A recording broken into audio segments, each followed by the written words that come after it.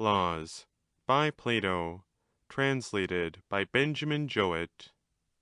Part II of Book 7. Athenian stranger.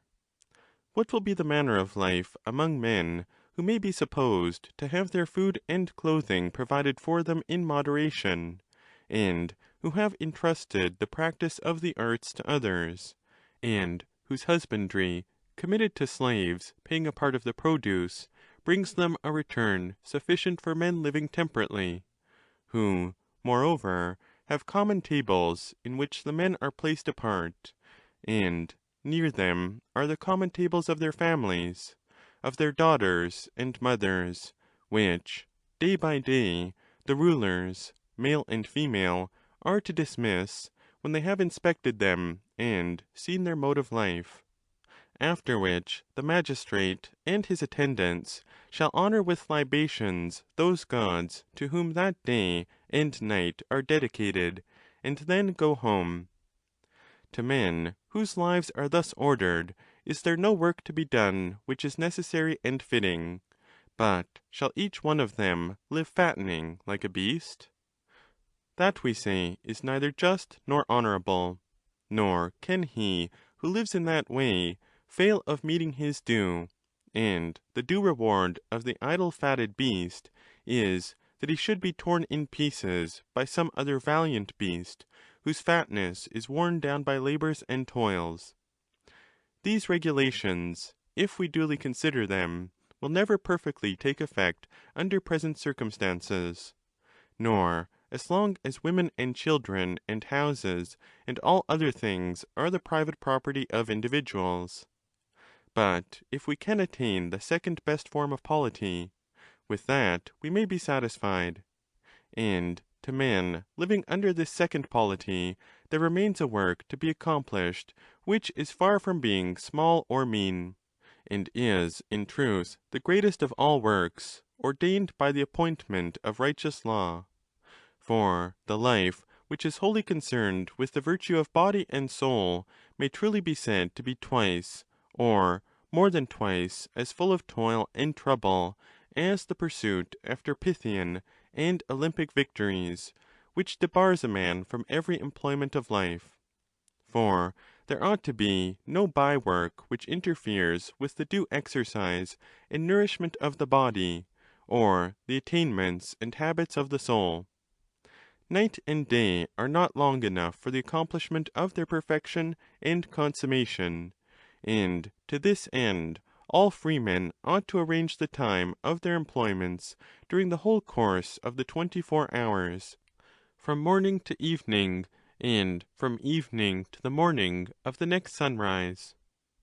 There may seem to be some impropriety in the legislator determining minutely the little details of the management of the house, including such particulars as the duty of wakefulness in those who are to be perpetual watchmen of the whole city. For that any citizen should continue during the whole night in sleep, and not be seen by all his servants, always the first to awake and the first to rise, this, we say, should be deemed base and unworthy of a free man, whether the regulation is to be called a law or only a practice. Also, that the mistress of the house should be awakened by some of her handmaidens, instead of herself first awakening them, is what her slaves, male and female, and her children, and, if that were possible, everything in the house, should regard as base. If they rise early, they may all of them do much of their public and of their household business, as magistrates in the city, and masters and mistresses in their private houses, before the dawn. Much sleep is not required by nature, either for our souls or bodies, or for the actions in which they are concerned.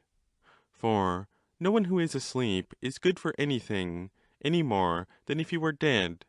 But he of us who has the most regard for life and reason keeps awake as long as he can, reserving only so much time for sleep as is expedient for health, and much sleep is not required if the habit of not sleeping be once formed. Magistrates in states who keep awake at night are terrible to the bad, whether enemies or citizens, and are honoured and reverenced by the just and temperate, and are useful to themselves and to the whole state. A night thus spent, in addition to all the above-mentioned advantages, infuses a sort of courage into the minds of the citizens. When the day breaks, the time has arrived for youth to go to their schoolmasters. Now, neither sheep nor any other animals can live without a shepherd, nor can children be left without tutors, or slaves without masters. And of all animals the boy is the most unmanageable, inasmuch as he has the fountain of reason in him not yet regulated. He is the most insidious, sharp-witted, and insubordinate of animals. Wherefore he must be bound with many bridles. In the first place, when he gets away from mothers and nurses, he must be under the control of tutors, on account of his childishness and foolishness. Then again, being a free man, he must have teachers, and be educated by them in anything which they teach, and must learn what he has to learn.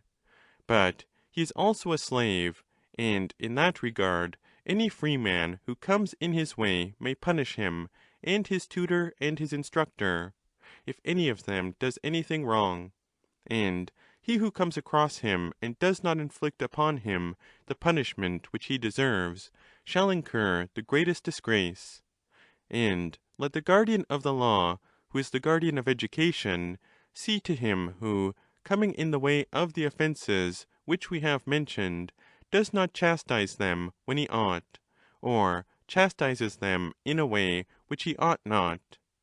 Let him keep a sharp lookout, and take especial care of the training of our children, directing their natures and always turning them to good according to the law. And how can our law sufficiently train the director of education himself? For as yet all has been imperfect, and nothing has been said either clear or satisfactory. Now, as far as possible, the law ought to leave nothing to him, but to explain everything, that he may be the interpreter and tutor of others.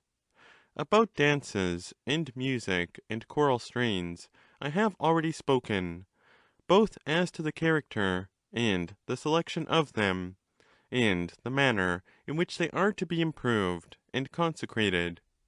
But we have not yet spoken, O illustrious guardian of education, of the manner in which your pupils are to use those strains which are written in prose, although you have been informed what Martian strains they are to learn and practice. What relates in the first place to the learning of letters, and secondly to the lyre, and also to calculation, which, as we were saying, is needful for them all to learn, and any other things which are required with a view to war, and the management of house and city, and, looking to the same object, what is useful in the revolutions of the heavenly bodies, the stars and sun and moon, and the various regulations about these matters which are necessary for the whole state. I am speaking of the arrangements of days in periods of months, and of months in years, which are to be observed, in order that times and sacrifices and festivals may proceed in regular and natural order, and keep the city alive and awake, and pay to the gods the honours due to them, and cause men to have a better understanding about them. All these things, O my friend, have not yet been sufficiently declared by the legislator. Attend, then, to what I am now going to say. We were telling you, in the first place, that you were not sufficiently informed about letters, and the objection made was to this effect, that you were never told whether he who was meant to be a respectable citizen should apply himself in detail to that sort of learning, or not apply himself at all. And the same remark was made about the lyre. But now we say that he ought to attend to them. A fair time for a boy of 10 years old to spend in letters is 3 years. At 13 years he should begin to handle the lyre, and he may continue at this for another 3 years, neither more nor less. And whether his father or himself like or dislike the study, he is not to be allowed to spend more or less time in learning music than the law allows. And let him who disobeys the law be deprived of those youthful honours of which we shall hereafter speak. Hear, however, first of all, what the young ought to learn in the early years of life, and what their instructors ought to teach them. They ought to be occupied with their letters until they are able to read and write.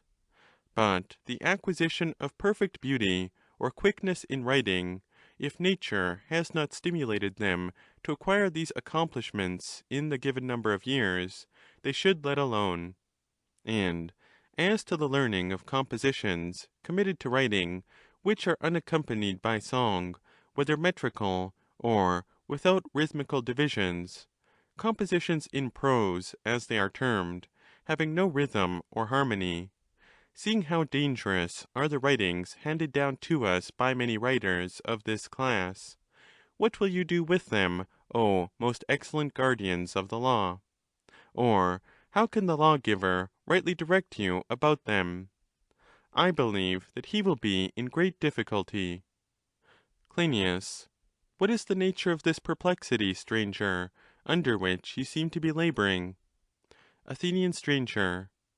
That is a fair question, Cryneas, and to you, who are my partners in the work of education, I must state the difficulties of the case.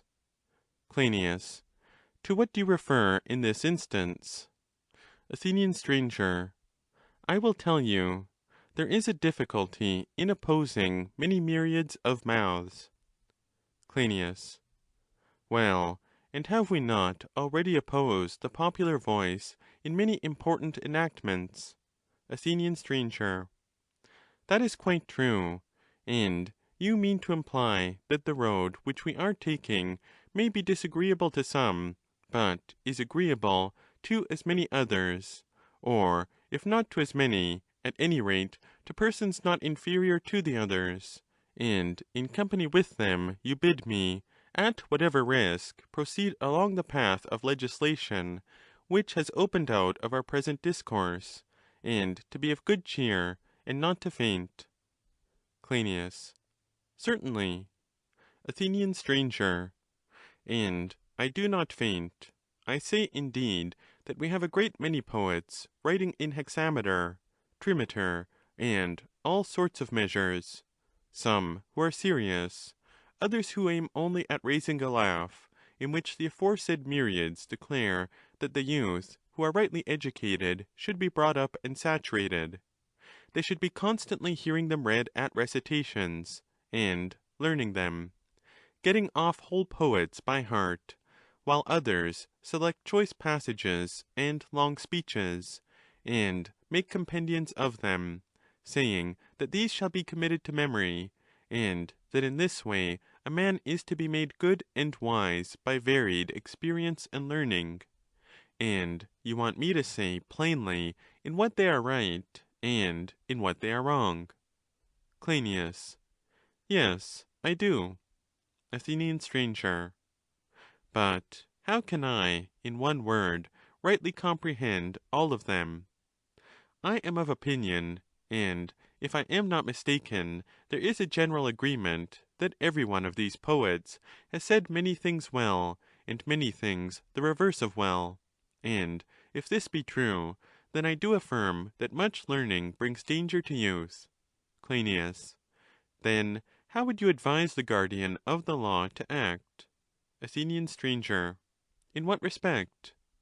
Cryneas.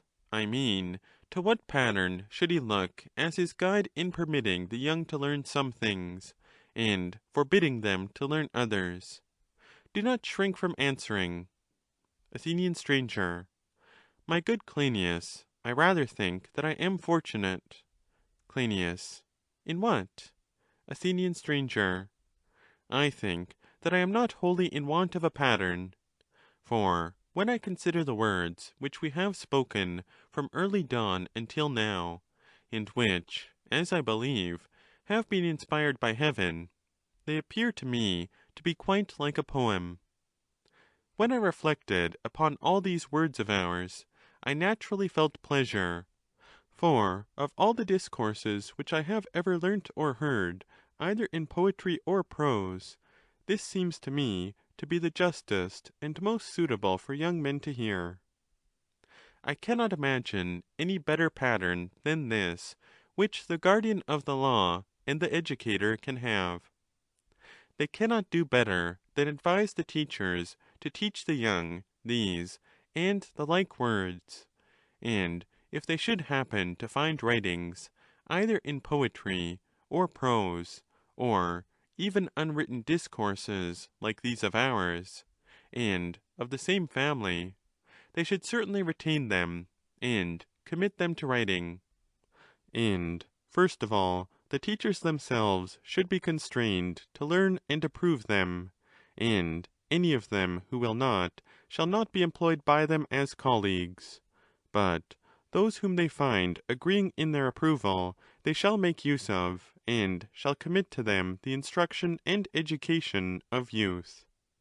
And here, and on this wise, let my fanciful tale about letters and teachers of letters come to an end. Cryneas. I do not think, stranger, that we have wandered out of the proposed limits of the argument. But whether we are right or not in the whole design, I cannot be very certain. Athenian stranger. That, Cryneas, may be expected to become clearer when, as we have often said, we arrive at the end of the whole discussion about laws. Cryneas. True. Athenian stranger.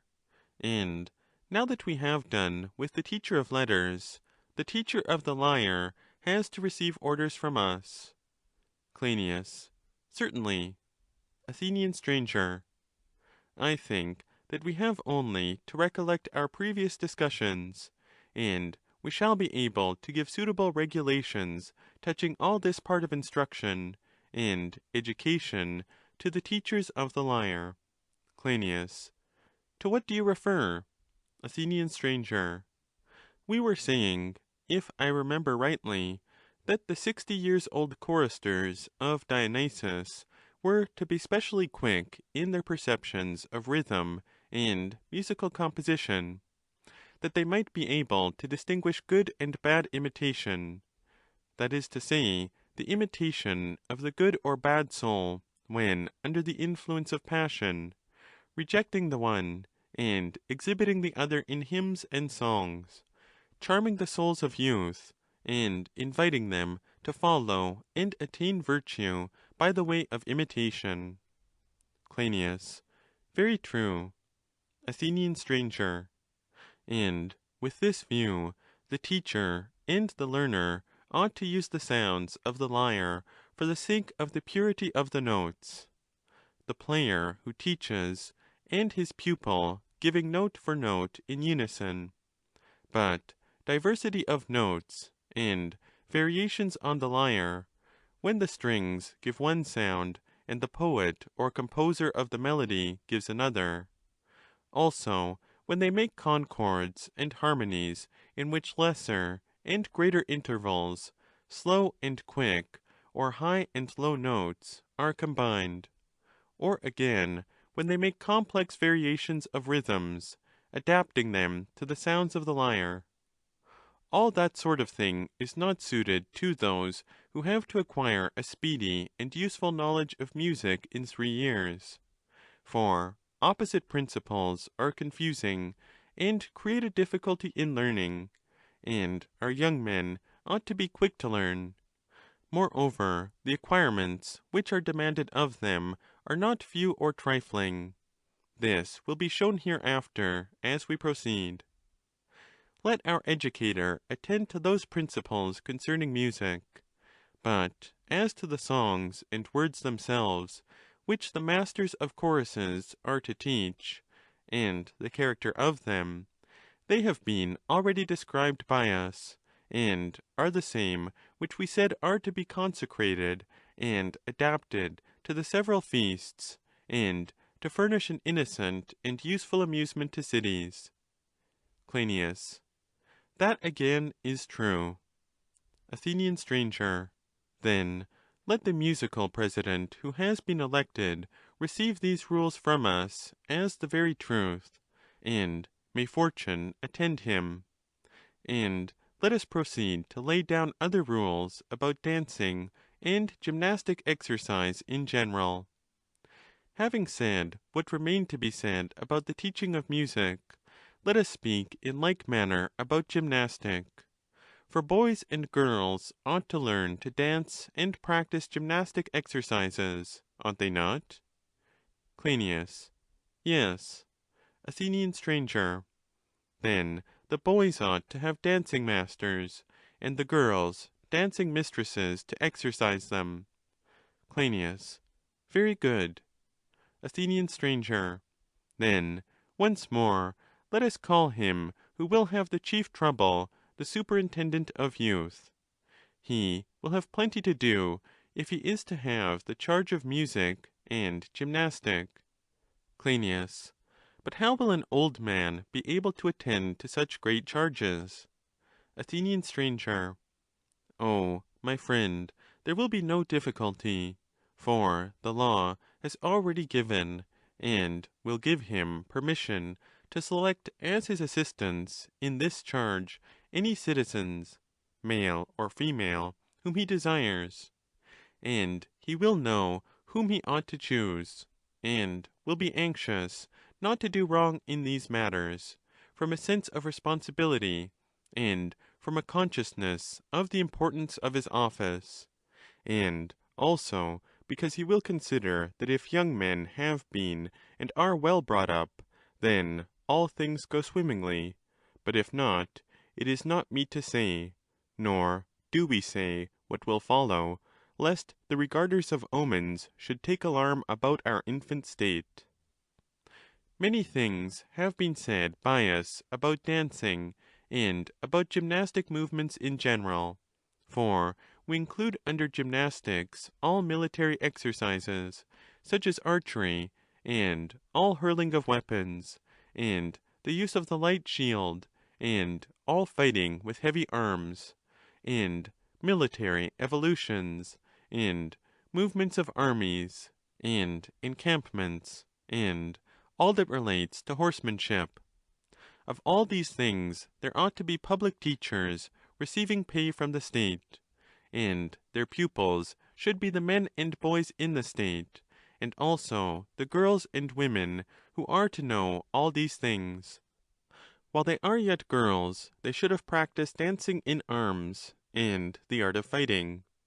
When they are grown-up women, applying themselves to evolutions and tactics, and the mode of grounding, and taking up arms, if for no other reason, yet in case the whole people should have to leave the city, and carry on operations of war outside, that the young who are left to guard, and the rest of the city may be equal to the task. And, on the other hand, what is far from being an impossibility, when enemies, whether barbarian or Hellenic, come from without with mighty force, and make a violent assault upon them, and thus compel them to fight for the possession of the city. Great would be the disgrace of the state if the women had been so miserably trained that they could not, like birds, fight for their young against some fierce animal, and die, or undergo any danger, but must instantly rush to the temples, and crowd at the altars and shrines, and pour upon human nature the reproach that of all animals man is the most cowardly. Cryneas. That, stranger, is certainly an unseemly thing to happen in a state, and also a great misfortune. Athenian stranger.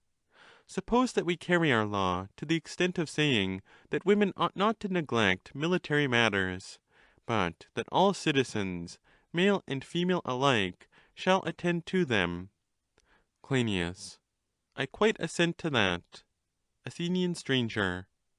Of wrestling we have spoken in part, but of what I should call the most important part we have not spoken, and cannot easily speak without showing at the same time by gesture as well as in word what we mean, that we shall be enabled to determine when word and action combine, and then we may explain clearly what has been said, pointing out that of all movements wrestling is most akin to the military art, and is to be pursued for the sake of this, and not this for the sake of wrestling. Cryneas. That is excellent. Athenian stranger.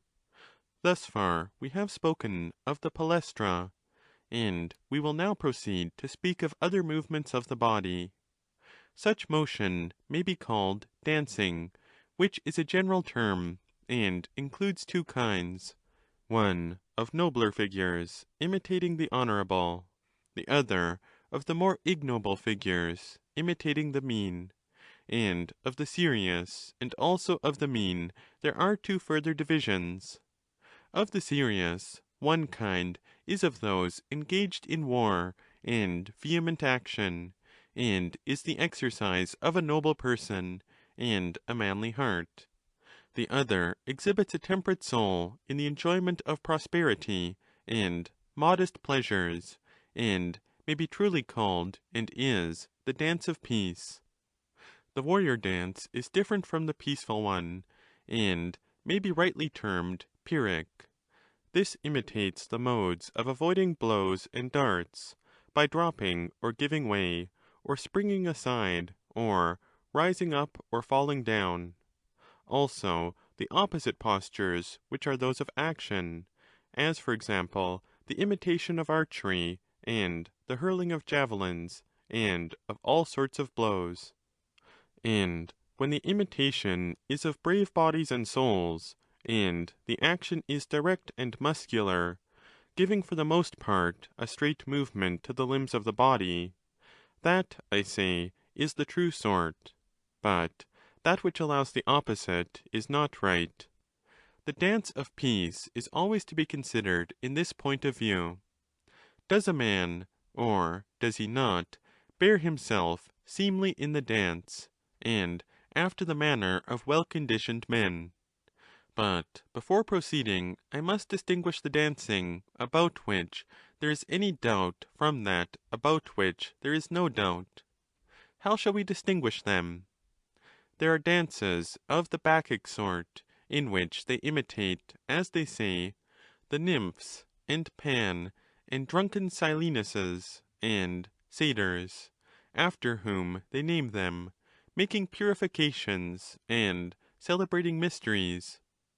All this sort of dancing cannot be distinguished as having either a peaceful or a warlike character, or indeed as having any meaning whatever, and may, I think, be most truly described as distinct from the warlike dance, and distinct from the peaceful, and not suited for a city at all.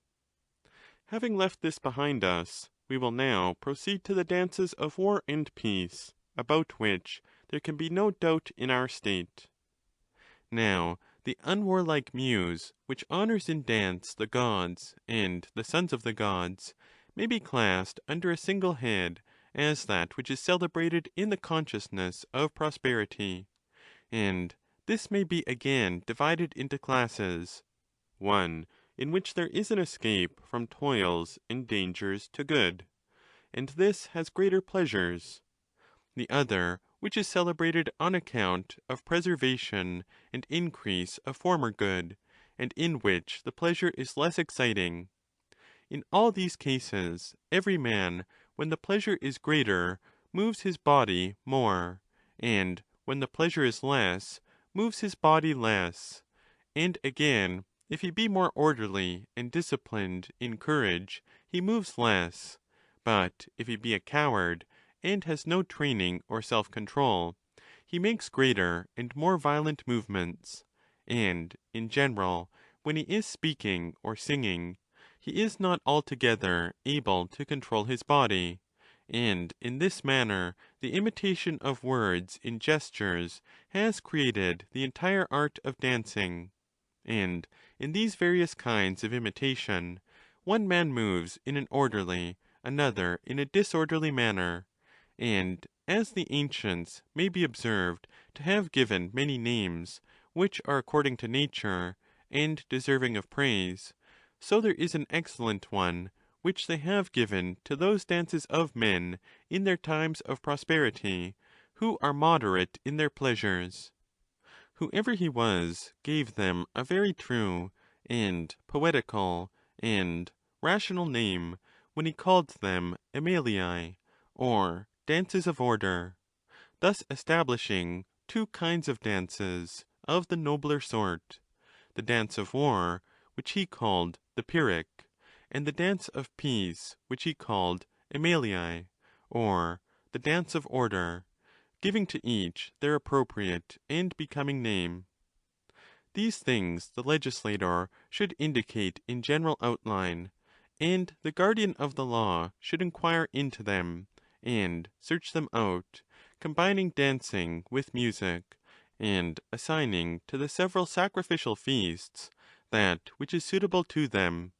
And when he has consecrated them all in due order, he shall for the future change nothing, whether of dance or song.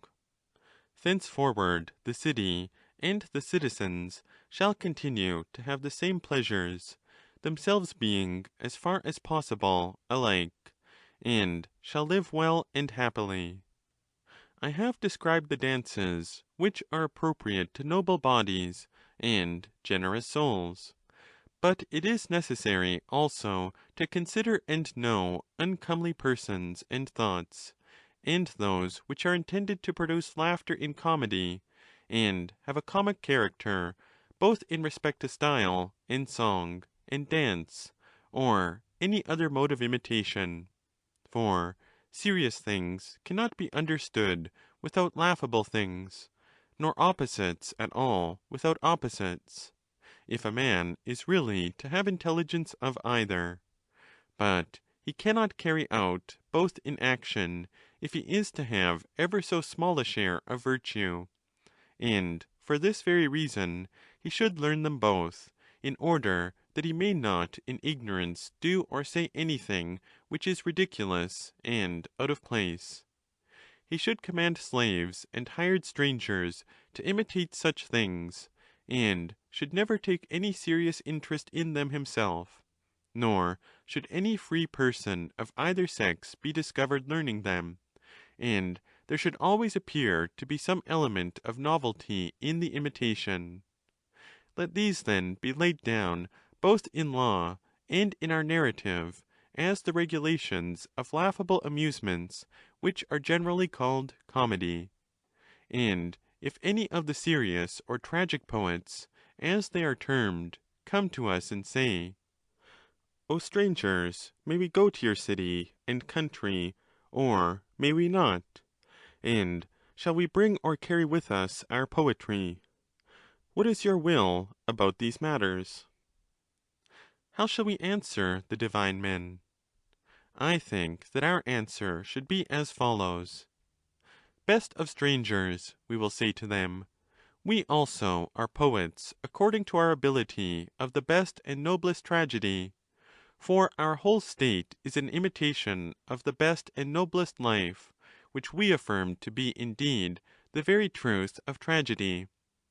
You are poets, and we are poets, your rivals and antagonists in the noblest of dramas, which true law, and that only, can carry out in act, as our hope is. Do not then suppose that we shall all in a moment allow you to erect your stage in the agora, or introduce the fair voice of your actors, speaking above our own, and permit you to harangue our women and children, and the mass of mankind about our institutions, in language other than our own, and very often the opposite of our own. For we, or any other state, would be quite mad which permitted you to do this, until the magistrates had determined whether your poetry might be recited, and was fit for publication or not. Wherefore, O ye sons and scions of the tender Muses, first of all show your songs to the magistrates, and let them compare them with our own, and if they are the same or better, we will give you a chorus, but if not, then, my friends, we cannot. Let these, then, be the customs ordained by law about all dances, and the teaching of them, and let matters relating to slaves be separated from those relating to masters, if you do not object. Cryneas, we can have no hesitation in assenting when you put the matter thus. Athenian stranger. There still remain 3 studies suitable for free men. Calculation in arithmetic is one of them. The measurement of length, surface, and depth is the second, and the third has to do with the revolutions of the stars in relation to one another.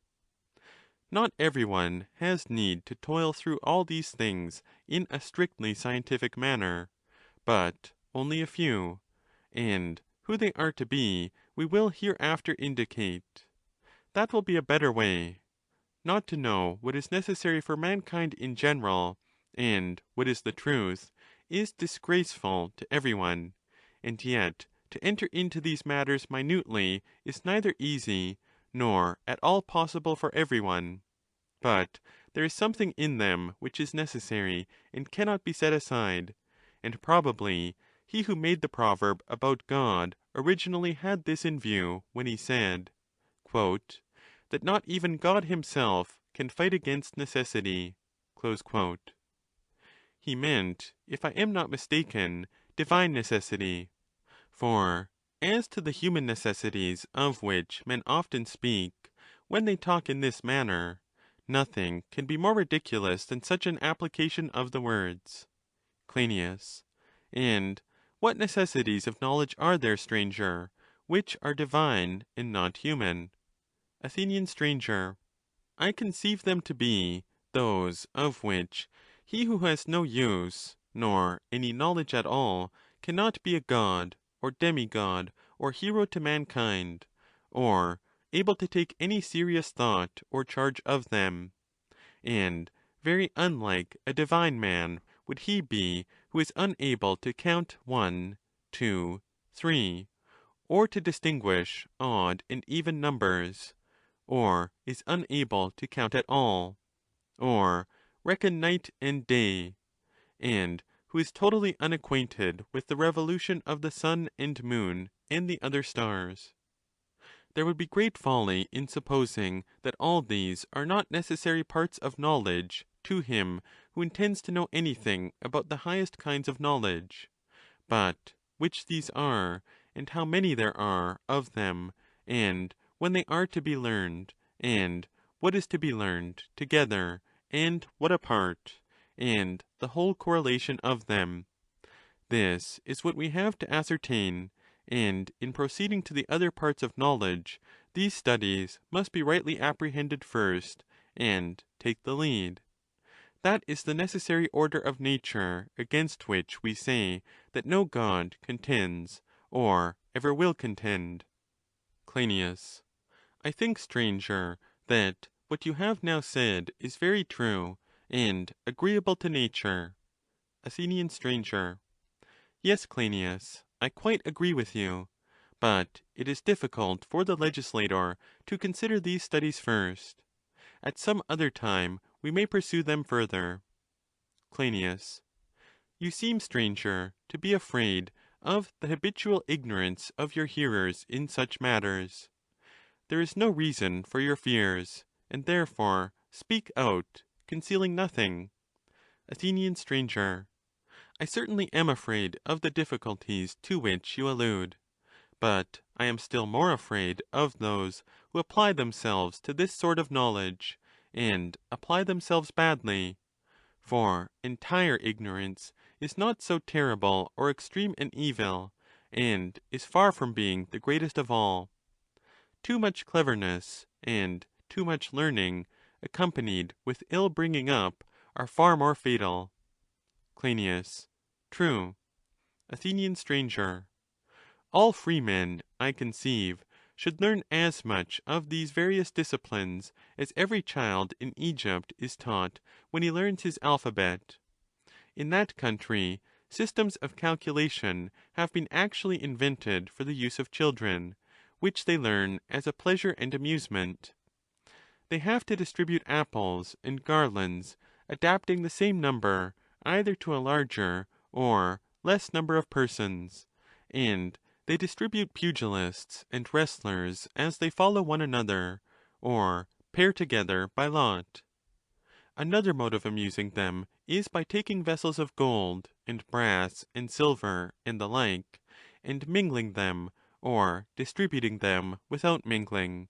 As I was saying, they adapt to their amusement the numbers in common use, and in this way make more intelligible to their pupils the arrangements and movements of armies and expeditions, and in the management of a household they make people more useful to themselves, and more wide awake, and again in measurements of things which have length, and breadth, and depth, they free us from that ludicrous and disgraceful ignorance of all these things, which is natural to man.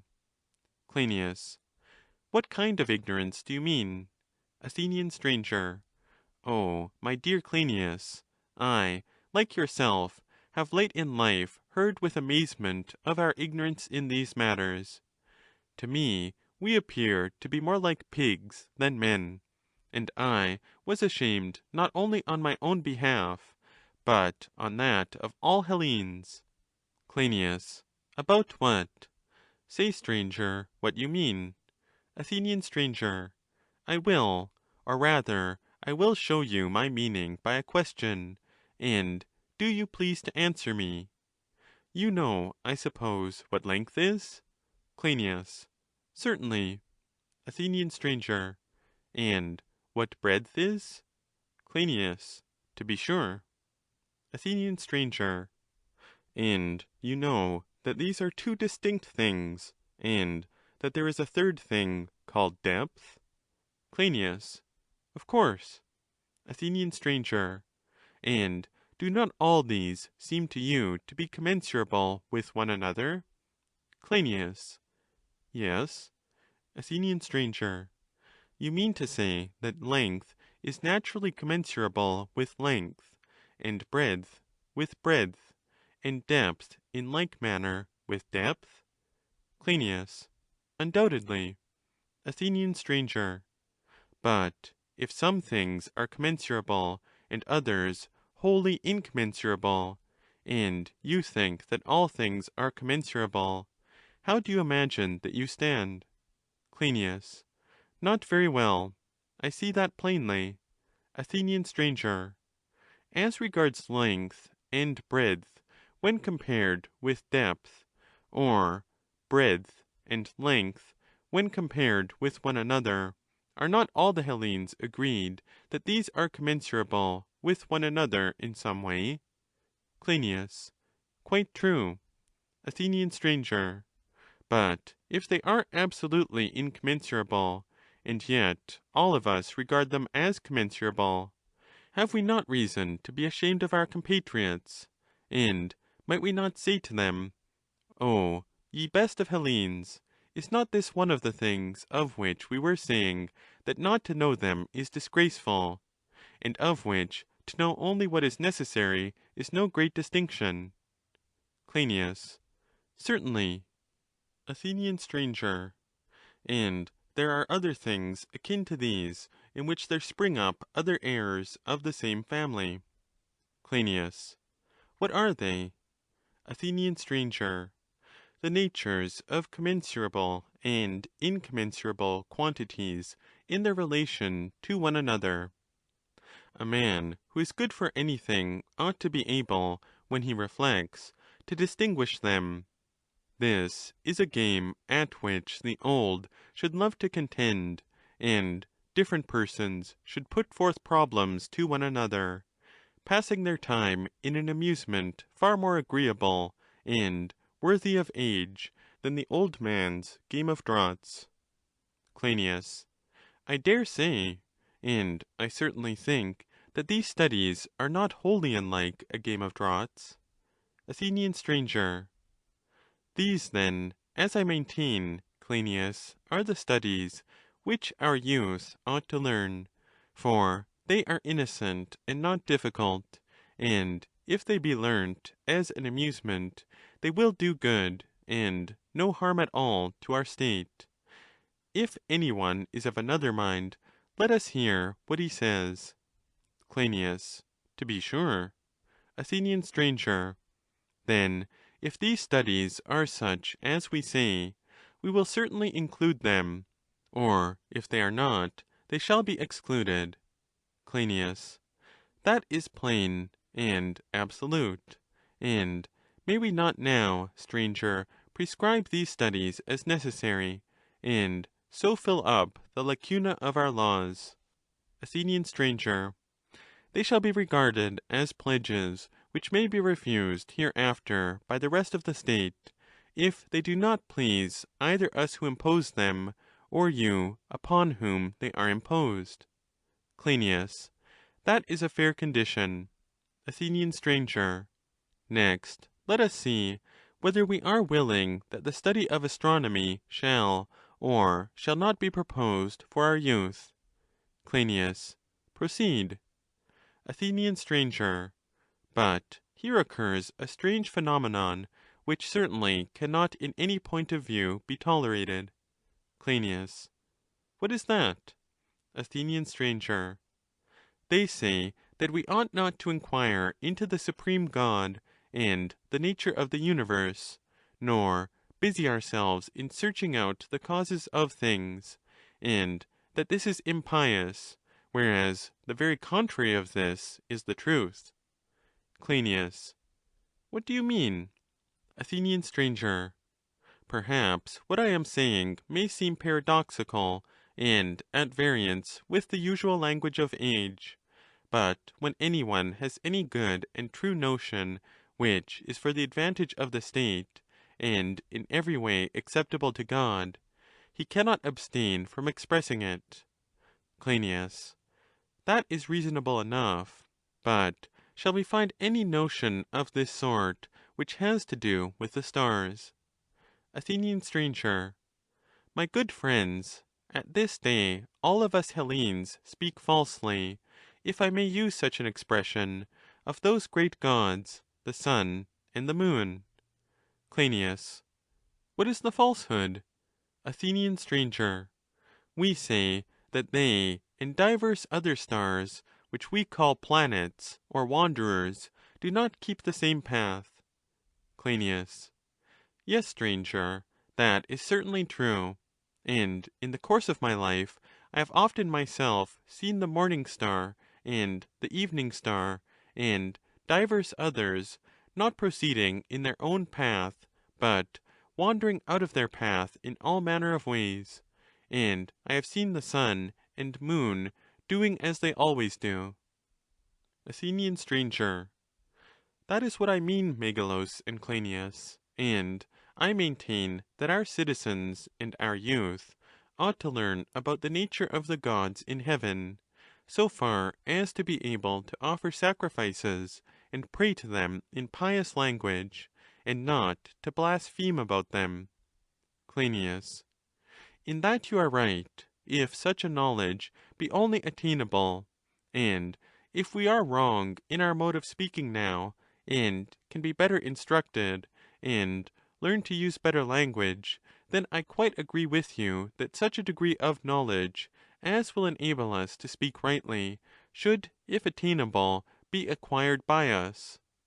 We admit this, and do you try to explain to us your whole meaning, and we, on our part, will endeavour to understand you.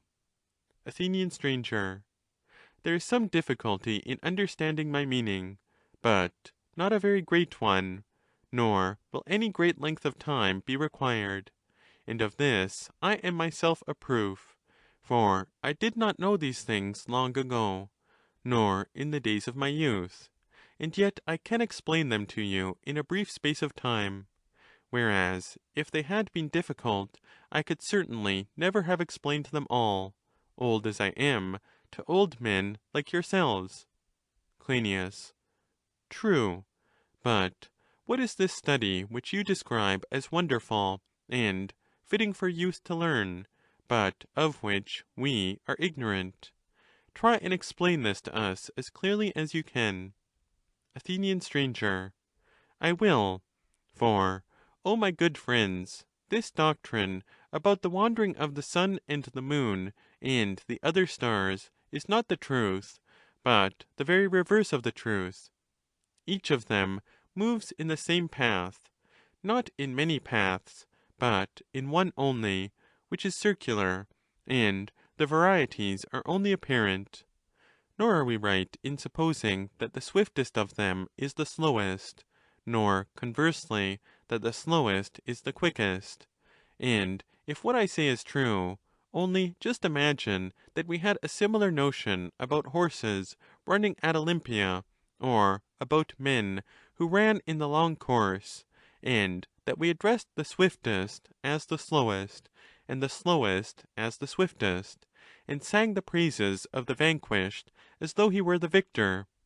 In that case our praises would not be true, nor very agreeable to the runners, though they be but men. And now to commit the same error about the gods, which would have been ludicrous and erroneous in the case of men, is not that ludicrous and erroneous? Cleinias. Worse than ludicrous, I should say. Athenian stranger. At all events, the gods cannot like that we should be spreading a false report of them. Cleinias. Most true, if such is the fact. Athenian stranger. And if we show that such is really the fact, then all these matters ought to be learned up to a certain point. But if we cannot show this, they may be let alone, and let this be our decision. Cleinias. Very good. Athenian stranger. And now we may say that our laws touching education and learning are complete. And the same may be said of hunting and the like. For the legislator appears to have a duty imposed upon him which goes beyond mere legislation. There is something over and above law which lies in a region between admonition and law, and has several times occurred to us in the course of discussion. For example, in the education of very young children, there were things, as we maintain, which are not to be defined, and to regard them as matters of positive law is a great absurdity. Now, our laws, and the whole constitution of our state, having been thus delineated, the praise of the virtuous citizen is not complete when he is described as the person who serves the laws best and obeys them most. But the highest form of praise is that which describes him as the good citizen who goes through life undefiled, and is obedient to the words of the legislator, both when he is giving laws and when he assigns praise and blame. This is the truest word that can be spoken in praise of a citizen, and the true legislator ought not only to write his laws, but also to interweave with them all such things as seem to him honourable and dishonourable, and the perfect citizen ought to seek to corroborate these no less than the principles of law which are sanctioned by punishments. I will adduce an example which will clear up my meaning. Hunting is of wide extent, and has a name under which many things are included. For there is a hunting of creatures in the water, and of creatures in the air, and there is a great deal of hunting of land animals of all sorts, and not of wild beasts only. The hunting after man is also worthy of consideration. There is the hunting after him in war, and there is often a hunting after him in the way of friendship, which is praised and also blamed. And there is thieving and the hunting which is practised by robbers, and of armies against armies. Now the legislator, in laying down laws about hunting, can neither abstain from noting these things, nor can he make threatening ordinances, which will assign rules and penalties about all of them. What is he to do? He will have to praise and blame hunting with a view to the discipline and exercise of youth; and, on the other hand, the young man must listen obediently. Neither pleasure nor pain should hinder him, and he should regard as his standard of action the praises and injunctions of the legislator, rather than that which he threatens under a penalty as a matter of law; which, being premised, there will follow next in order moderate praise and censure of hunting, the praise being assigned to that which will make the souls of young men better, and the censure to that which has the opposite effect. And now let us address young men in the form of a pious wish for their welfare. O my friends, we will say to them, may no desire or love of hunting in the sea, or of angling, or of catching the creatures in the sea, ever take possession of you, either when you are awake, or when you are asleep, by hook, or with creels, which latter is a very lazy contrivance. And let not any desire of catching men and of piracy by sea enter into your souls, and make you cruel and lawless hunters. And as to the desire of thieving in town or country, may that never enter into your most passing thoughts, nor let the insidious practice of catching birds, which is hardly worthy of freemen, come into the head of any youth. There remains, therefore, for our athletes only the hunting and catching of land animals, of which the one sort is called hunting by night, in which the hunters sleep in turn and are lazy. This is not to be commended any more than that which has intervals of rest, in which the wild strength of beasts is subdued by nets and snares, and not by the victory of a laborious spirit. Thus only the best kind of hunting is allowed at all, that of quadrupeds, which is carried on with horses and dogs and men's own persons, and they get the victory over the animals by running them down and striking them and hurling at them, those who have a care of godlike manhood hunting them with their own hands. The praise and blame which is to be assigned to all these things has now been declared. And let the law be as follows. Let no one hinder our sacred hunters from following the chase wherever and whithersoever they will, but the nightly hunter, who trusts to his nets and springs, shall not be allowed to hunt anywhere. The fowler in the mountains and in waste places shall be permitted, but on cultivated ground and on consecrated wilds he shall not be permitted, and any one who meets him may stop him. As to the hunter in waters, he may hunt anywhere except in harbours, or sacred streams, or marshes, or pools, provided only that he do not trouble the water with poisonous mixtures. And now we may say that all our enactments about education are complete. Cryneas. That is well. End of Book 7. Book 8. Athenian Stranger. Next, with the help of the Delphian oracle, we have to institute festivals and make laws about them, and to determine what sacrifices will be for the good of the city, and to what gods they shall be offered. But when they shall be offered, and how often, may be partly regulated by us. Cryneas. The number, yes. Athenian Stranger.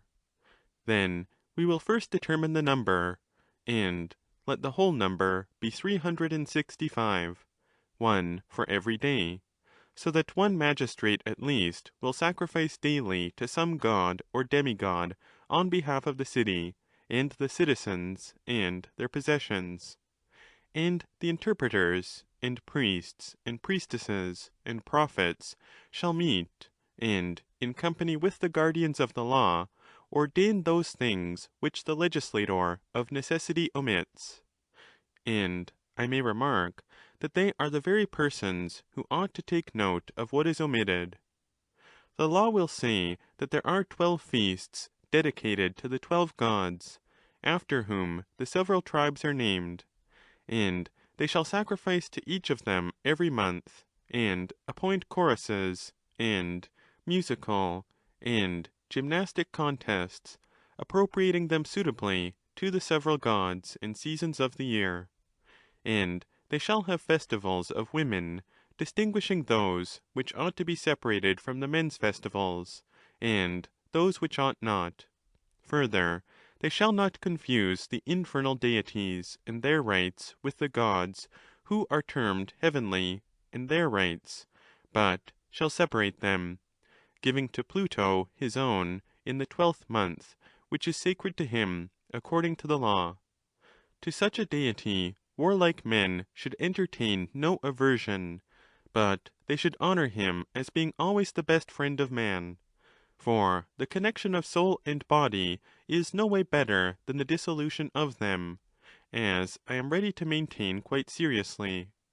Moreover, those who would regulate these matters rightly should consider that our city among existing cities has indeed no fellow, either in respect of leisure or command of the necessaries of life, but also, like an individual, ought to live happily. And those who would live happily should in the first place do no wrong to one another, and ought not themselves to be wronged by others. To attain the first is not difficult, but there is great difficulty in acquiring the power of not being wronged. No man can be perfectly secure against wrong unless he has become perfectly good, and cities are like individuals in this. For a city, if good, has a life of peace, but if evil, a life of war within and without. Wherefore the citizens ought to practice war, not in time of war, but rather while they are at peace. And every city which has any sense should go out to war, at least for 1 day in every month, and for more if the magistrates think fit, taking no thought about winter cold or summer heat. And they should go out in one body, including their wives and their children, when the magistrates determine to lead forth the whole people, or again in portions only when they are summoned. And they should always provide that there should be games and sacrificial feasts. And they should have tournaments, imitating, in as lively a manner as they can, real battles. And they should distribute prizes of victory and valour to the competitors, passing censures and encomiums on one another according to the characters which they bear in the contests and in their whole life, honouring him who seems to be the best, and blaming him who is the opposite. And let poets celebrate them, not however every poet, but only one who in the first place is not less than 50 years of age. Nor should he be one who, although he may have musical and poetical gifts, has never in his life done any noble or illustrious action. But those who are good and honourable in the state, poets of noble actions, let their poems be sung, even though they be not musical. And let the judgment of them rest with the instructor of youth, and the other guardians of the laws, who shall give them this privilege, and they alone shall be free to sing, but the rest of the world shall not have this liberty. Nor shall any one dare to sing a song which has not been approved by the judgment of the guardians of the laws, not even if his strain be sweeter than the songs of Thamyris and Orpheus, but only such poems as have been judged sacred and dedicated to the gods, and such as are the works of good men, works of praise or blame, which have been deemed to fulfil their design fairly. The regulations about war, and about liberty of speech in poetry, ought to apply equally to men and women. The legislator may be imagined to memorialize himself in the following terms: with what object did I bring up my citizens and order the whole city? Were they not to be competitors in the greatest of all contests, and have they not innumerable rivals? To be sure, would be the natural reply. Well, but if we were training boxers, or pancratiasts, or any other sort of athletes, would they never meet until the hour of contest arrived? And should we do nothing to prepare ourselves previously? Surely, if we were boxers, we should have been learning to fight for many days before, and exercising ourselves by imitating all those blows and wards which we were intending to execute in the hour of conflict. And in order that we might come as near to reality as possible, instead of cestices, we should have our arms bound round with boxing gloves, that the blows and the wards might be practised by us to the utmost of our power. And if there should be a deficiency of competitors, without fearing the laughter of fools, should we not have ventured to hang up a lifeless image and practice at that? Or if we had no adversary at all, animate or inanimate, should we not venture, in the dearth of antagonists, to spar with ourselves? In what other manner would any one suppose that we could study the art of self-defence? Cryneas. The way which you mention, stranger, would be the only way. Athenian stranger. And shall the warriors of our city, who are destined, when occasion calls, to enter the greatest of all contests, and to fight for their lives, and their children, and their property, and the whole city, be worse prepared than combatants of this sort? And will the legislator, out of fear that their practising with one another may appear ridiculous, not command them to go out to practice war, and ordain that every day the soldiers shall perform lesser exercises without arms, making dancing and all gymnastic tend to this end? Will he not require that they shall practice some gymnastic exercises, great or small, as often as every month, and that they shall have contests one with another in every part of the country, seizing upon posts, and lying in ambush, and imitating in every respect the reality of war, fighting with boxing gloves, and hurling javelins, and using weapons somewhat dangerous, and, as nearly as possible, like the true ones, in order that the sport may not be altogether without fear, but may have terrors, and, to a certain degree, show the man who has courage, and the man who has not, and that the honour and dishonour which are assigned to them respectively may prepare the whole city for the true conflict of life. If any one dies in these mimic contests, the homicide is involuntary, and we will make the slayer, when he has been purified according to law, to be pure of blood, considering that if a few men should die, others as good as they will be born. But that if fear is dead, then that the citizens will never find a test of superior and inferior in desert, which is a far greater evil to the state than the other. Crynias. We are quite agreed, stranger, that we should legislate about such things, and that the whole state should practice them. Athenian stranger.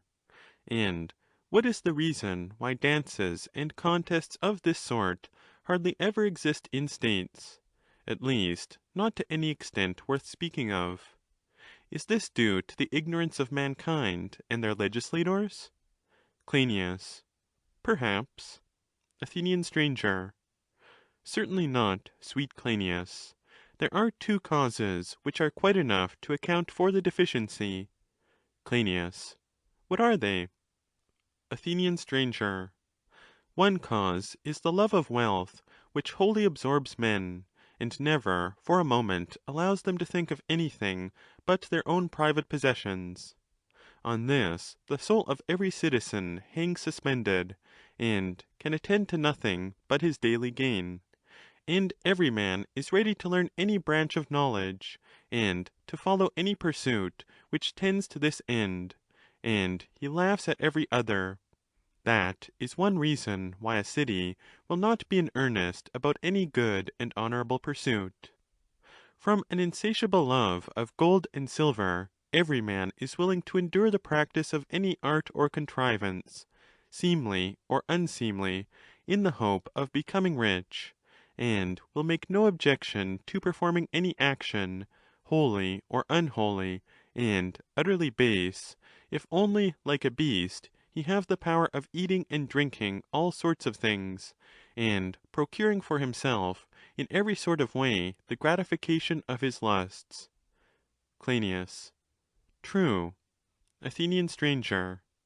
Let this, then, be deemed one of the causes which prevents states from pursuing in an efficient manner the art of war, or any other noble aim, but makes the orderly and temperate part of mankind into merchants and captains of ships, and servants, and converts the valiant sort into thieves and burglars and robbers of temples, and violent, tyrannical persons, many of whom are not without ability, but they are unfortunate. Cryneas. What do you mean? Athenian stranger. Must not they be utterly unfortunate whose souls are compelled to pass through life always hungering? Cryneas. Then that is one cause, stranger, but you implied that there was another. Athenian stranger. Thank you for reminding me. Cryneas. The insatiable, lifelong love of wealth, as you were saying, is one cause which absorbs mankind, and prevents them from rightly practicing the arts of war. I admit that, and now tell me, what is the other? Athenian stranger. Do you imagine that I delay because I am in a perplexity? Cryneas. No, we do not think that, but we think that you are too severe upon this sort of temper, of which you seem in the present discussion to have a peculiar dislike. Athenian stranger. That is a very fair rebuke, stranger, and I will now proceed to the second cause. Cryneas. Proceed. Athenian stranger. I say that governments are a cause. Democracy, oligarchy, tyranny, concerning which I have often spoken in the previous discourse. In reality, they are not governments, for none of them exercises a voluntary rule over voluntary subjects. They may be truly called states of discord, in which the government is voluntary, and the subjects always obey against their will, and have to be coerced, and the ruler fears the subject, and will not, if he can help, allow him to become either noble, or rich, or strong, or valiant, or warlike at all. These two are the causes of almost all evils, and of the evils of which I have been speaking, they are the special causes. But the state for which we are legislating has escaped them both, for her citizens have the greatest leisure, and they are not subject to one another, and will, I think, be made by these laws the reverse of lovers of money. Such a constitution may be reasonably supposed to be the only one existing which will accept the education which we have described, and the martial pastimes which have been perfected according to our idea. Cryneas. Good. Athenian stranger. Then, next, we must remember about all gymnastic contests that only the warlike sort of them are to be practised and to have prizes of victory, and those which are not military are to be given up. The military sort had better be completely described and established by law, and first we will lay down what relates to running and swiftness. Cryneas. That we will. Athenian stranger. Certainly the most military of all qualities is general activity of body, whether of foot or hand. For running away and taking an enemy, quickness of foot is required, but hand-to-hand conflict and combat need vigour and strength. Cryneas. Certainly. Athenian stranger. Neither of them can attain their greatest efficiency without arms. Cryneas. How can they? Athenian stranger. Then our herald, in accordance with the prevailing practice, will first summon the runner. He will appear armed, for to an unarmed competitor we will not give a prize. And he shall enter first who is to run the single course in armour. Next, he who is to run the double course. Third, he who is to run the horse course. And fourthly, he who is to run the long course. The fifth class, whom we start, shall be the first who goes forth in complete armour. And he shall run a course of 60 stadia to some temple of Ares. Him we will call the heavy-armed runner. He shall run over smooth ground, and his competitor shall be an archer, and carry the equipments of an archer, and he shall run a distance of 100 stadia over the mountains, and across every sort of country, to the temple of Apollo and Artemis. This shall be the order of the contest, and we will wait for them until they return, and will give a prize to the conqueror in each. Cryneas. Very good. Athenian stranger. Let us suppose that there are 3 sorts of contests: one of boys, another of beardless youths, and a third of men.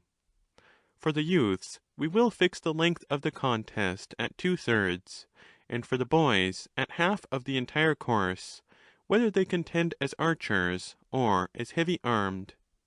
Touching the women, let the girls who are not grown up compete naked in the stadium, and the double course, and the horse course, and the long course, and let them run on the race ground itself.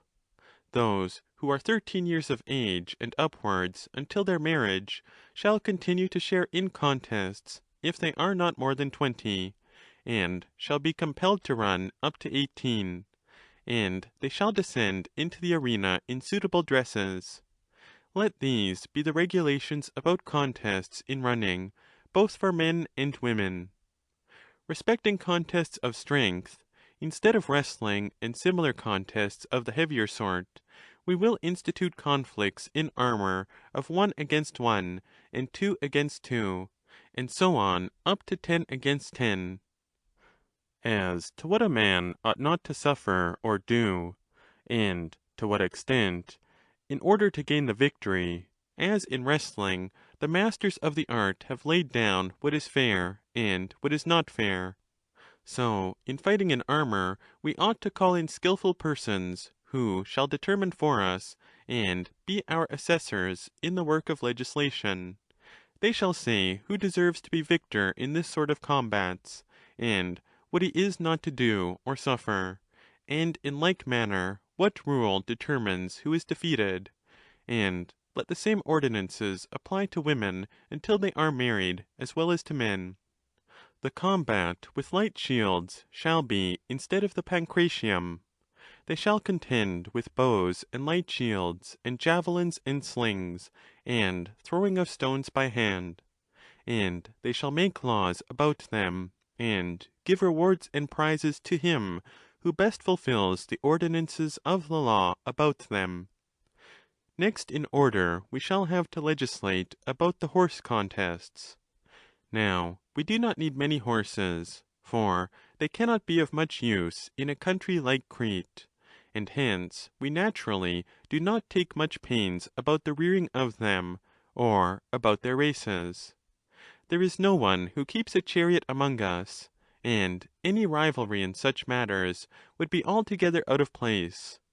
There would be no sense, nor any semblance of sense, in instituting contests which are not after the manner of our country, and therefore we give our prizes for single horses, and for colts, who have not cast their teeth, and for those who are intermediate between the full-grown and the colts, and also for the full-grown horses themselves.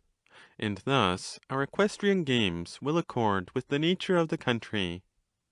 Let them have conflict and rivalry in these matters, in accordance with the law, and let the colonels and generals of horse have given to them in common the decision about all courses, and about the armed competitors in them. But for the unarmed we ought not to legislate, either in gymnastic exercises, or in these contests. On the other hand, the Cretan bowman or javelin man, who fights in armour on horseback, is useful, and therefore we may as well place a competition of this sort among our amusements.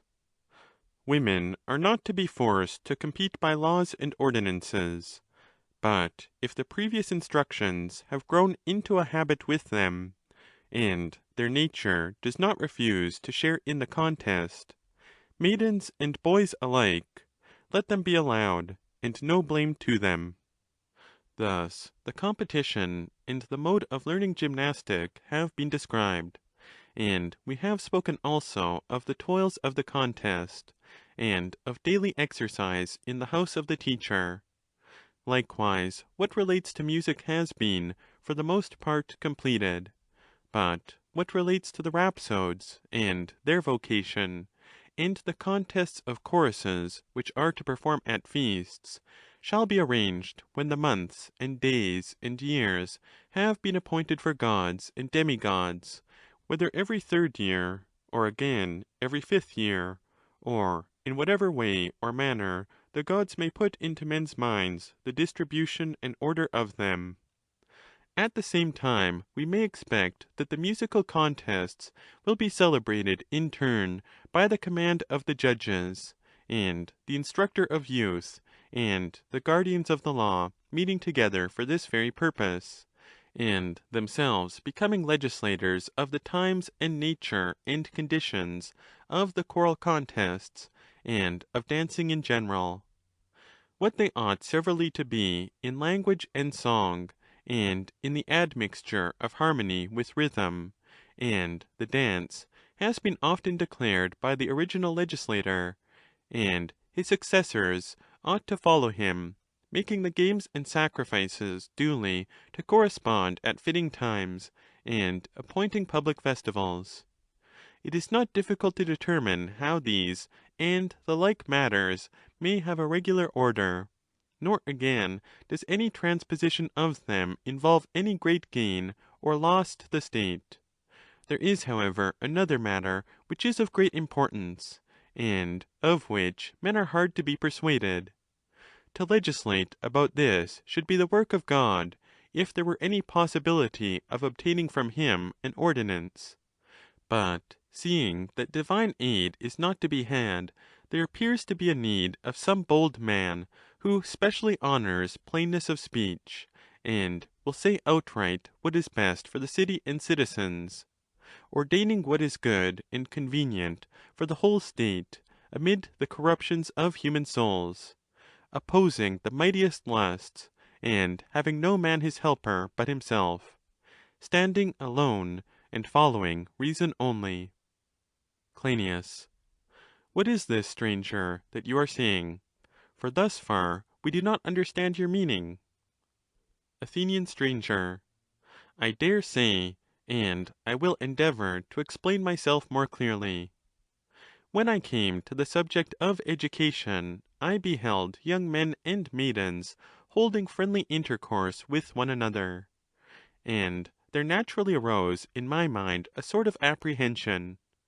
I could not help thinking how one is to deal with a city in which youths and maidens are well nurtured, and have nothing to do, and are not undergoing the excessive and servile toils which extinguish wantonness, and whose only cares during their whole life are sacrifices, and festivals, and dances.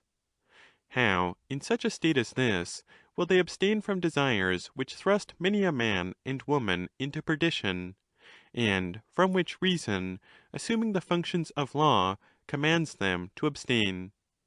The ordinances already made may possibly get the better of most of these desires.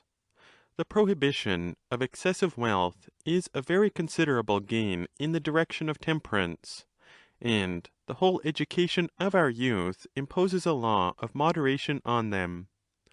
Moreover, the eye of the rulers is required always to watch over the young, and never to lose sight of them, and these provisions do, as far as human means can effect anything, exercise a regulating influence upon the desires in general.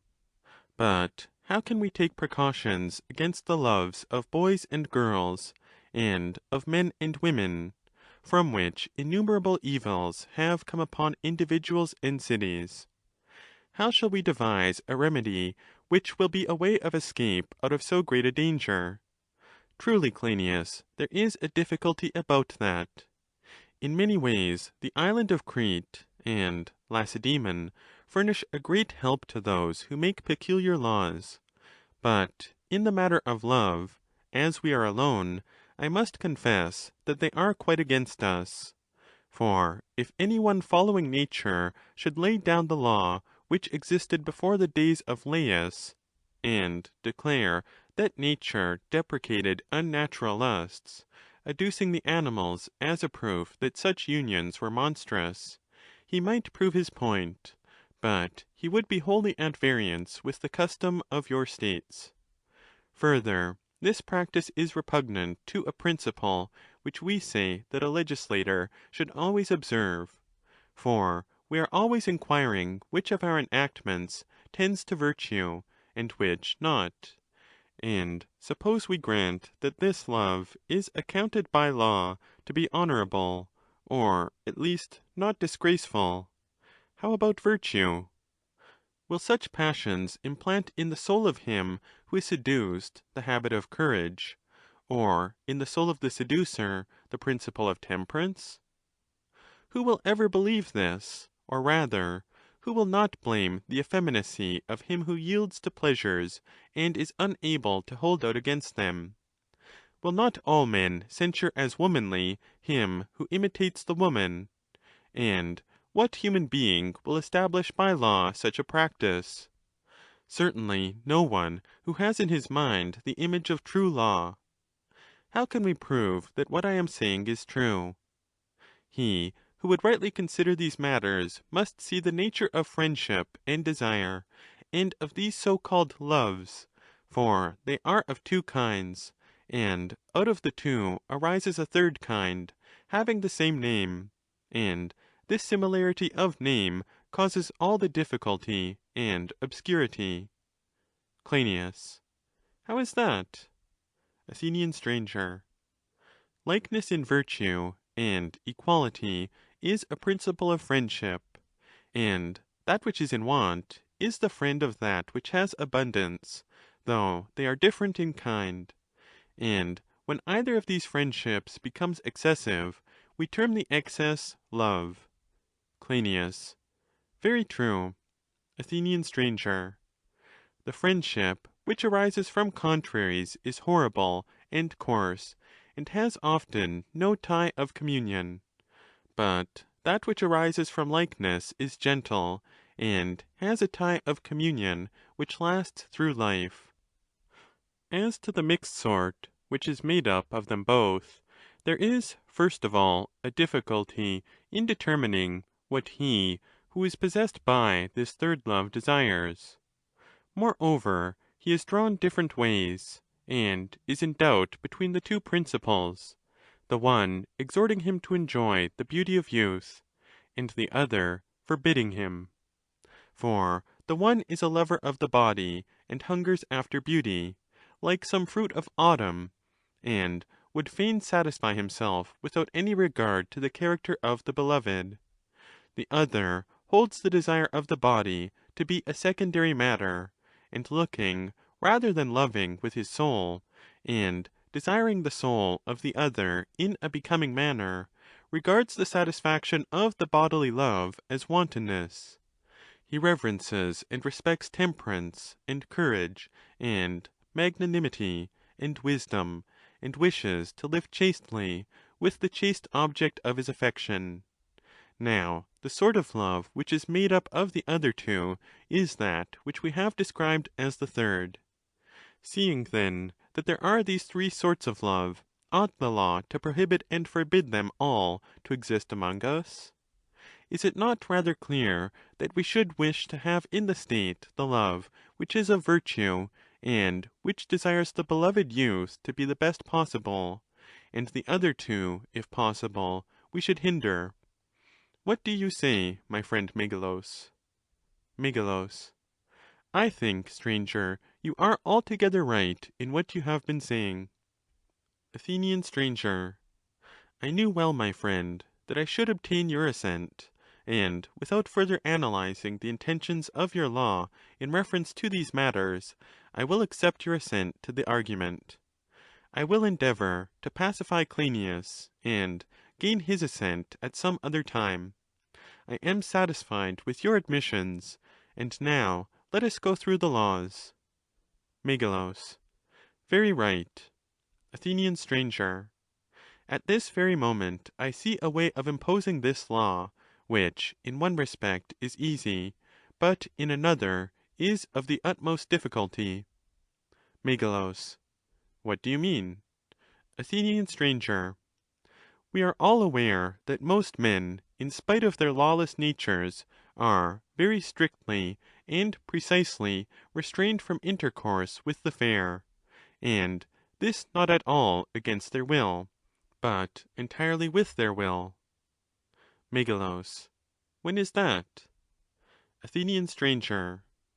When any one has a brother or sister who is fair, and about a son or daughter the same unwritten law holds, and is a most perfect safeguard, so that no open or secret connection ever takes place between them. Nor does the thought of such a thing ever enter at all into the minds of most of them. Megilus. Very true. Athenian stranger. Does not a little word extinguish all pleasures of that sort? Megilus. What is that word? Athenian stranger. The declaration that they are unholy, hated of God, and most infamous, and is not the reason of this that no one has ever said the opposite, but every one from his earliest days has heard men saying the same about them always and everywhere, whether in comedy or in the graver language of tragedy.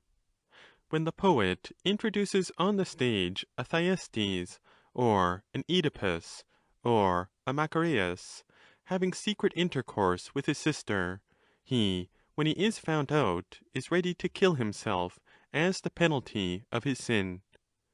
Megilus. You are very right in saying that rumour, which no breath of opposition ever assails, has a marvellous power.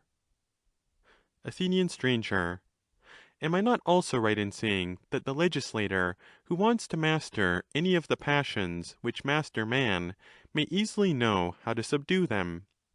He will consecrate the evil report of them among all, slaves and freemen, women and children, throughout the city. That will be the surest foundation of the law which he can make. Megilus. Yes, but how will he ever succeed in making all mankind willing to use the same language about these things? Athenian stranger. A good objection.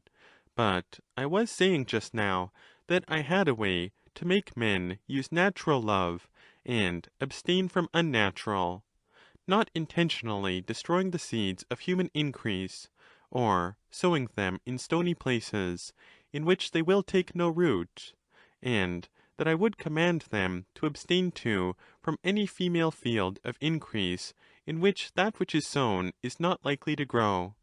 Now, if a law to this effect could only be made perpetual, and gain an authority such as already prevents intercourse of parents and children, such a law extending to other sensual desires, and conquering them, would be the source of 10,000 blessings. For, in the first place, moderation is the appointment of nature, and deters men from all frenzy and madness of love, and from all adulteries, and immoderate use of meats and drinks, and makes them good friends to their own wives. And innumerable other benefits would result if such a law could only be enforced. I can imagine some lusty youth who is standing by, and who, on hearing this enactment, declares in scurrilous terms that we are making foolish and impossible laws, and fills the world with his outcry. That was what induced me to say that I knew a way of enacting and perpetuating such a law, which was very easy in one respect, but in another most difficult. There is no difficulty in seeing that such a law is possible, and in what way. For, as I was saying, the ordinance, once consecrated, would master the soul of every man, and terrify him into obedience. But matters have now come to such a pass that the enactment of the law seems to be impossible, and not likely to take place even in our modest state, just as the continuance of an entire state in the practice of common meals is also deemed impossible. And although this latter is partly disproven by the fact of their existence among you, still, even in your cities, the common meals of women would be regarded as unnatural and impossible. I was thinking of the rebelliousness of mankind when I said that the permanent establishment of these things is very difficult. Megilus. Very true. Athenian stranger. Shall I try and find some sort of persuasive argument which will prove to you that such enactments are possible and not beyond human nature? Cryneas. By all means. Athenian stranger. Is a man more likely to abstain from the pleasures of love, and to do what he is bidden about them, when his body is in a good condition, or when he is in an ill condition and out of training? Crynias. He will be far more temperate when he is in training. Athenian stranger. And have we not heard of Icus of Tarentum, who, with a view to the Olympic and other contests, in his zeal for his art, and also because he was of a manly and temperate constitution, never had any connection with a woman or a youth during the whole time of his training? And the same is said of Cretan, and Astylos, and Diopompus, and many others. And yet, Clynias, they were far worse educated in their minds than yours and my fellow citizens, and in their bodies far more lusty. Clynias. It is quite true that this is often affirmed as a matter of fact by the ancients about these athletes. Athenian stranger.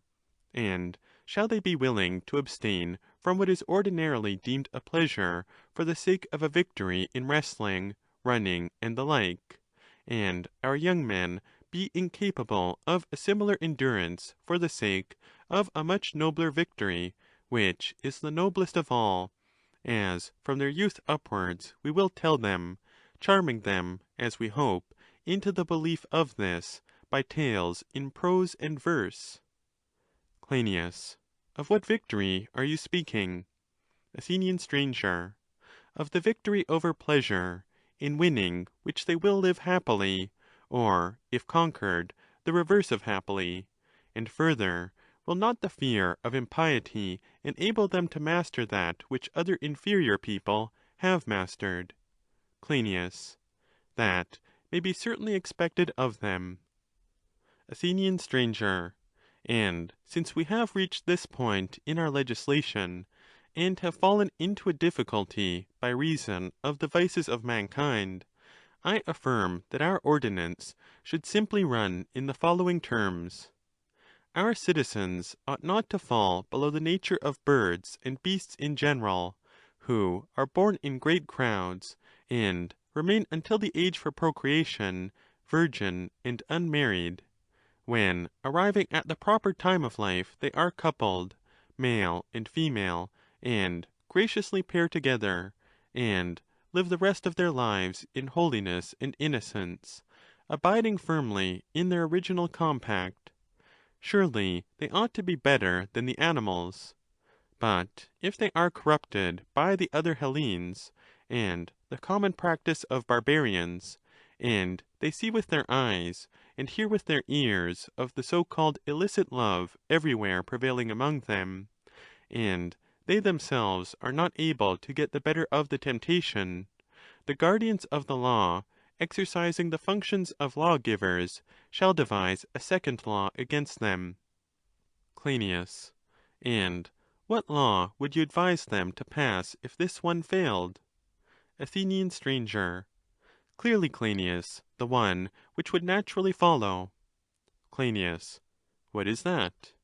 Athenian stranger. our citizens should not allow pleasures to strengthen with indulgence, but should by toil divert the aliment and exuberance of them into other parts of the body. And this will happen if no immodesty be allowed in the practice of love. Then they will be ashamed of frequent intercourse, and they will find pleasure, if seldom enjoyed, to be a less imperious mistress. They should not be found out doing anything of the sort. Concealment shall be honourable and sanctioned both by custom and unwritten law. On the other hand, to be detected shall be esteemed dishonourable, but not to abstain wholly. In this way there will be a second legal standard of honourable and dishonourable, having a second notion of right. Three principles will comprehend all those corrupt natures, whom we call inferior to themselves, which is their common class, and will compel them not to transgress. Cryneas. What are they? Athenian stranger. The principle of piety, the love of honour, and the desire of beauty, not in the body, but in the soul. These are perhaps romantic aspirations, but they are the noblest of aspirations, if they could only be realized in any state, and, God willing, in the matter of love we may be able to enforce one of two things: either that no one shall venture to touch any person of the free-born or noble class except his wedded wife, or sow the unconsecrated and bastard seed among harlots, or in barren and unnatural lusts; or, at least, we may abolish altogether the connection of men with men. And as to women, if any man has to do with any but those who come into his house duly married by sacred rites, whether they be bought or acquired in any other way, and he offends publicly in the face of all mankind, we shall be right in enacting that he be deprived of civic honours and privileges, and be deemed to be, as he truly is, a stranger.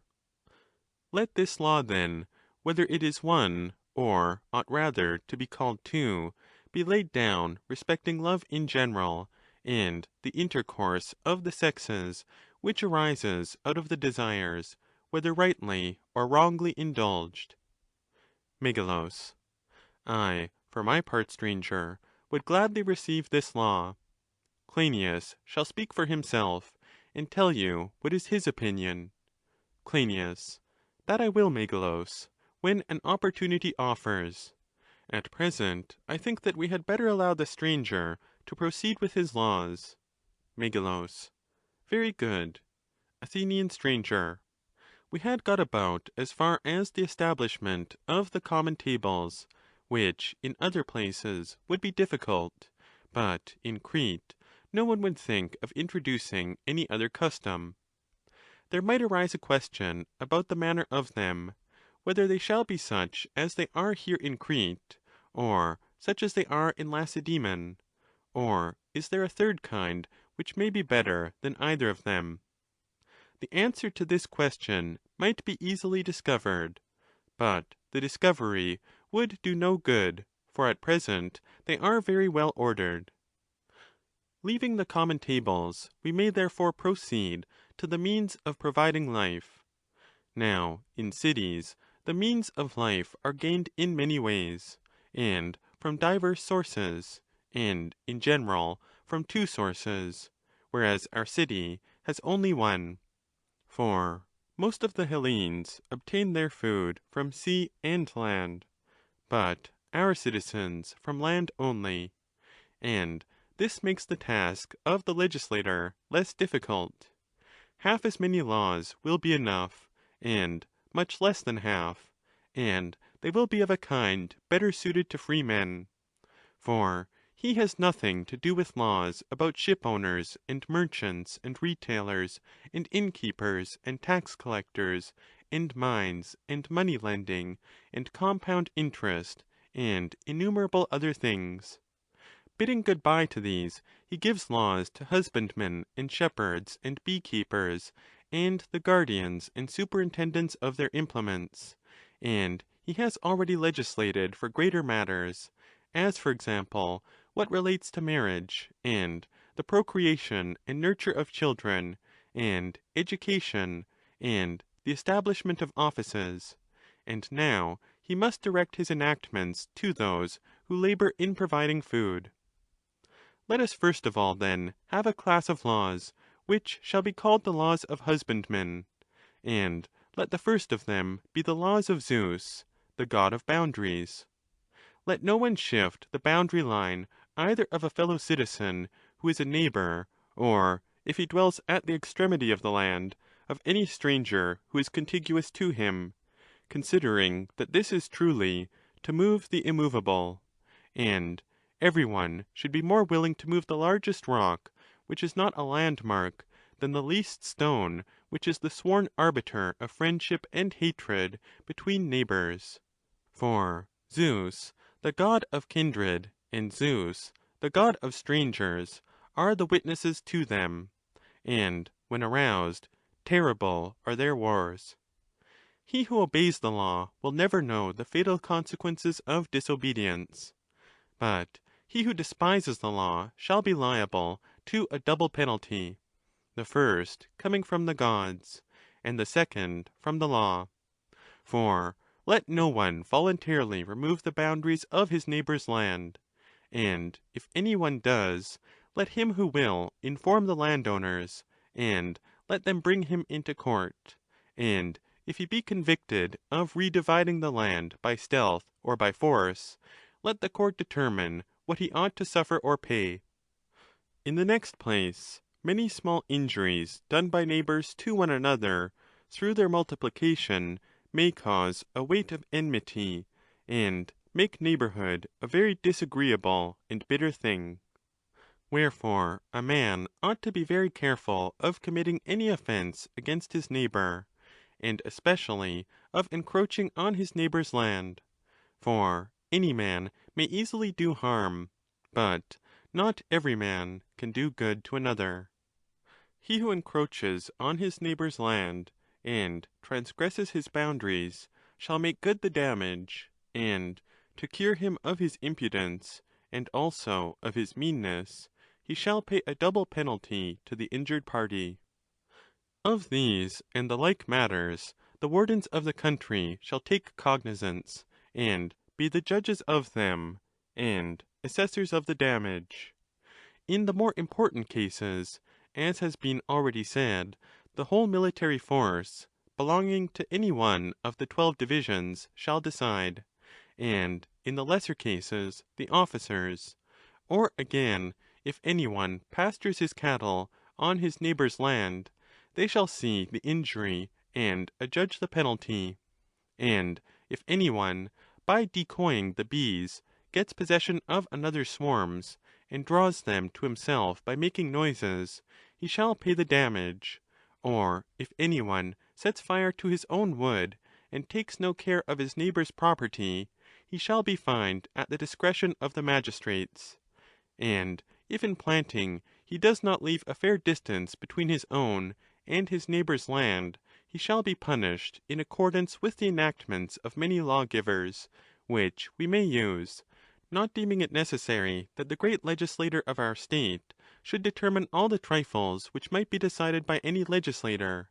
For example, husbandmen have of old had excellent laws about waters, and there is no reason why we should let the stream of our discourse diverge from them. He who likes may draw water from the fountainhead of the common stream on his own land, if he do not cut off the spring which clearly belongs to some other owner; and he may take the water in any direction which he pleases, except through a house, or temple, or sepulchre; but he must be careful to do no harm beyond the channel. And if there be in any place a natural dryness of the earth, which absorbs the rain from heaven, and there is a deficiency in the supply of water, let him dig down on his own land as far as the brick clay, and if at this depth he finds no water, let him carry water from his neighbours, as much as is required for his servants' drinking. And if his neighbours too are limited in their supply, let him have a fixed measure, which shall be determined by the wardens of the country. This he shall receive each day, and on these terms have a share of his neighbour's water. If there be heavy rain, and one of those on the lower ground injures some tiller of the upper ground, or some one who has a common wall, by refusing to give them an outlet, or again, if some one living on the higher ground recklessly lets off the water on his lower neighbour, and they cannot come to terms with one another, let him, if he will, summon the other in the city before the warden of the city, or in the country before the warden of the country, and let him obtain a decision determining what each of them is to do. And he who will not abide by the decision shall suffer for his malignant and morose temper, and pay a fine equivalent to double the damage to the injured party, because he was unwilling to submit to the magistrates.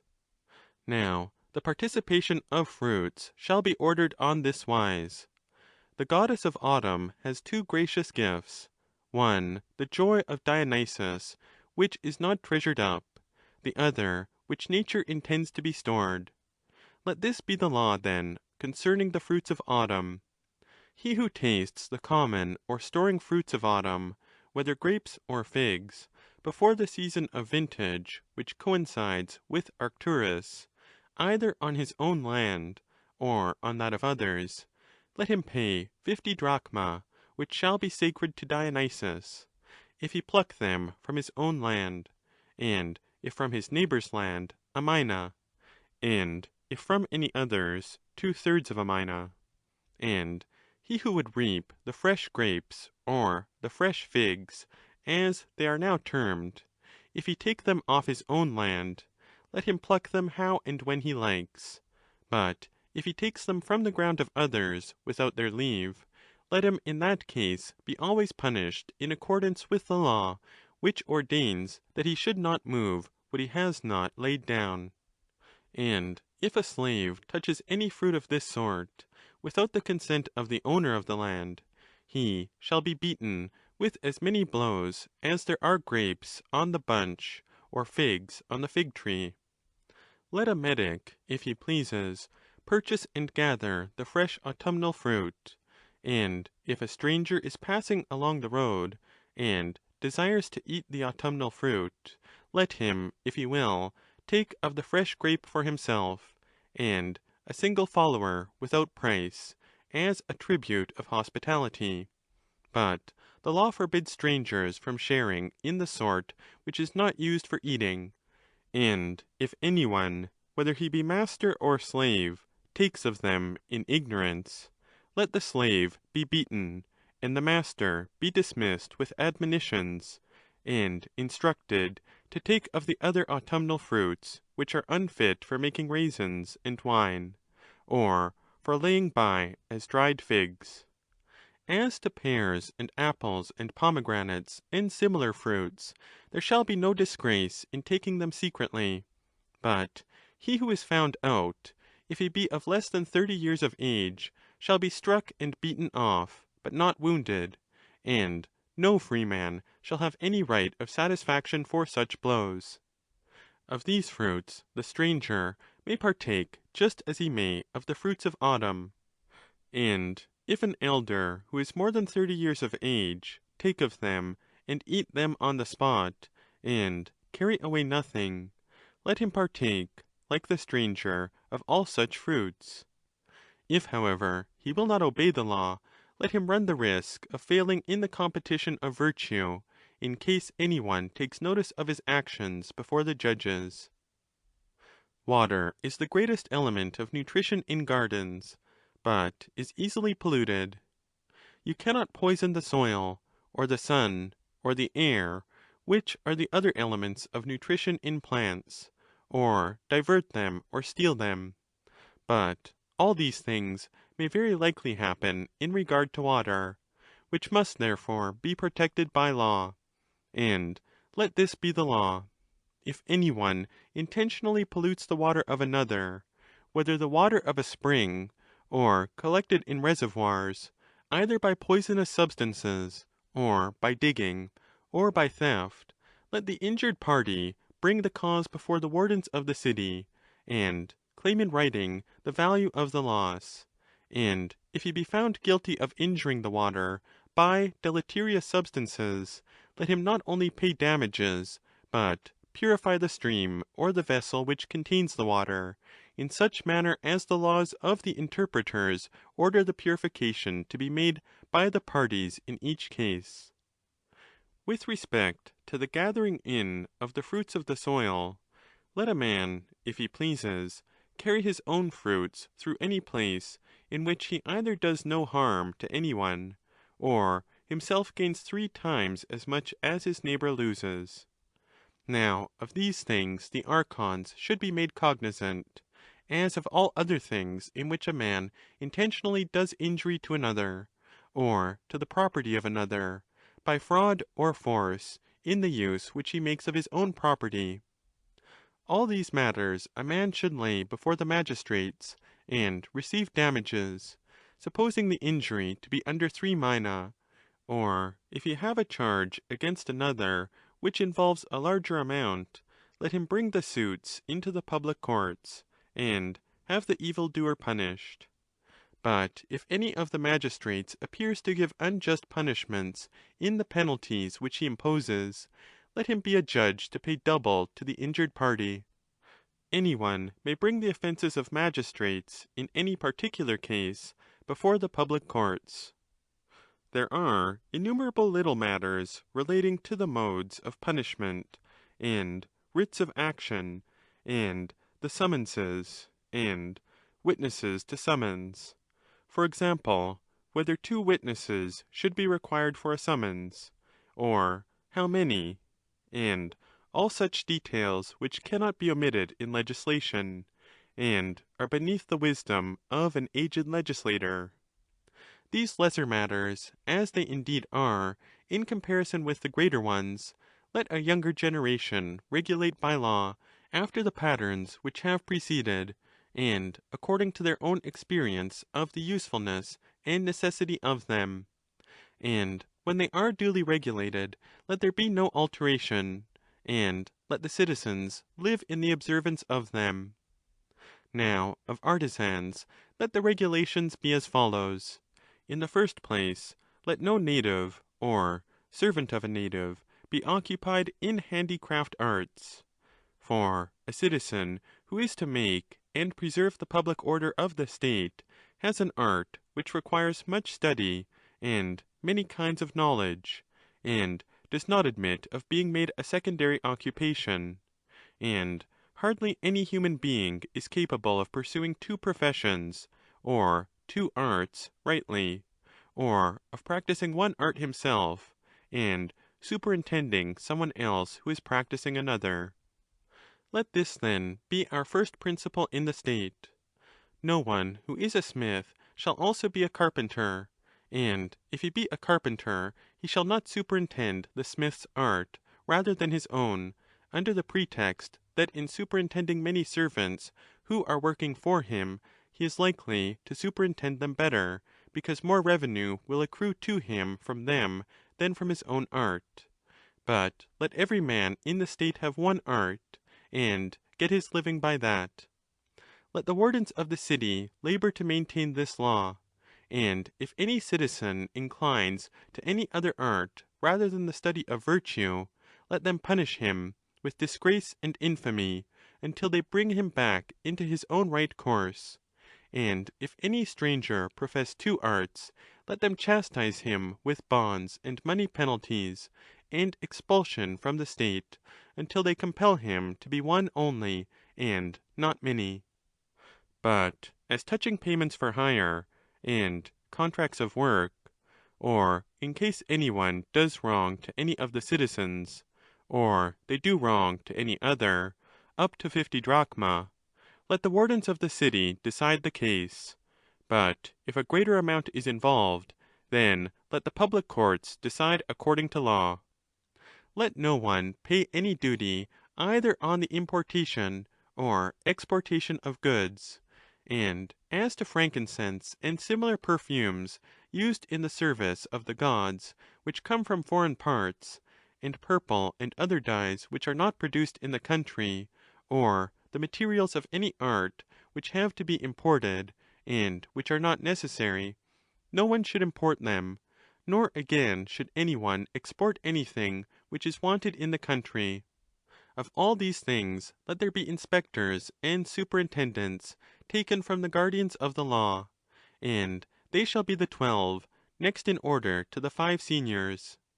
Concerning arms and all military implements, if there be need of introducing any art, or plant, or metal, either for the purpose of making chains, or bridles, and reins for animals, let the commanders of the horse and the generals have authority over their importation and exportation.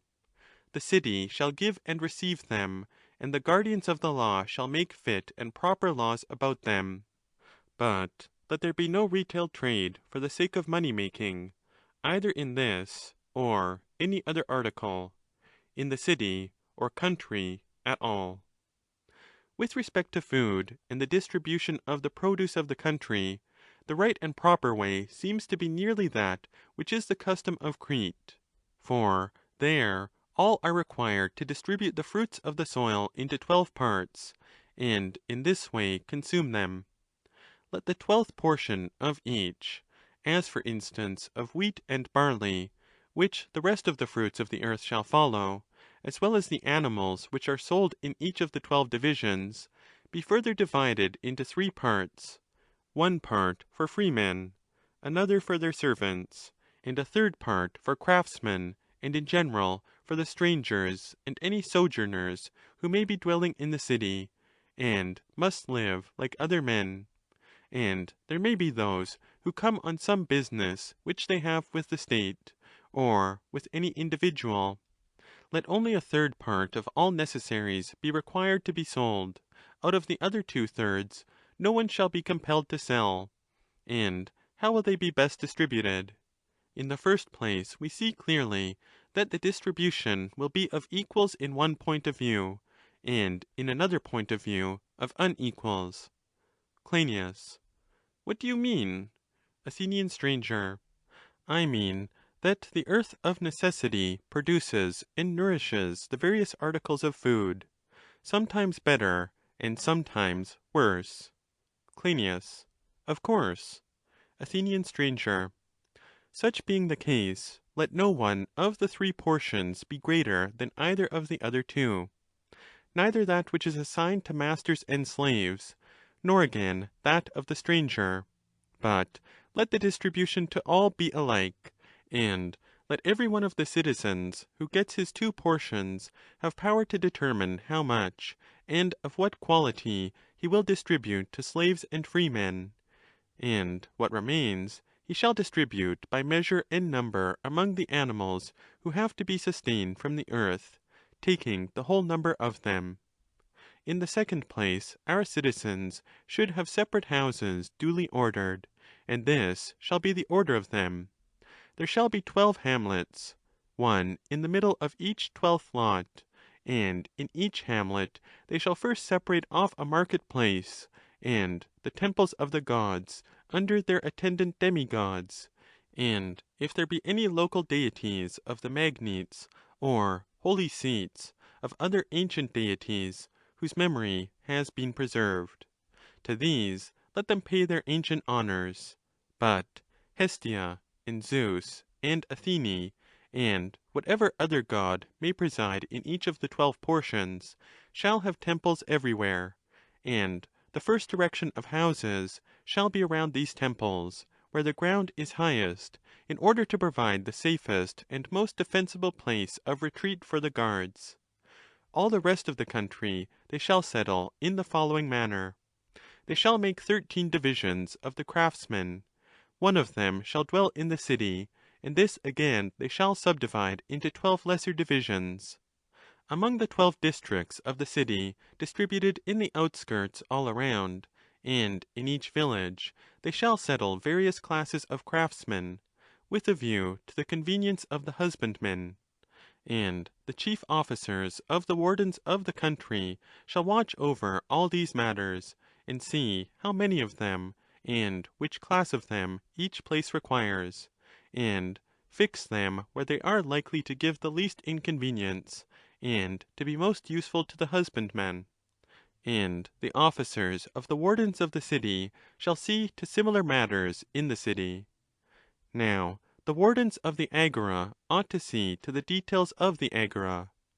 Their first care, after the temples have been cared for, should be to prevent any one from doing any wrong in dealings between man and man.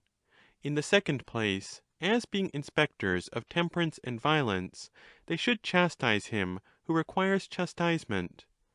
Touching articles of sale, they should first see whether the articles which the citizens are under regulations to sell to strangers are sold to them as the law ordains.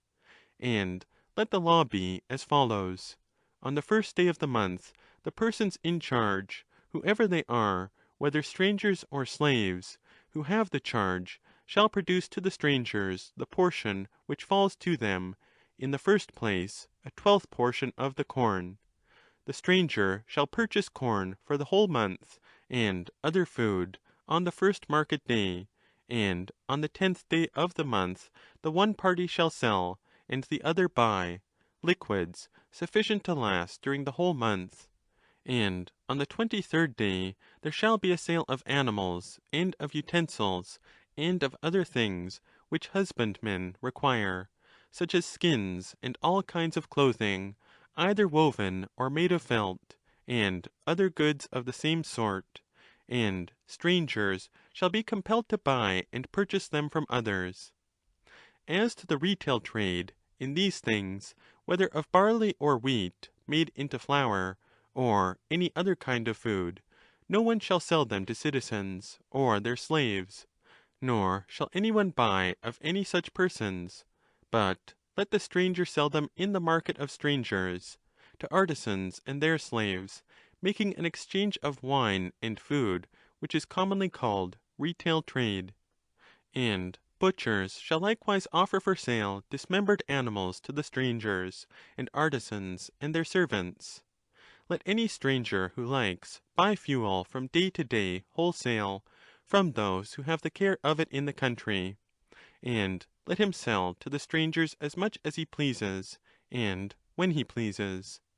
As to other goods and implements which are likely to be wanted, they shall sell them in the common market at any place which the guardians of the law and the wardens of the market and city, choosing according to their judgments, shall determine. At such places they shall exchange money for goods, and goods for money, neither party giving credit to the other.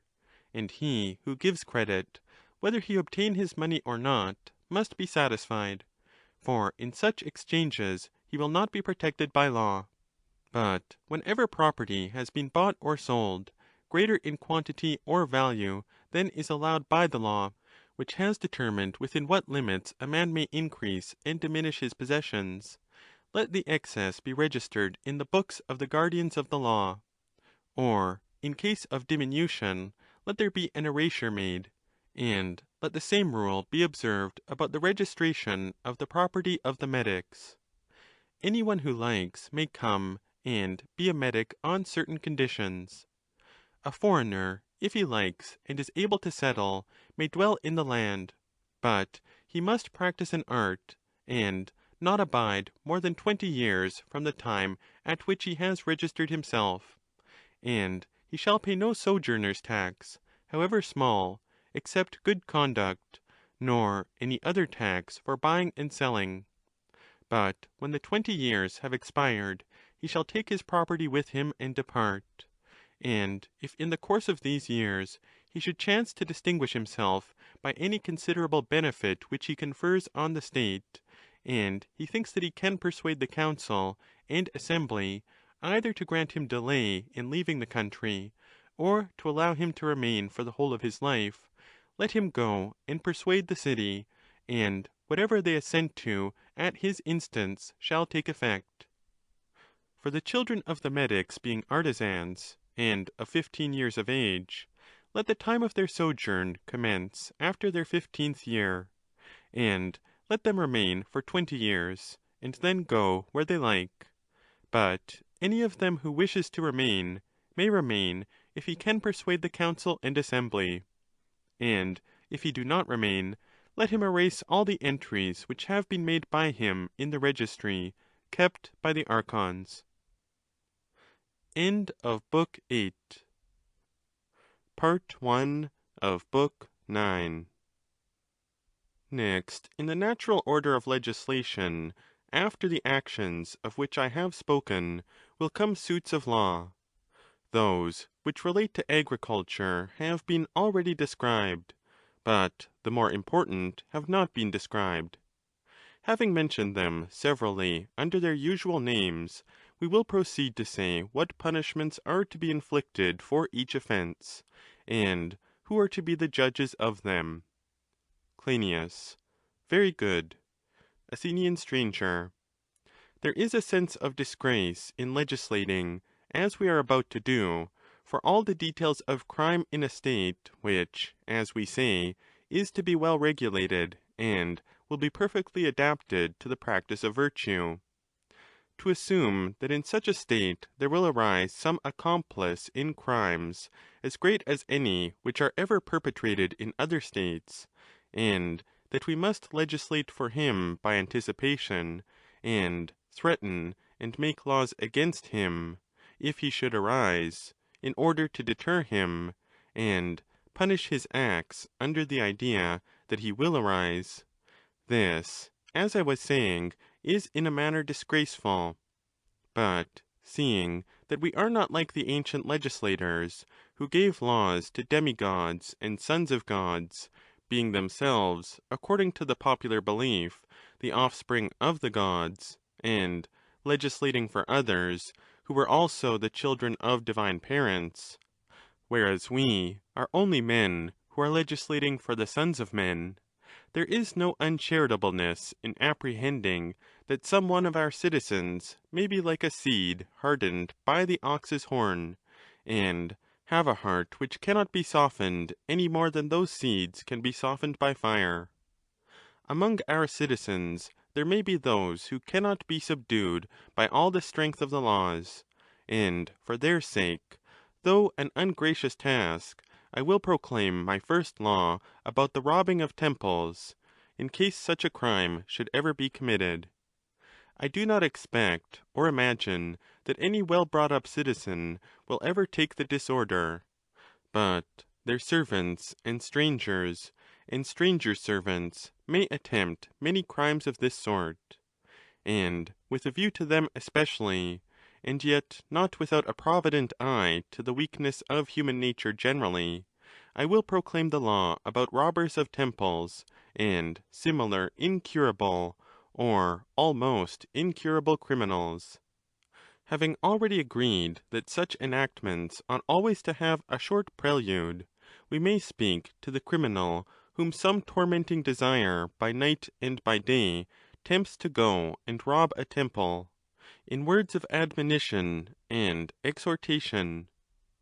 O sir, we will say to him, the impulse which moves you to rob temples is not a malady of man, nor yet from heaven, but a sort of madness which is begotten in men from ancient and unexpiated crimes, the curse of which revolves in a cycle. Against this you must guard as well as you can, and how you are to guard I will explain to you. When any such thought comes into your mind, go and perform expiations. Go as a suppliant to the temples of the gods, who avert evils. Go to the society of those who are called good men among you. Hear them tell, and yourself try to repeat after them, that every man should honour the noble and the just. Fly from the company of the wicked. Fly, and turn not back. And if thy disorder is lightened sensibly by the use of these remedies, well and good. But if not, then acknowledge death to be nobler than life, and depart hence.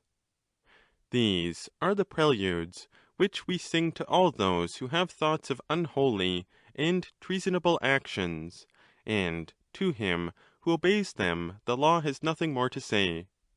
But to him who is disobedient, when the prelude is over, cry with a loud voice.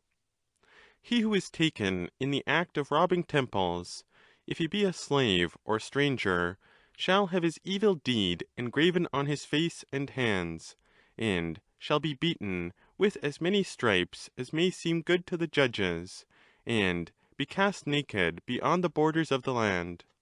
And if he suffers this punishment, he will probably be corrected and improved. For no penalty which is inflicted according to law is designed for evil, but always makes him who suffers either better or not so bad. And if any citizen be found doing anything of this sort, I mean to say, if he be guilty of any great and unmentionable wrong, either in relation to the gods, or his parents, or the state, let the judge deem him to be incurable, remembering what an education and training he has had from youth upward, and yet has not abstained from the greatest of crimes. The penalty of death is to him the least of evils, and others will be benefited by his example, if he be dishonoured and dispatched beyond the borders of the land. But let his children and family, if they avoid the ways of their father, have glory, and let honourable mention be made of them as having nobly and manfully escaped out of evil into good. None of them should have their goods confiscated to the state, in which the lots ought always to continue the same and equal. Touching the exaction of penalties, when a man appears to have done anything which deserves a fine, he shall pay the fine if he have anything in excess of the lot which is assigned to him, but more than that he shall not pay. And with a view to exactness, let the guardians of the law refer to the registers, and inform the judges of the precise truth, in order that none of the lots may go uncultivated for want of money. And if any one seems to deserve a greater penalty, unless some of his friends are willing to be surety for him, and liberate him by becoming partners in the fine, let him be imprisoned for a time, and otherwise dishonoured. And let no one be outlawed for any offence whatever, nor be banished beyond the frontier, but let him receive punishment, death, or bonds, or blows, or uncomfortable positions, standing or posted at a temple on the borders of the land, or let him pay money penalties, as we said before. In cases of death, let the judges be the guardians of the law, and a court selected according to merit from last year's magistrates. But how the causes are to be introduced, and the summonses, and manner of proceeding, and the like, may be left to the younger generation of legislators to determine. The manner of voting we must determine ourselves. Let the vote be given openly, but before they come to the vote, let the judges sit in order of seniority over against plaintiff and defendant, and let all the citizens who can spare time hear and take a serious interest in listening to such causes. First of all, the plaintiff shall make one speech, and then the defendant shall make another, and after the speeches have been made, the eldest judge shall begin to examine the parties, and proceed to make a satisfactory inquiry into what has been said. And after the oldest has spoken, every one shall proceed in order to investigate what he would desire to have stated or not stated by either party. He who has nothing more to ask shall pass over the examination to another. And on so much of what has been said as is to the purpose, they shall put the seals of all the judges with their signatures in writing, and place the writings on the altar of Hestia. On the next day they shall meet again, and in like manner put their questions, and go through the cause, and again set their seals upon the evidence. And when they have 3 times done this, and have had witnesses and evidence enough, they shall each of them give a holy vote, after promising by Hestia that they will decide justly and truly to the utmost of their power, and so they shall put an end to the suit. Next, after what relates to the gods, follows what relates to the dissolution of the state. Whoever, by promoting a man to power, enslaves the laws, and subjects the city to factions, using violence, and stirring up sedition contrary to law, him we will deem the greatest enemy of the whole state. But he who takes no part in such proceedings, and yet being the chief magistrate of the state, knowing of them or not knowing of them, by reason of cowardice does not interfere on behalf of his country, such a one we must consider nearly as bad. Every man who is worth anything will inform the magistrates, and bring the conspirator to trial for making a violent and illegal attempt to change the government. The judges of the traitor shall be the same as of the robbers of temples, and let the whole proceeding be carried on in the same way, and the vote of the majority condemned to death. But let there be a general rule that the disgrace and punishment of the father is not to be visited on the children, except in the case of someone whose father, grandfather, and great-grandfather have successively undergone the penalty of death. Such persons the city shall send away with all their possessions, reserving only and wholly their appointed lot to their original city and country. And out of the citizens who have more than one son of not less than 10 years of age, they shall select 10 whom their father or grandfather, by the mother's or father's side, shall appoint, and let them send to Delphi the names of those who obtain the lot, and him whom the god appoints they shall establish as heir of the house which has failed, and may he have better fortune than his predecessors. Cryneas. Very good. Athenian stranger. Once more, let there be a third general law respecting the judges, who are to give judgment, and the manner of conducting suits, against those who are tried on an accusation of treason. And as concerning the remaining or departure of their descendants, there shall be one law for all 3, for the traitor, and the robber of temples, and the subverter by violence of the laws of the state. For a thief, whether he steal much or little, let there be one law, and one punishment for all alike. In the first place, let him pay double the amount of the theft if he be convicted, and if he has so much over and above the allotment. If he have not, he shall be bound until he pay the penalty, or persuade him who has got the sentence against him to forgive him. But if a person is convicted of a theft against the state, then if he can persuade the city, or if he will pay back twice the amount of the theft, he shall be set free from his bonds. Crynias. What makes you say, stranger, that the theft is all one, whether the thief has taken much or little, and whether from sacred or secular places? And these are not the only differences in thefts. Seeing, then, that they are of many kinds, ought not the legislator to adapt himself to them, and impose upon them entirely different penalties? Athenian stranger. Excellent. I was running on too fast, Clynias, and you impinged upon me, and brought me to my senses, reminding me of what indeed had occurred to my mind already. That legislation was never yet rightly worked out, as I may say in passing. To what am I referring? that was not a bad image in which I likened the men for whom laws are now made to slaves who are doctored by slaves.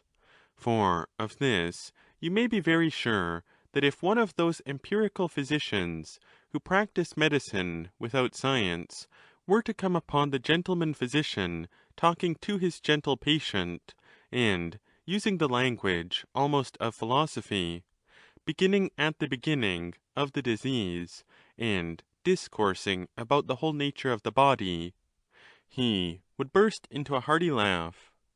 He would say what most of those who are called doctors always have at their tongue's end.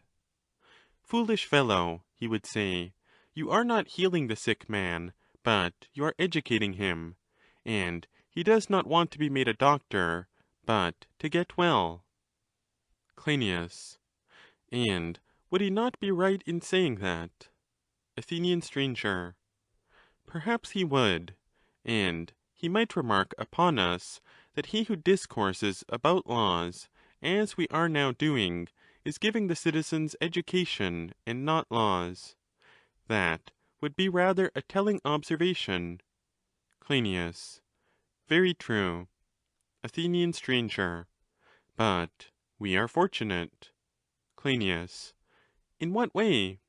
Athenian stranger.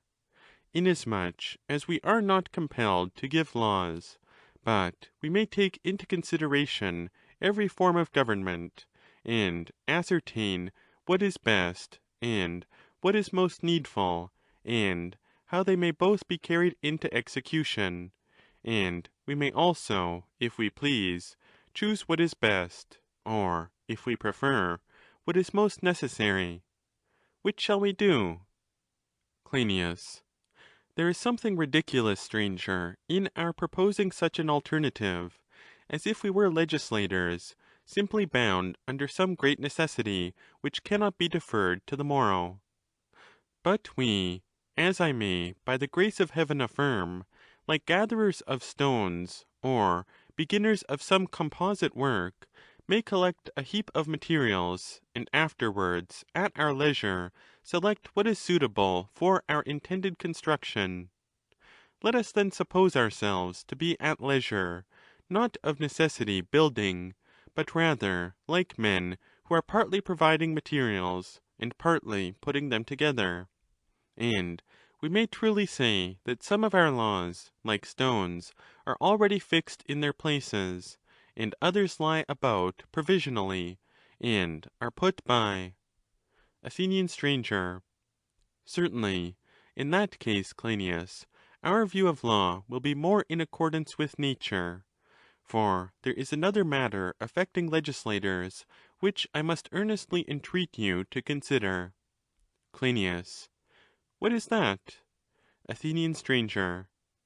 Divers other persons, and not legislators only, have composed writings and speeches. Cryneas. To be sure. Athenian stranger. Shall we give heed rather to the writings of those others? Poets and the like, who either in metre or out of metre have recorded their own notes of life, and not to the writings of legislators, or shall we give heed to them above all? Cryneas. Yes, to them above all others. Athenian stranger. And of those who write about the beautiful, the good, and the just, ought any one but the legislator to advise concerning them, and to teach what they are, and how they are to be pursued by those who intend to be happy? Cryneas. Certainly not. Athenian stranger. And is it more disgraceful for Homer, and Tertius, and other poets to lay down evil precepts in their writings respecting life and the pursuits of men, but not so disgraceful for Lycurgus and Solon and others who were legislators as well as writers? Of all the writings which there are in cities, are not those which relate to laws, when you unfold them, found to be by far the noblest and the best? And do not other writings either agree with them, or, if they disagree, Are they not ridiculous? We should consider whether the laws of states ought to appear in the character of loving and wise parents, or of tyrants and masters, who command and threaten, and, after writing their decrees on walls, go their ways; and whether, in discoursing of laws, we shall regard them as parents, a view which may or may not be attainable, but to which we, at any rate, will show our readiness to give effect, and be prepared to undergo whatever may be the result. And may the result be good, and, by the favour of heaven, it shall be good. Cryneas. Excellent, and let us do as you say. Athenian stranger. Then we will now consider accurately, as we proposed, what relates to robbers of temples, and all kinds of thefts, and offences in general. And we must not be annoyed if, in the course of legislation, we have enacted some things, and have not made up our minds about some others. For as yet we are not legislators, but are only preparing to be legislators, in which attempt we hope to succeed. Let us then, as I propose, consider these matters, if you do not object. Cryneas. By all means. Athenian stranger. Concerning all principles of honour and justice, let us endeavour to ascertain how far we are consistent with ourselves, and how far we are inconsistent; acknowledging, indeed, that our aim is to contradict the majority. And we may note how far the many are inconsistent with one another. Cryneas. What are the inconsistencies which you observe in us? Athenian stranger. I will endeavour to explain. If I am not mistaken, we are agreed that justice and just men and things and actions are all fair, so that if a person were to maintain that just men, even when they are deformed in body, are still perfectly beautiful in respect of the excellent justice of their minds, no one would say that there was any inconsistency in this. Cryneas. They would be quite right. Athenian stranger. Perhaps; but let us consider further, that even if all things which are just are fair and honourable, there are always passive states deemed by us to be equivalent to the active ones. Cryneas. And what is the inference from that? Athenian stranger. The inference is that a just action, in partaking of the just, partakes also in the same degree of the fair and honourable. Cryneas. Certainly. Athenian stranger. And must not a suffering which partakes of the just principle be admitted to be, in the same degree, fair and honourable, if the argument is consistently carried out? Cryneas. True. Athenian stranger. But if we admit suffering to be just, and yet dishonourable, and the term dishonourable is applied to justice, then the just and the honourable will disagree. Cryneas. What do you mean? Athenian stranger. A thing not difficult to understand.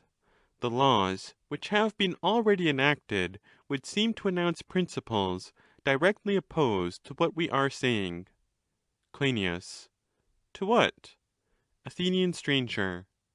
We were saying, if I am not mistaken, that the robber of temples, and he who was the enemy of law and order, might justly be put to death; and we were proceeding to make divers other enactments of a similar nature. But we refrained, because we saw that these inflictions of sufferings are infinite in number and degree, and are at once the most just and also the most dishonourable of all sufferings; and if this is true, are not the just and the honourable at one time all the same, and at another time in the most diametrical opposition? Cryneas. That appears to be the case. Athenian stranger. In this discordant and inconsistent fashion does the language of the many rend asunder the honourable and just. Cryneas. That, stranger, appears to be true. Athenian stranger. Then now, Cryneas, let us see how far we are consistent about these matters. Cryneas. Consistent in what? Athenian stranger. I think that I have clearly stated in the former part of the discussion, but if I did not, let me now state. Cryneas. What? Athenian stranger. That all bad men are always involuntarily bad, and if this is true, that I must proceed to make a further inference. Cryneas. What is that? Athenian stranger. That the unjust man may be bad, but that he is bad against his will. Now, that an action which is done involuntarily should be voluntary is a contradiction. Wherefore, he who maintains that injustice is involuntary will deem that the evildoer does evil involuntarily. That I too must now admit, for I say that all men do evil involuntarily. And if any one, from motives of strife or party, says that there are men who are evildoers against their will, and yet that many do evil willingly, I certainly cannot agree with him. But then, how can I avoid being inconsistent with myself, if you, Cryneas, and you, Megilus, say to me, well, stranger, and how about legislating for the city of the Magnetes? Shall we legislate or not? What do you advise? Certainly we will, I should reply. Then will you determine for them what are voluntary and what are involuntary crimes? And shall we make the punishments greater of voluntary errors and crimes, and less for the involuntary? Or shall we make the punishment of all to be alike, under the idea that there is no such thing as voluntary crime? Cryneas. Very good, stranger. And what shall we say in answer to these objections? Athenian stranger. That is a very fair question. In the first place, let us— Cryneas. Do what? Athenian stranger. Let us remember what has been well said by us already, that our ideas of justice were in the highest degree confused and inconsistent. Bearing this in mind, let us proceed to ask ourselves once more whether we have discovered a way out of the difficulty. Have we ever determined in what respect these two classes of actions differ from one another?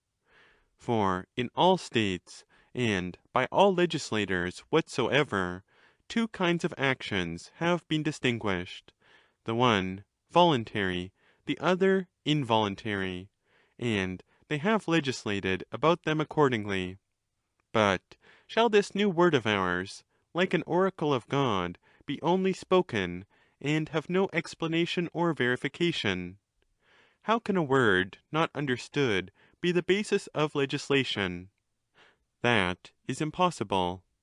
Before proceeding to legislate, then, we must prove that they are two, and what is the difference between them, that when we impose the penalty upon either, every one may understand our proposal, and be able in some way to judge whether the penalty is fitly or unfitly enacted. Cryneas. I agree with you, stranger, for one of two things is certain. Either we must not say that all crimes are involuntary, or we must show the meaning and truth of this statement. Athenian stranger. Of these two alternatives, the one is quite intolerable. Not to speak what I know to be the truth would be to me unlawful and unholy. But if they do not differ as voluntary and involuntary, I must endeavour to find some other distinction in them. Cryneas. Very true, stranger. That is the only way in which the matter can be considered by us. Athenian stranger. Reflect, then.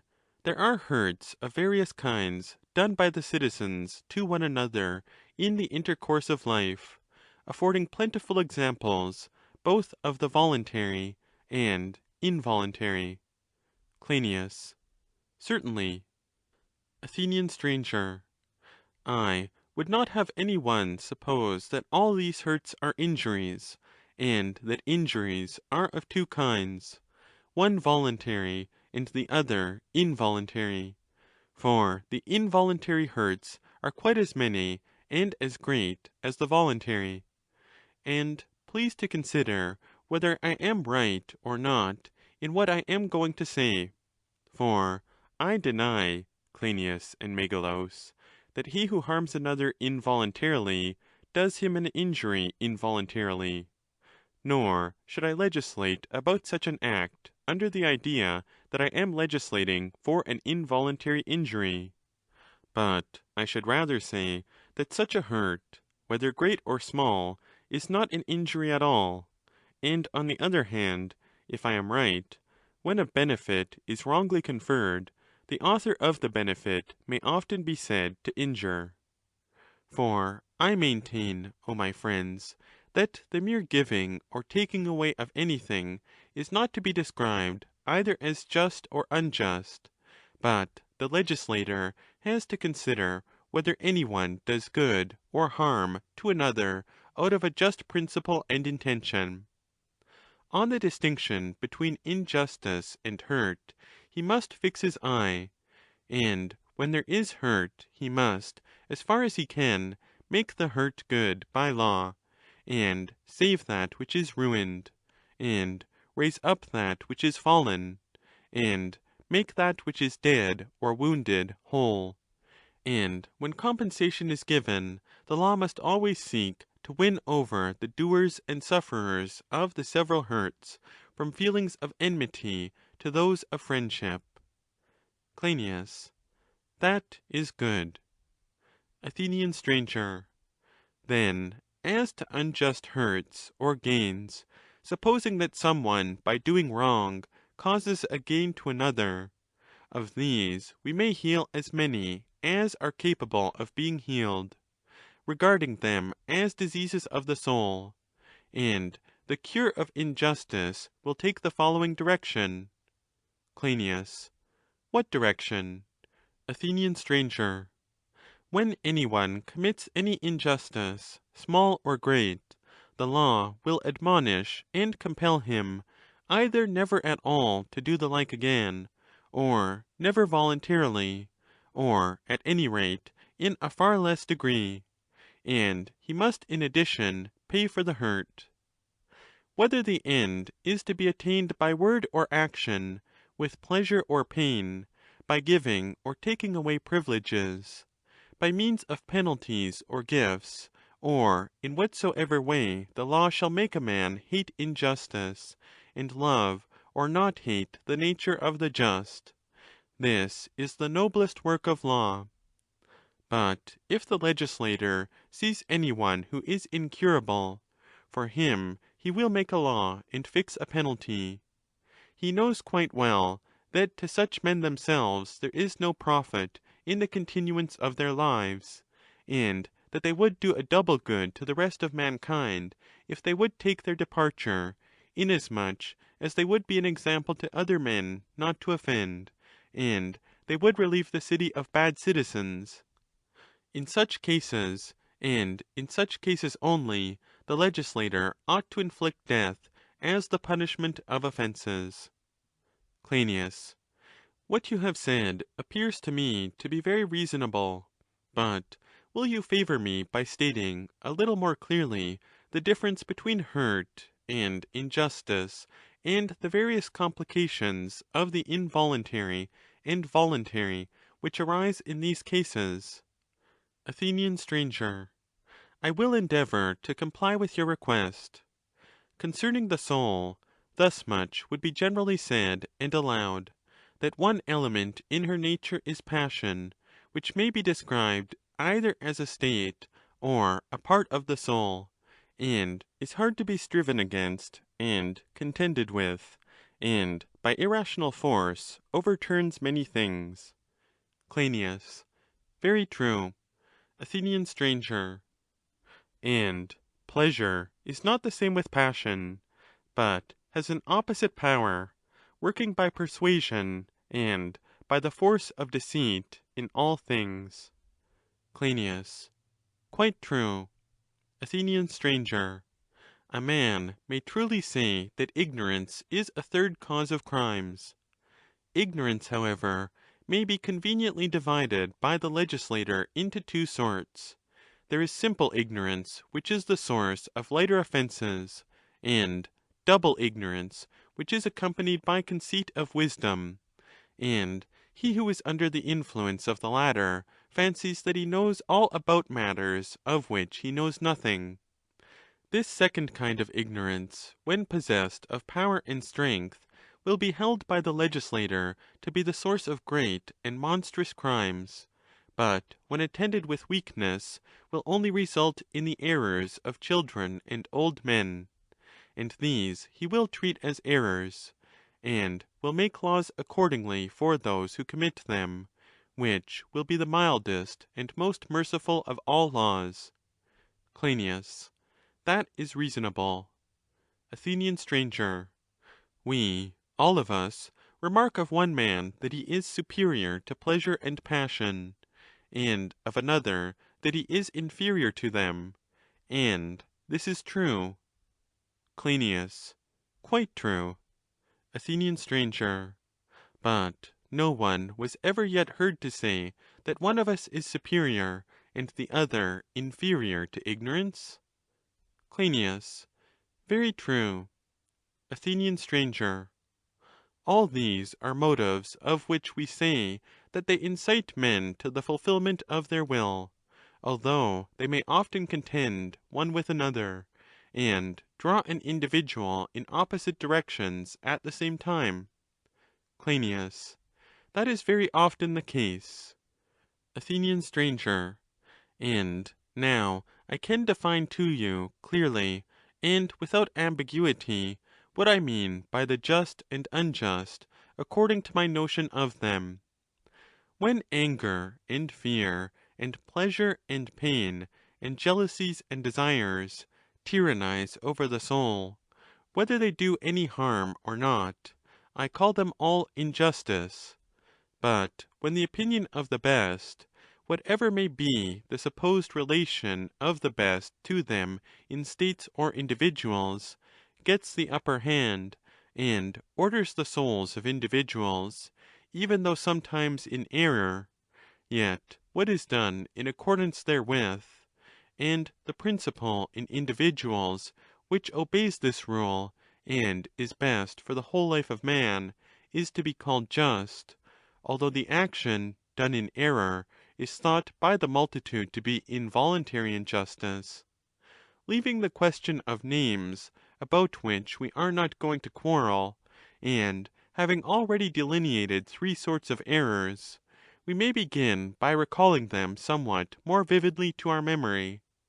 One kind was of the painful sort, which we denominate anger and fear. Crynias. Quite right. Athenian stranger.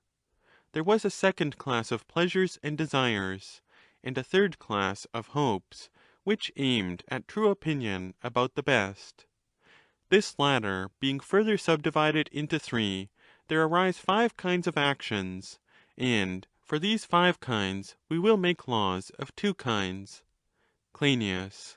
What are the 5 kinds of which you are speaking? Athenian stranger.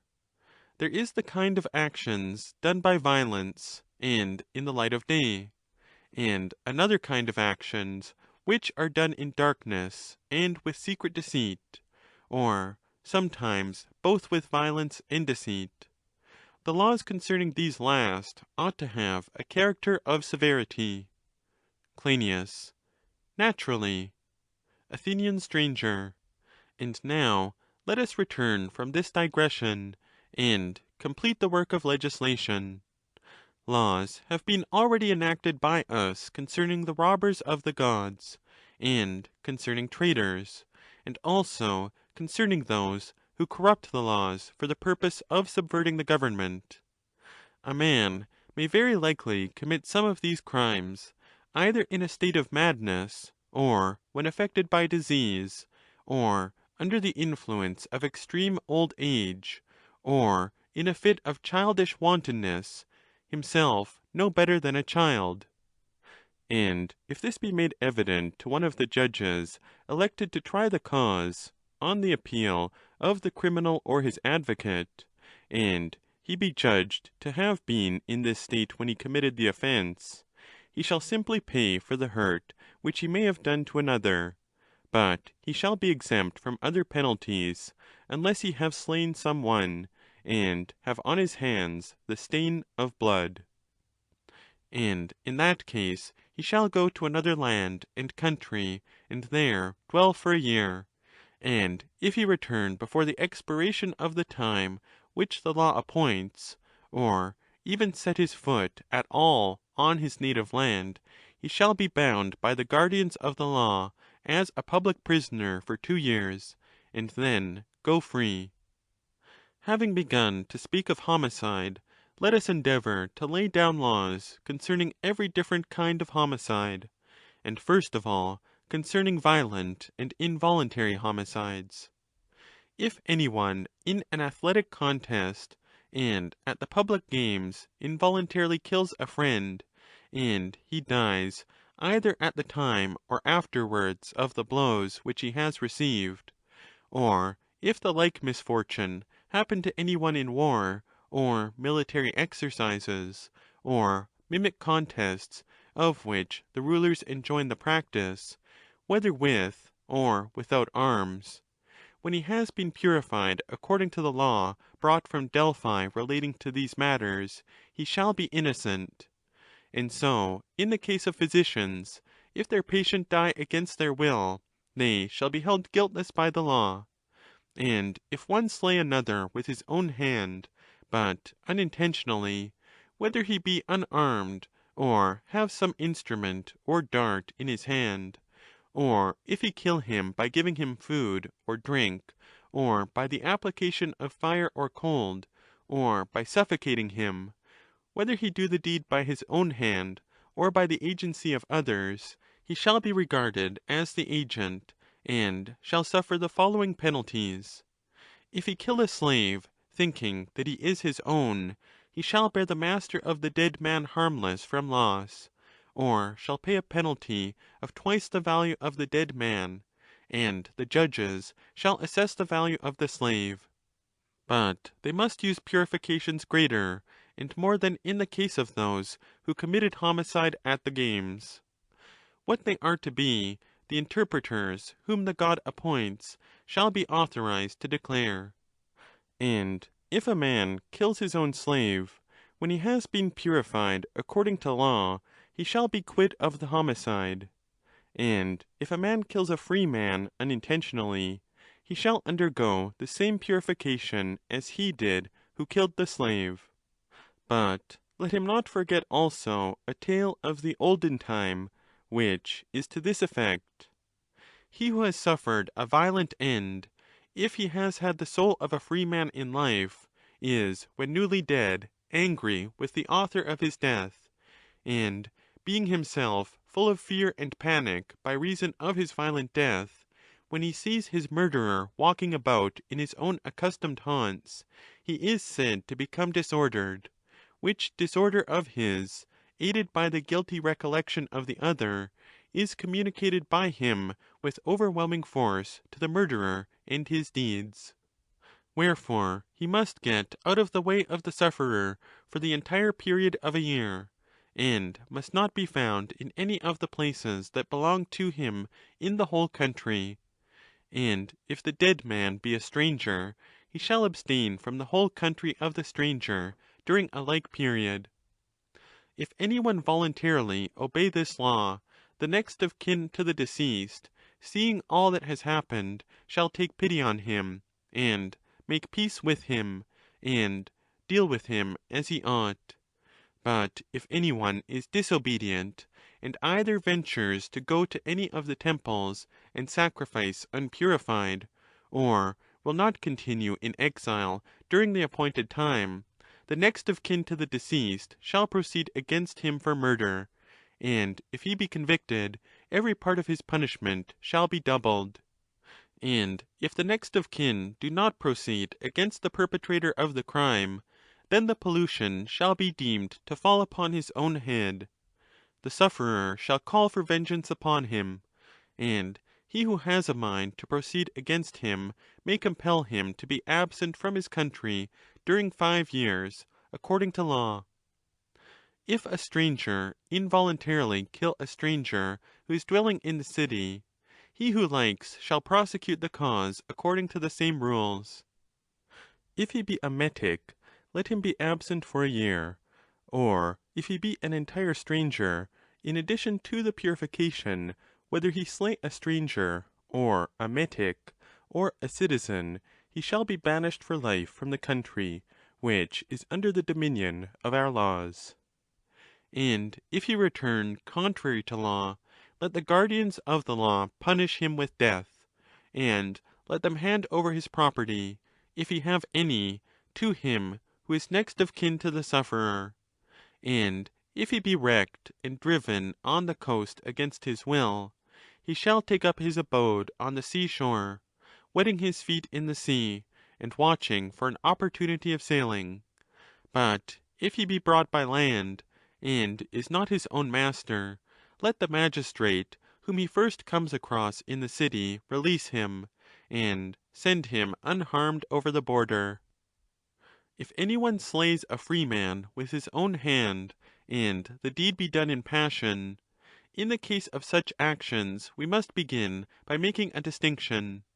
For a deed is done from passion either when men suddenly, and without intention to kill, cause the death of another by blows, and the like on a momentary impulse, and are sorry for the deed immediately afterwards; or again, when, after having been insulted in deed or word, men pursue revenge, and kill a person intentionally, and are not sorry for their deed. And therefore we must assume that there are 2 kinds of homicide, both of them arising from passion, which may be justly said to be in a mean between the voluntary and involuntary. At the same time, they are neither of them anything more than a likeness or shadow of either. He who treasures up his anger, and avenges himself, not immediately and at the moment, but with insidious design, and after an interval, is like the voluntary. But he who does not treasure up his anger, and takes vengeance on the instant, and without malice prepense, approaches to the involuntary. And yet even he is not altogether involuntary, but is only the image or shadow of the involuntary. Wherefore, about homicides committed in hot blood, there is a difficulty in determining whether in legislating we shall reckon them as voluntary or as partly involuntary. The best and truest view is to regard either as a likeness only of the voluntary or involuntary. We may, however, divide them accordingly as they are done, with or without premeditation. And we may make the penalties heavier for those who commit homicide with angry premeditation, and lighter for those who do not premeditate, but smite upon the instant. For that which is like a greater evil should be punished more severely, and that which is like a less evil should be punished less severely. This shall be the rule of our laws. Cryneas. Certainly. Athenian stranger. Let us proceed. If any one slays a freeman with his own hand, and the deed be done in a moment of anger, and without premeditation, let the offender suffer in other respects as the involuntary homicide would have suffered, undergoing an exile of 2 years, that he may learn to school his passions. But he who slays another from passion, yet with premeditation, shall undergo the same penalty as the former, and to this shall be added an exile of 3 instead of 2 years. his punishment is to be longer because his passion is greater.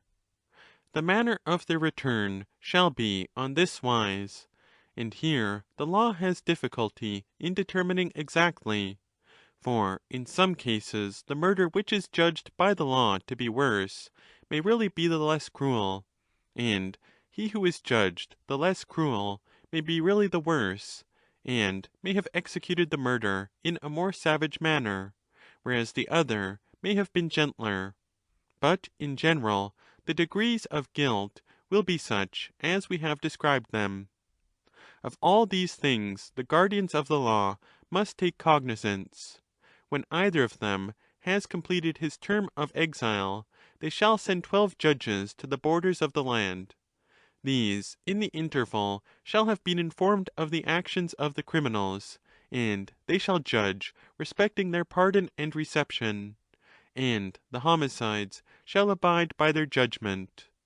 But if after they have returned home, either of them in a moment of anger repeats the deed, let him be an exile, and return no more; or if he return, let him suffer as the stranger who was to suffer in a similar case.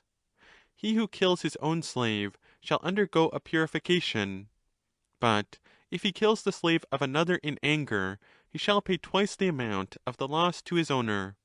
And if a homicide is disobedient to the law, and without purification pollutes the agora, or the games, or the temples, he who pleases may bring to trial the next of kin to the dead man for permitting him, and the murderer with him, and may compel the one to exact and the other to suffer a double portion of fines and purifications, and the accuser may himself receive the fine which is imposed by law. If a slave in a fit of passion kills his master, the kindred of the deceased man may do with the murderer, provided only they do not spare his life, whatever they please, and they will be pure. Or if he kills a free man who is not his master, the owners shall give up the slave to the relatives of the deceased, and they shall be under an obligation to put him to death. But this may be done in any manner which they please. And if, which is a rare occurrence, but does sometimes happen, a father or a mother, in a moment of passion, slay a son or daughter by blows, or some other violence, they shall undergo the same purification as in other cases, and be exiled during 3 years. But when they return from exile, the wife shall separate from the husband, and the husband from the wife, and they shall never afterwards beget children together, or live under the same roof, or partake of the same sacred rites with those whom they have deprived of a child or of a brother. And he who is impious and disobedient in such a case shall be brought to trial for impiety by any one who pleases. If in a fit of anger a husband kills his wife, or the wife her husband, they shall undergo the same purification, and their term of exile shall be 3 years. And when he who has committed any such crime returns, let him have no communion in sacred rites with his children, neither let him sit at the same table with them. And the father or son who disobeys shall be liable to be brought to trial for impiety by any one who pleases. If a brother or sister, in a fit of passion, kills a brother or a sister, they shall undergo a purification and a year's exile, as was the case with parents who kill their offspring. They shall not come under the same roof, or share in the sacred rites of those whom they have deprived of their brethren, or of their children. And he who is disobedient shall be justly liable to the law concerning impiety, which relates to these matters.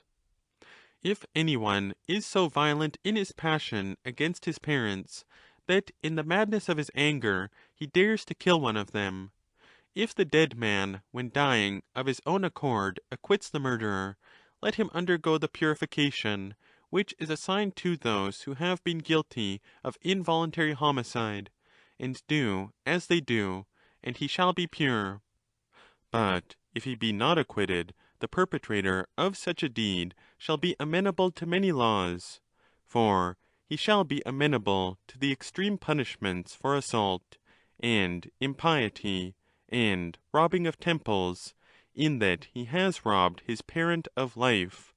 And if a man could be slain more than once, most justly would he who, in a fit of passion, has slain father or mother, undergo many deaths. How can he, whom even in defence of his life, and when about to suffer death at the hands of his parents, no law will allow to kill his father or his mother, who are the authors of his being, and whom the legislator will command to endure any extremity rather than this, how can he, I say, lawfully receive any other punishment? Let death, then, be the appointed punishment of him who, in a fit of passion, slays his father or his mother. But if brother kill brother in a civil broil, or under other like circumstances, if the other have begun, and he only defend himself, let him be free from guilt, as he would be if he had slain an enemy. And if a citizen kill a citizen, or a stranger, or if a stranger kill a citizen, or a citizen a stranger, let him be free from guilt in like manner. And so in the case of a slave who has killed a slave. But if a slave have killed a free man in self-defence, let him be subject to the same law as he who has killed a father. And let the law about the remission of penalties in the case of parricide apply equally to every other remission. Whenever any sufferer of his own accord remits the guilt of homicide to another, and declares his act to have been involuntary, let the perpetrator of the deed undergo a purification, and remain in exile for a year, according to law. End of Part I of Book 9. Part II of Book 9. Athenian stranger. Enough has been said of murders, violent and involuntary, and committed in passion. We have now to speak of voluntary crimes done with every sort of injustice and premeditation, through the influence of pleasures, and desires, and jealousies. Cryneas. Very good. Athenian stranger. Let us first speak, as far as we are able, of the number and nature of these causes of them. The greatest is lust, which gets the mastery of the soul maddened by desire. And this is most commonly found to exist where the passion reigns, which is strongest and most prevalent among the mass of mankind. I mean, where the power of wealth breeds endless desires of never to be satisfied acquisition, originating in natural disposition, and a miserable want of education. Of this want of education, the false admiration of wealth, which is brooded about among Hellenes and barbarians, is the cause. They deem that to be the first of goods, which in reality is only the third. And in this way they wrong both posterity and themselves.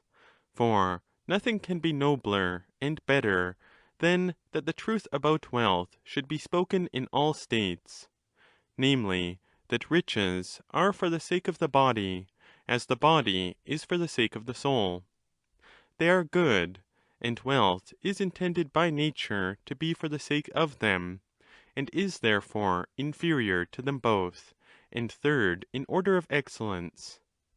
This argument would seem to show that he who would be happy ought not to seek to be rich, or rather he should seek to be rich justly and temperately, and then there would be no murders in states, which require to be purged away by other murders. But now, as I said at first, avarice is the chiefest cause and source of voluntary homicide, and hence the the worst trials arise. A second cause is the habit of ambition. This creates jealousies which are troublesome companions, above all to the jealous man himself, and in a less degree to the chiefs of the state. And a third cause is cowardly and unjust fear. This has been the occasion of many murders. When a man is doing or has done something which he desires that no one should know him to be doing or to have done, he will take the life of those who are likely to inform of such things, if he have no other means of getting rid of them. Let this be said as a prelude concerning all these matters, and I must not omit to mention a tradition which is believed by many, and has been received from those who are learned in the mysteries.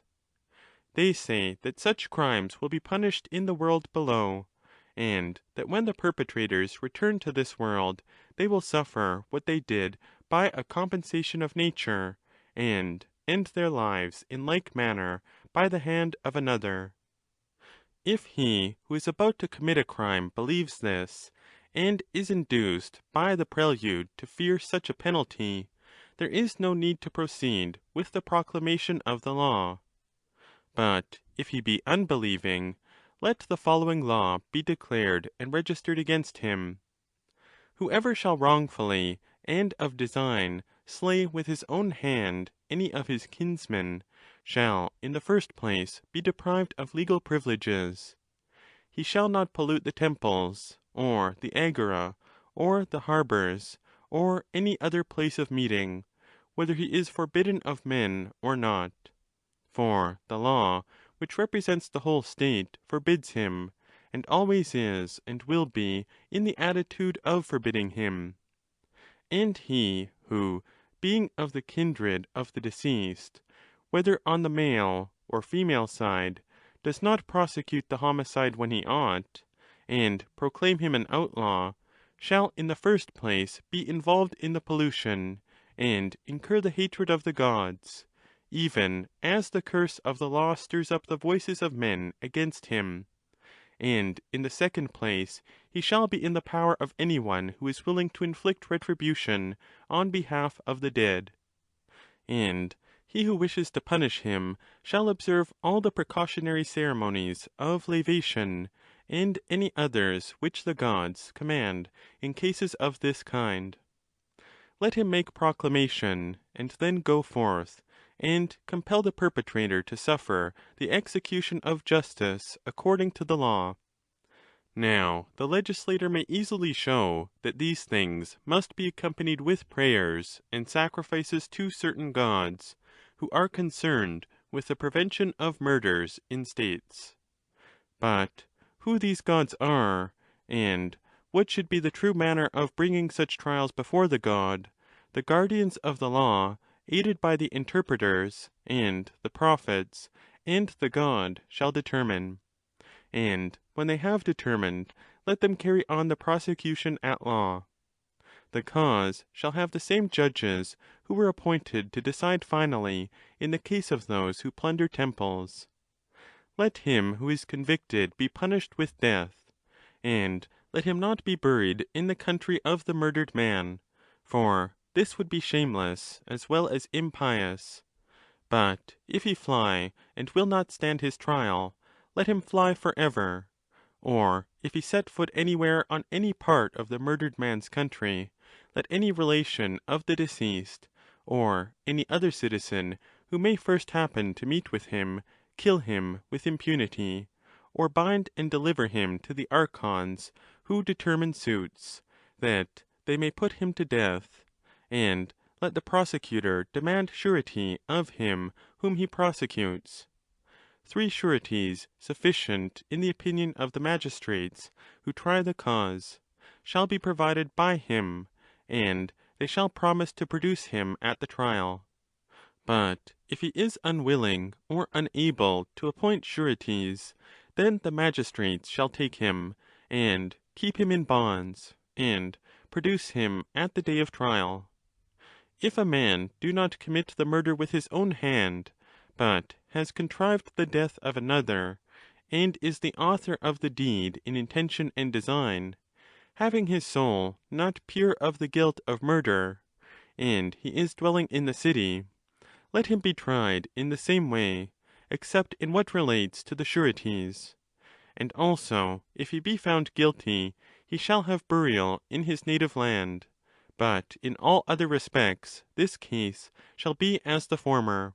And whether a stranger shall kill a citizen, or a citizen a stranger, or a slave, there shall be no difference as touching the mere intention and the actual performance, except in the matter of sureties. And these, as has been said, shall be required of the actual murderer only, and he who proclaims the crime shall bind them over at the time. If a slave slay a free man voluntarily, either with his own hand or in intention, and he be convicted, let the public executioner take him either to the sepulchre, or to a place at which he can see the sepulchre of the dead, and inflict upon him as many stripes as the person who took him orders, and if he survives, let him put him to death. And if any one kills a slave who has done no wrong, because he is afraid that he may inform of some base and evil deeds of his own, or for some similar reason, in such a case let him pay the penalty of murder, as he would have done if he had slain a citizen. There are things about which it is terrible and unpleasant to legislate, but impossible not to legislate. If, for example, there should be murders of kinsmen, either perpetrated by the hands of kinsmen, or by their contrivance, and out of malice prepense, which may often happen in ill-regulated states, and perhaps even in a country where a man would not expect to find them, we must repeat once more the tale which we narrated a little while ago, in the hope that he who hears us will be the more disposed to abstain voluntarily on these grounds from murders which are utterly abominable. For the tale or tradition, whether under this or some other name, has been plainly set forth by priests of old. They have pronounced that the justice which inspects and avenges the blood of kindred follows the law of retaliation, and ordains that he who has done any murderous act should of necessity suffer that which he has done. He who has slain a father shall himself be slain at some time or other by his children, and if he have slain his mother, he shall of necessity take a woman's nature, and lose his life at the hands of his offspring in after ages. For where a family is polluted with blood, there is no other purification, nor can the pollution be washed out until the homicidal soul which did the deed has given life for life, and has propitiated and laid to sleep the wrath of the whole family. These are the retributions of heaven, and by such punishments men should be deterred. But if they are not deterred, and any one should be incited by some fatal misery to deprive his father, or mother, or brethren, or children of life, voluntarily and of purpose, for him the earthly lawgiver legislates as follows. There shall be the same proclamations about outlawry, and there shall be the same sureties which have been enacted in the former cases. But in his case, if he be convicted, the servants of the judges and the magistrates shall slay him at an appointed place, where 3 ways meet, and cast him naked out of the city, and all the magistrates, on behalf of the whole city, shall carry stones, and each of them shall cast a stone upon the head of the dead man, and deliver the city from pollution, and after that they shall bear him to the borders of the land, and throw him out unburied according to law. And what shall he suffer who slays him, who of all men is said to be nearest and dearest to him? I mean the suicide, who deprives himself by violence of his appointed share of life. not because the law of the state compels him, nor yet under the compulsion of some painful and inevitable fortune which has come upon him, nor because he has had to suffer from irremediable and intolerable shame, but who from indolence or cowardice imposes upon himself an unjust penalty.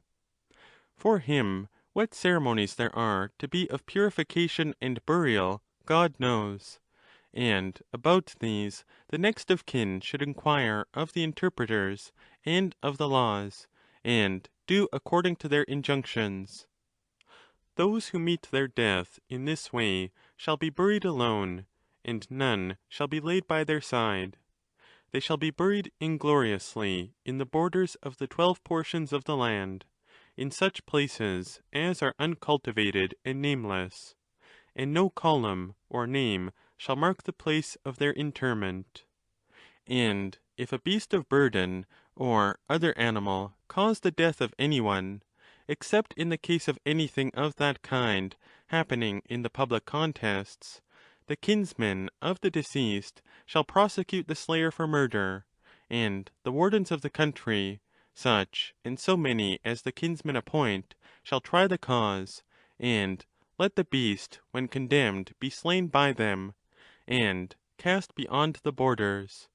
And if any lifeless thing deprive a man of life, except in the case of a thunderbolt or other fatal dart sent from the gods, whether a man is killed by lifeless objects falling upon him, or his falling upon them, the nearest of kin shall appoint the nearest neighbour to be a judge, and thereby acquit himself and the whole family of guilt, and he shall cast forth the guilty thing beyond the border, as has been said about the animals. If a man is found dead, and his murderer be unknown, and after a diligent search cannot be detected, there shall be the same proclamation as in the previous cases, and the same interdict on the murderer, and they shall proceed against him, and announce in the agora that he who has slain such and such a person, and has been convicted of murder, shall not set his foot in the temples, nor at all in the country of the murdered man. And if he appears and is discovered, he shall die, and be cast forth unburied beyond the border. Let us enact this, which shall be one of our laws about murder. Enough of murder. And now let the cases in and for which the murderer may be rightly deemed pure be recited. If a man catch a thief coming into his house by night to steal, and he take him and kill him, or if he slay a footpad in self-defence, he shall be guiltless, and any one who does violence to a free woman or a youth shall be slain with impunity by the injured person, or by his or her father, or brothers or sons. If a man find his wife suffering violence, he may kill the violator, and be guiltless in the eye of the law. Or if a person, in warding off death from his father, who is doing no wrong, or from his mother or children, or brethren or wife, kill another, he shall assuredly be guiltless. Thus much as to the nurture and education of the living soul of man, with which he can live, and without which, if he unfortunately be without them, he cannot live, and also concerning the punishments which are to be inflicted for violent deaths. Let thus much be enacted. Of the nurture and education of the body we have spoken before, and now we have to speak of deeds of violence, voluntary and involuntary, which men do to one another. These we will distinguish according to their nature and number, and determine what will be the suitable penalties of each. This appears to be their proper place in the series of our enactments. The poorest legislator will have no difficulty in determining that wounds and mutilations arising out of wounds should follow next in order after deaths. Let wounds be divided as homicides were divided, into those which are involuntary, and which are given in passion or from fear, and those which are voluntary and premeditated acts. Concerning all this we must make some such proclamation as the following. Mankind must have laws, and conform to them, or their life would be as bad as that of the most savage beast. And the reason of this is, that no man's nature is able to know what is best for the social state of man, or, knowing, always able to do what is best. In the first place, there is a difficulty in apprehending that the true art of politics is concerned, not with private, but with public good. For public good binds together states, but private only distracts them. Nor do men always see that the gain is greater both to the individual and the state, when the state and not the individual is first considered. In the second place, even if a person know, as a matter of science, that this is the truth, but is possessed of absolute and irresponsible power, he will never be able to abide in this principle, or to persist in regarding the public good as primary in the state, and the private good as secondary. Human nature will be always drawing him into avarice and selfishness, avoiding pain and pursuing pleasure without any reason, and will bring these to the front, observing the juster and better, and so, working darkness in his soul, will at last fill with evils both him and the whole city. For if in the order of nature, and by divine destiny, a man were able to apprehend the truth about these things, he would have no need of laws to rule over him. For there is no law or order which is above knowledge, nor can mind, without impiety, be deemed the subject or slave of any man, but rather the lord of all. I speak of mind, true and free, and in harmony with nature. But then there is no such mind anywhere, or at least not much, and therefore we must choose the second best, which is law and order. Yet these look at things as they exist for the most part only, and are unable to survey the whole of them. I have told you my reason for saying this. And now we will determine what penalty he ought to pay or suffer who has hurt or wounded another. Any one may easily imagine the questions which ought to be asked. What did he wound? Or whom? Or how? Or when? For there are innumerable particulars of this sort, which greatly vary from one another. And to allow courts of law to determine all these things, or not to determine any of them, is alike impossible. There is one particular which they must determine in all cases, the question of fact, and then again that the legislator should not permit them to determine what punishment is to be inflicted in any of these cases, but should himself decide about all of them, small or great, is next to impossible. Cryneas. Then what is to be the inference? Athenian stranger. The inference is that some things should be left to courts of law, and the others the legislator must decide for himself. Cryneas. And what ought the legislator to decide? And what ought he to leave to the courts of law to decide? Athenian stranger. I may reply that in a state in which the courts are bad and mute, and decide causes secretly and clandestinely, or, what is worse, when they are disorderly and noisy, as in a theatre, clapping or hooting in turn this or that orator, I say that where this is the case, there arises a very serious evil which affects the whole state. Unfortunate is the necessity of having to legislate for such courts, but where the necessity exists, the legislator should only allow them to ordain the penalties for the smallest offences.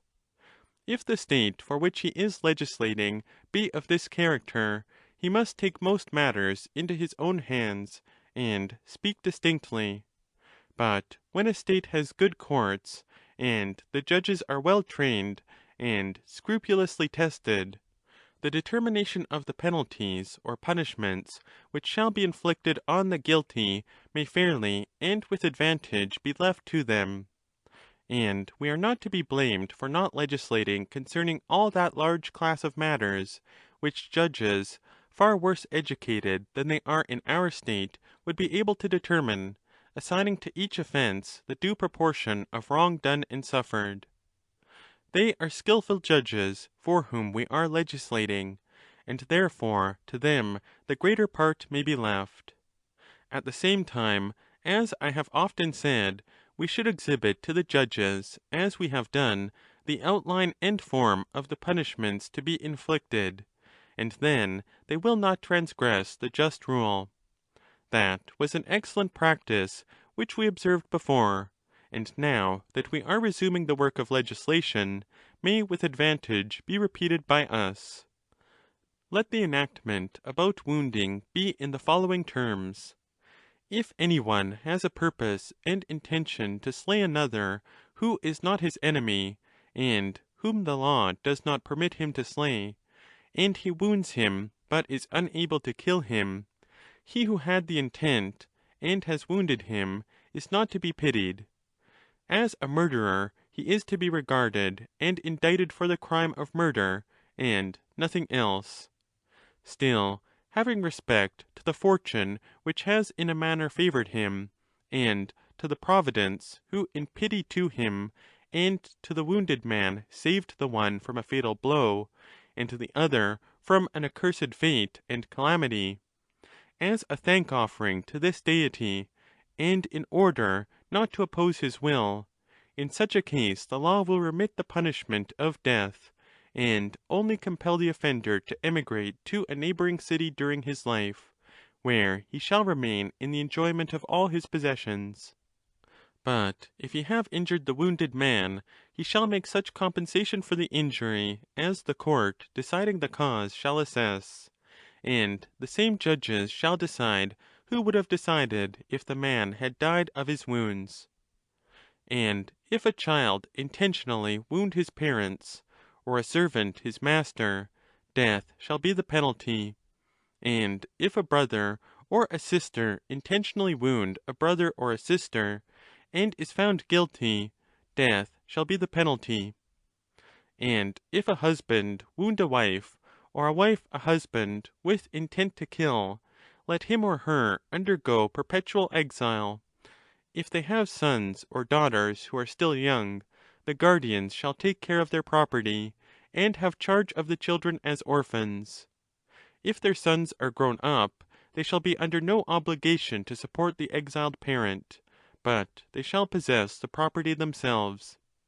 And if he who meets with such a misfortune has no children, his kindred, to the degree of sons of cousins of the exiled man, both on the male and female side, shall meet together, and, after consulting with the guardians and the priests, shall appoint a 5040th citizen to be the heir of the house, considering and reasoning that no house of the 5040 belongs to the inhabitant or to the whole family, in the same sense as it is the public and private property of the state. Now, the state should seek to have its houses as holy and happy as possible. And if any one of the houses be unfortunate and stained with impiety, and the heir leave no posterity, and dies unmarried, or married and childless, having suffered death as the penalty of murder, or some other crime committed against the gods, or against his fellow citizens, of which death is the penalty distinctly laid down in the law, or if any of the citizens be in perpetual exile, and also childless, that house shall first of all be purified, and undergo expiation according to law, and then let the kinsmen of the house, as we were just now saying, and the guardians of the law, meet and consider what family there is in the state which is of the highest repute for virtue, and also for good fortune, in which there are a number of sons, and let them adopt one of them, and introduce him to the father and forefathers of the dead man, and call him their son, for the sake of the omen, that he may be the continuer of their family, the keeper of their hearth, and the minister of their property and sacred rights, with better fortune than his father had. And when they have made this supplication, they shall make him heir according to law, and the offending person they shall leave nameless and childless and portionless, when calamities such as these overtake him. Now, there is not in all things a limit which touches limit. Many things have a common boundary which is betwixt and between them. And we were saying that what is done from passion is of this nature, and is in a mean between the voluntary and involuntary. If a person be convicted of having inflicted wounds in a passion, in the first place he shall pay twice the amount of the injury, if the wound be curable, or if incurable, 4 times the amount of the injury; or if the wound be curable, and at the same time cause great and notable disgrace to the wounded person, he shall pay 4-fold. And in case any one in wounding another injures not only the sufferer, but also the city, and makes him incapable of defending his country against the enemy, he, besides the other penalties, shall pay a penalty for the loss which the state has incurred. And the penalty shall be, that in addition to his own times of service, he shall serve on behalf of the disabled person, and shall take his place in war; or if he refuse, he shall be liable to be convicted by law of deserting his duty. The amount of the injury, whether to be paid 2-fold, or 3-fold, or 4-fold, shall be fixed by the judges who convict him. And if, in like manner, a brother wounds a brother, the parents and kindred of either sex, including the children of cousins, whether on the male or female side, shall meet, and when they have judged the cause, they shall entrust the assessment of damages to the parents, who are the natural persons to determine. And if the estimate be disputed, then the arbitrators on the male side shall make the estimate, or if they cannot, they shall commit the matter to the guardians of the law. And when similar charges of wounding are brought by children against their parents, those who are more than 60 years of age, having children of their own, and not adopted, shall be required to decide. And if any one is convicted, they shall determine whether he ought to die, or suffer some other punishment, either greater than this, or at any rate not much less. None of the kinsmen of the offender shall be allowed to judge the cause, not even if he be of the age permitted by the law. If a slave in a fit of anger wound a free man, the owner of the slave shall give him up to the wounded man, who may do as he pleases with him, and if he do not give him up, he shall make good the injury. And if any one says that the slave and the wounded man are conspiring together, let him argue the point, and if he is cast, he shall pay the injury 3 times over. But if he convict the other 2, the free man who conspired with the slave shall be liable to be made a slave. And if any one unintentionally wounds another, he shall simply pay for the harm, for no legislator is able to control chance. In his case, the judges shall be the same as those who are appointed in the case of children and their parents, and they shall estimate the amount of the injury. All the preceding injuries, and every kind of assault, are deeds of violence, and every man, woman, or child ought to consider that the elder has the precedence of the younger in honour, both among the gods and also among men who would live happily. Wherefore it is a foul thing and hateful to the gods to see an elder man assaulted by a younger in the city. And it is reasonable that a young man, when struck by an elder, should lightly endure his anger, laying up in store for himself a like honour when he is old. Let this be the law. Every one shall reverence his elder in word and deed. He shall respect any one who is 20 years older than himself, whether male or female, regarding him or her as his father or mother, and he shall abstain from laying hands on any one who is of an age to have been his father or his mother, as a tribute to the gods who preside over birth. And in like manner he shall abstain from a stranger, whether he be an old inhabitant or newly arrived. He shall not venture to correct such a one by blows, either as the aggressor or in self-defence. If he thinks that some stranger has struck him out of wantonness or insolence, and ought to be punished, he shall take him to the wardens of the city, but let him not strike him, that he may be kept far away from the possibility of lifting up his hand against a citizen, and let the wardens of the city take the offender and examine him, not forgetting their duty to the God of strangers, and, in case the stranger appear to have struck the citizen unjustly, let them inflict upon him as many blows as he has himself inflicted, and quell his insolence.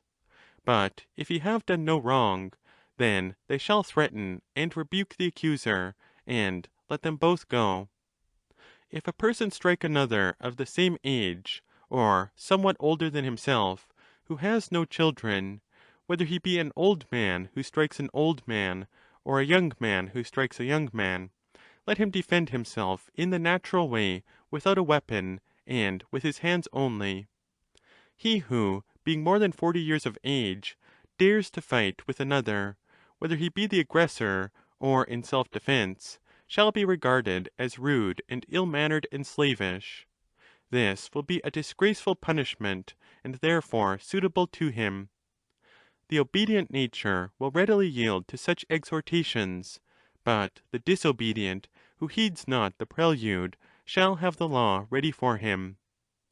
If any man smites another who is older than himself, either by 20 or by more years, in the first place, he who meets him, not being younger than the combatants, or their equal in age, shall separate them, or be disgraced according to law. But if he be the equal in age of the person who is struck, or younger, he shall defend the person injured as he would a brother, or father, or still older relative. Further, let him who dares to smite an elder be tried for assault, as I have said, and if he be found guilty, let him be imprisoned for a period of not less than a year, or for a longer period at the pleasure of the judges. But if a stranger or a metic smite one who is older by 20 years or more, the same law shall hold about the bystanders assisting, and he who is found guilty in such a suit, if he be a stranger and not a sojourner, shall be imprisoned during a period of 2 years. And let him who is a metic and disobeys the laws be imprisoned for 3 years, unless the court assign him a longer time of punishment. And let him who was present in any of these cases, and did not assist according to law, be punished. If he be of the highest class, by paying a fine of a mina, or if he be of the second class, of 50 drachmas, or if of the third class, by a fine of 30 drachmas, or if he be of the fourth class, by a fine of 20 drachmas, and the generals, and taxiarchs, and phylarchs, and hipparchs shall form the court in such cases. Laws are partly framed for the sake of good men, in order to instruct them how they may live on friendly terms with one another, and partly for the sake of those who refuse to be instructed, whose spirit cannot be subdued, or softened, or hindered from going to all evil. These are the persons who cause the word to be spoken which I am about to utter. For them the legislator legislates of necessity, and in the hope that there may be no need of his laws. He who shall dare to lay violent hands upon his father or mother, or any still older relative, having no fear either of the wrath of the gods above, or of the punishments that are spoken of in the world below, but transgresses in contempt of ancient and universal tradition, as though he knew what he does not know, requires some extreme measure of prevention. Now, death is not the worst that can happen to men. Far worse are the punishments which are said to pursue them in the world below. But although they are most true tales, they work on such souls no prevention. For if they had any effect, there would be no slayers of mothers, or impious hands lifted up against parents; and therefore the punishments of this world, which are inflicted during life, ought not in such cases to fall short, if possible, of the terrors of the world below. Let our enactment, then, be as follows. If a man dare to strike his father or his mother, or their fathers or mothers, he being at the time of sound mind, in the first place, any chance person, as has been already said, shall be required to come to the rescue, and the metic or stranger who comes to the rescue shall be called to the first place in the games, and if he do not come to the rescue, he shall suffer the punishment of perpetual exile. He who is not a metic, if he comes to the rescue, shall have praise, and if he do not come, blame. And if a slave come to the rescue, let him be made free. But if he do not come to the rescue, let him receive 100 strokes of the whip, by order of the wardens of the agora, if the occurrence takes place in the agora; or if in any place in the city, the wardens of the city who are present shall punish him; or if in the country, then the chief officers of the wardens of the country. And if the person present be a native of the land, whether he be a youth, or man, or woman, let him come to the rescue, and call upon the impious offender by name; and he who does not come to the rescue shall fall under the curse of Zeus, the god of kindred and of ancestry, according to law. And if any one is found guilty of assaulting a parent, let him in the first place be for ever banished from the city into the country, and let him abstain from all sacred rites; and if he do not abstain, the wardens of the country shall punish him with blows, or in any way which they please; and if he return, he shall be put to death. And if any freeman eat or drink, or have any other sort of intercourse with him, or only meeting him has voluntarily touched him, he shall not enter into any temple, nor into the agora, nor into the city, until he be purified; for he should consider that he has become a partaker of a fatal crime. And if he disobey the law, and pollute the city and the temples contrary to law, the magistrate who sees him and does not indict him, when he gives an account of his magistracy, shall be liable to the heaviest charges in this particular. If a slave strike a freeman, whether a stranger or a citizen, let any one who is present come to the rescue, or pay the penalty already mentioned, and let those who are standing by in company with the wounded man bind him, and deliver him up to the injured person, and he, receiving him, shall bind him in chains, and inflict on him as many stripes as he pleases; but having punished him, he must surrender him to his master according to law, and not deprive him of his property. Let the law be as follows: the slave who strikes a freeman, not at the command of the magistrates, his owner shall receive bound from the man whom he has stricken, and not release him until the slave has persuaded the man whom he has stricken that he ought to be released and live. And let there be the same laws about women in relation to women, and about men and women in relation to one another. End of Book 9. Part I of Book 10. And now, having spoken of assaults, let us sum up all acts of violence under a single law, which shall be as follows. No one shall take or carry away any of his neighbour's goods. Neither shall he use anything which is his neighbour's without the consent of the owner, for these are the offences which are, and have been, and will ever be, the source of all the aforesaid evils.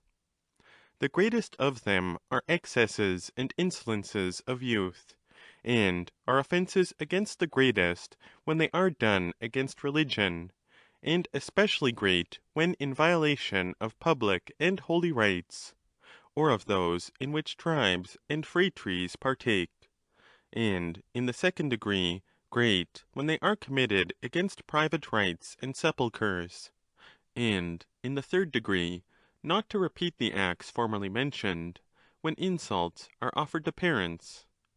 The fourth kind of violence is when any one, regardless of the authority of the rulers, takes or carries away, or makes use of anything which belongs to them, not having their consent. And the fifth kind is when the violation of the civil rights of individual citizens invites retaliation. There should be a common law embracing all these cases, for we have already said in general terms what shall be the punishment of sacrilege, whether fraudulent or violent, and now we have to determine what is to be the punishment of those who speak or act insolently toward the gods. But first we must give them an admonition which may be in the following terms. No one ever intentionally did any unholy act, or uttered any unlawful word, retaining a belief in the existence of the gods, but he must have supposed one of three things: either that they did not exist, that is the first possibility; or secondly, that if they did, they took no care of man; or thirdly, that they were easily appeased by sacrifices, or turned from their course by prayers. Cryneas. What shall we say or do to these persons? Athenian stranger. My good friends, let us first hear the jests which I suspect that they in their superiority will utter against us. Cryneas. What jests? Athenian stranger. They will make some provoking speech of this sort. O inhabitants of Athens, and Sparta, and Knossos, they will reply, in that you speak truly, for some of us deny the very existence of the gods, while others, as you say, are of opinion that they do not care about us, and others that they are turned from their course by gifts. Now we have a right to claim, as you yourself allowed, in the matter of the laws, that before you are hard upon us and threaten us, you should argue with us and convince us. You should first attempt to teach and convince us that there are gods. Let that be shown to us by reasonable evidences, and also that they are too good to be unrighteous, or to be propitiated, or turned from their course by gifts. For when we hear these and like things said of them by those who are esteemed to be the best of poets and orators, and prophets and priests, and innumerable others, the thoughts of most of us are not set upon abstaining from unrighteous acts, but upon doing them and making atonement for them. When lawgivers profess that they are gentle and not stern, we think that they should first of all use persuasion to us, and show us the existence of gods, if not in a better manner than other men, at any rate in a truer, and who knows but that we shall hearken to them? If then our request is a fair one, please to accept our challenge. Cryneas. But is there any difficulty in proving the existence of the gods? Athenian stranger. How would you prove their existence? Cryneas. How? In the first place, the earth, and the sun, and the stars, and the universe, and the fair order of the seasons, and the division of them into years and months, furnish proofs of their existence. And also there is the fact that all Hellenes and barbarians believe in them. Athenian stranger. I am afraid, my sweet friend, though I will not say I am ashamed, of the contempt with which the profane will be likely to assail us. For you do not understand the nature of their complaint, and fancy that their minds rush into impiety only from a love of sensual pleasure. Cryneas. Why, stranger, what other reason is there? Athenian stranger. One which you who live in another part of the world would never guess. Cryneas. What is that? Athenian stranger. A very grievous sort of ignorance, which is imagined to be the greatest wisdom. Cryneas. What do you mean? Athenian stranger. At Athens there are tales preserved in writing, which the virtue of your state, as I am informed, refuses to admit. They speak of the gods in prose as well as verse, and the oldest of them tell of the origin of the heavens and the world. And as they proceed not far from the beginning, they narrate the birth of the gods, and how, after they were born, they behaved to one another. Whether these stories have a good or a bad influence, I should not like to be severe upon them, because they are ancient. But I must say that looking at them with reference to the duties of children to their parents, I cannot praise them, or think that they are useful, or at all true. Of the words of the ancients I have nothing more to say, and I should wish to say of them only what is pleasing to the god. But as to our younger generation and their wisdom, I cannot let them off when they do mischief. For do but mark the effect of their words, when you and I argue that there are gods, and produce the sun, moon, and stars as gods or divine beings. If we would listen to the aforesaid philosophers, we should say that they are earth and stones only, which can have no care at all of human affairs, and that all this is a cooking up of words, and a make-believe. Cryneas. One such teacher, O stranger, would be bad enough. And you imply that there are many of them, which is worse. Athenian stranger. Well then, what shall we say or do? Shall we assume that some one is accusing us among unholy men, and that they, and not we, are the real defendants in the matter of legislation? They will say of us, how dreadful that we should legislate on the supposition that there are gods! And shall we make a defence?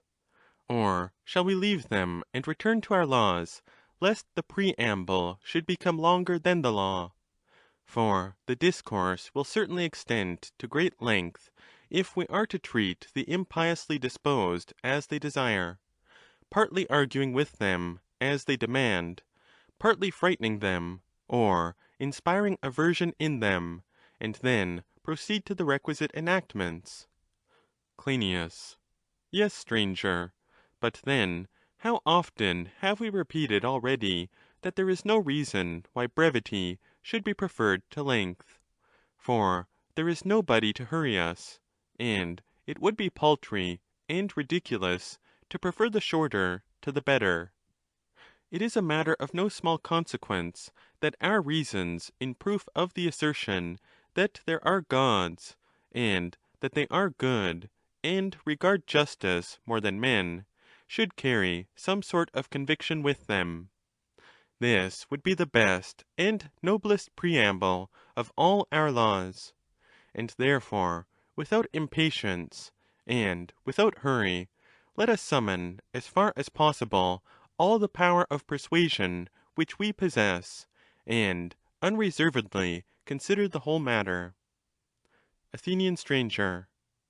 When I see you thus earnest, I feel impelled to offer up a prayer, and can no longer refrain. Tell me, I say, who can preserve calmness, having to speak of the existence of the gods?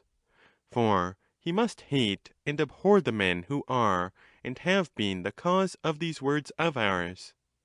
I speak of those who will not believe the words which they have heard as babes and sucklings from their mothers and nurses, who used them as charms, both in jest and earnest; whom also they have heard and seen offering up sacrifices and prayers, sights and sounds delightful to children, of their parents sacrificing in the most earnest manner on behalf of them and of themselves, and with eager interest talking to the gods, and beseeching them as though they were firmly convinced of their existence. Moreover, they see and hear the genuflections and prostrations which are made by Hellenes and barbarians to the rising and setting sun and moon, in all the various turns of good and evil fortune, not as if they thought that there were no gods, but as if there could be no doubt of their existence, and no suspicion of their non-existence. When men, knowing all these things, despise them on no real grounds, as would be admitted by all who have any particle of intelligence, and when they force us to say what we are now saying, how can any one in gentle terms remonstrate with the like of them, when he has to begin by proving to them the very existence of the gods? Yet the attempt must be made, for it would be unseemly that one half of mankind should go mad with lust, and the other half in righteous indignation at them. Our address to these lost and perverted natures should not be spoken in passion. Let us suppose ourselves to select some one of them, and gently reason with him, smothering our anger. O my son, we say to him, you are young, and the advance of time will make you reverse many of the opinions which you now hold. Wait, therefore, until the time comes, and do not attempt to judge of high matters at present. And that is the highest of which you think nothing, to know the gods rightly, and to live accordingly.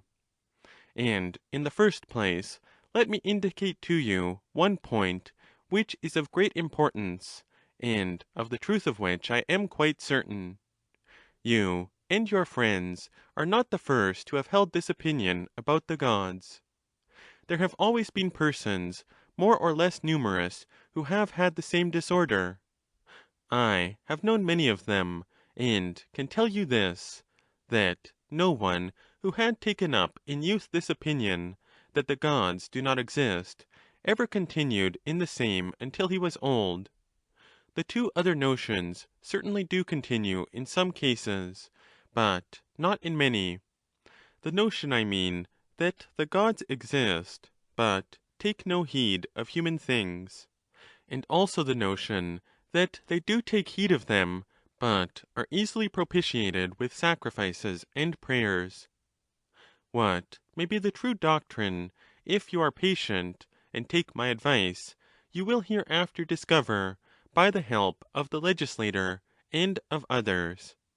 In the meantime, take heed lest you offend about the gods, for the duty of the legislator, now and always, will be to teach you the truth of these matters. Cryneas. Your address, stranger, thus far is excellent. Athenian stranger. Most true, Megilus and Cryneas, but I am afraid that we have unconsciously lighted on a strange doctrine. Cryneas. What doctrine do you mean? Athenian stranger. The wisest of all doctrines, in the opinion of many. Cryneas. I wish that you would speak plainer. Athenian stranger. The doctrine that all things which are, or have been, or will be, exist, some by nature, some by art, and some by chance. Cryneas. Is not that true? Athenian stranger. Well, philosophers are probably right. At any rate, we may as well follow in their track, and examine what is the meaning of them and their disciples. Cryneas.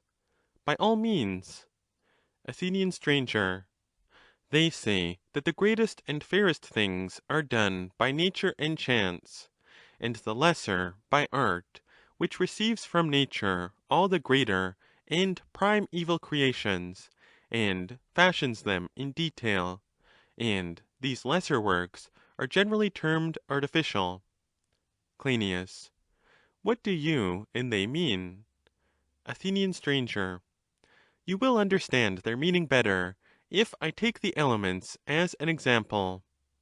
They mean to say that fire and water and earth and air all exist by nature and chance, and not by art, and that as to the bodies which come next in order, earth and sun and moon and stars, they are created by the help of these absolutely inanimate existences, and that they are severally moved by chance and some inherent influence according to certain affinities of hot with cold, or of dry with moist, or of soft with hard, and other chance admixtures of opposites which have united of necessity, and that on this manner the whole heaven has been created, and all that is in the heaven, including animals and all plants, and that all the seasons come from these elements, not by the action of mind, as they say, or of any god, or from art, but, as I was saying, by nature and chance only, and that art sprang up after these and out of them, mortal and of mortal birth, and produced in play certain images and very partial imitations of the truth, having an affinity to one another, such as music and painting create, and their companion arts. And there are other arts which have a serious purpose, and these cooperate with nature, such, for example, as medicine and husbandry and gymnastic, and they say that politics cooperate with nature, but in a less degree, and have more of art; also that legislation is entirely a work of art, and is based on assumptions which are not true. Clynias. How do you mean? Athenian stranger.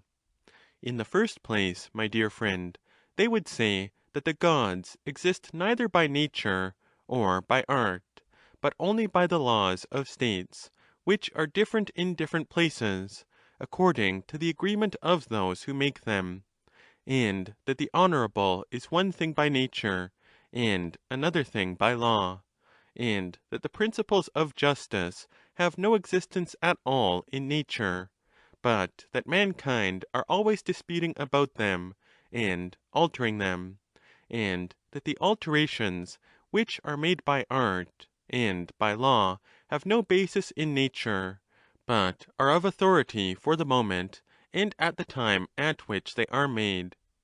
These, my friends, are the sayings of wise men, poets, and prose writers, which find a way into the minds of young men. They are told by them that the highest right is might, and in this way the young fall into impieties, under the idea that the gods are not such as the law bids them imagine them, and hence arise contentions; the philosophers inviting them to lead a true life according to nature, which is to live in real dominion over others, and not in legal subjection to them. Clynias. What a dreadful picture, stranger, have you given of young men, and how great is the injury which they inflict on states and families! Athenian stranger. True, Clynias; but then what should the lawgiver do when this evil is of long standing? Should he only rise up in the state and threaten all mankind, declaring that if they will not say and think that the gods are such as the law ordains, and this may be extended generally to the honourable, the just, and all other important principles which have to do with virtue and vice, he will insist on their actions conforming to the copy which the law gives them, and that he who will not submit to the established religion shall die, or suffer stripes and bonds, or privation of citizenship, or, in some cases, be punished by loss of property and exile? Should he not, rather, when he is making laws for men, at the same time infuse the spirit of persuasion into his words, in order to mitigate the severity of them as far as he can? Cryneas.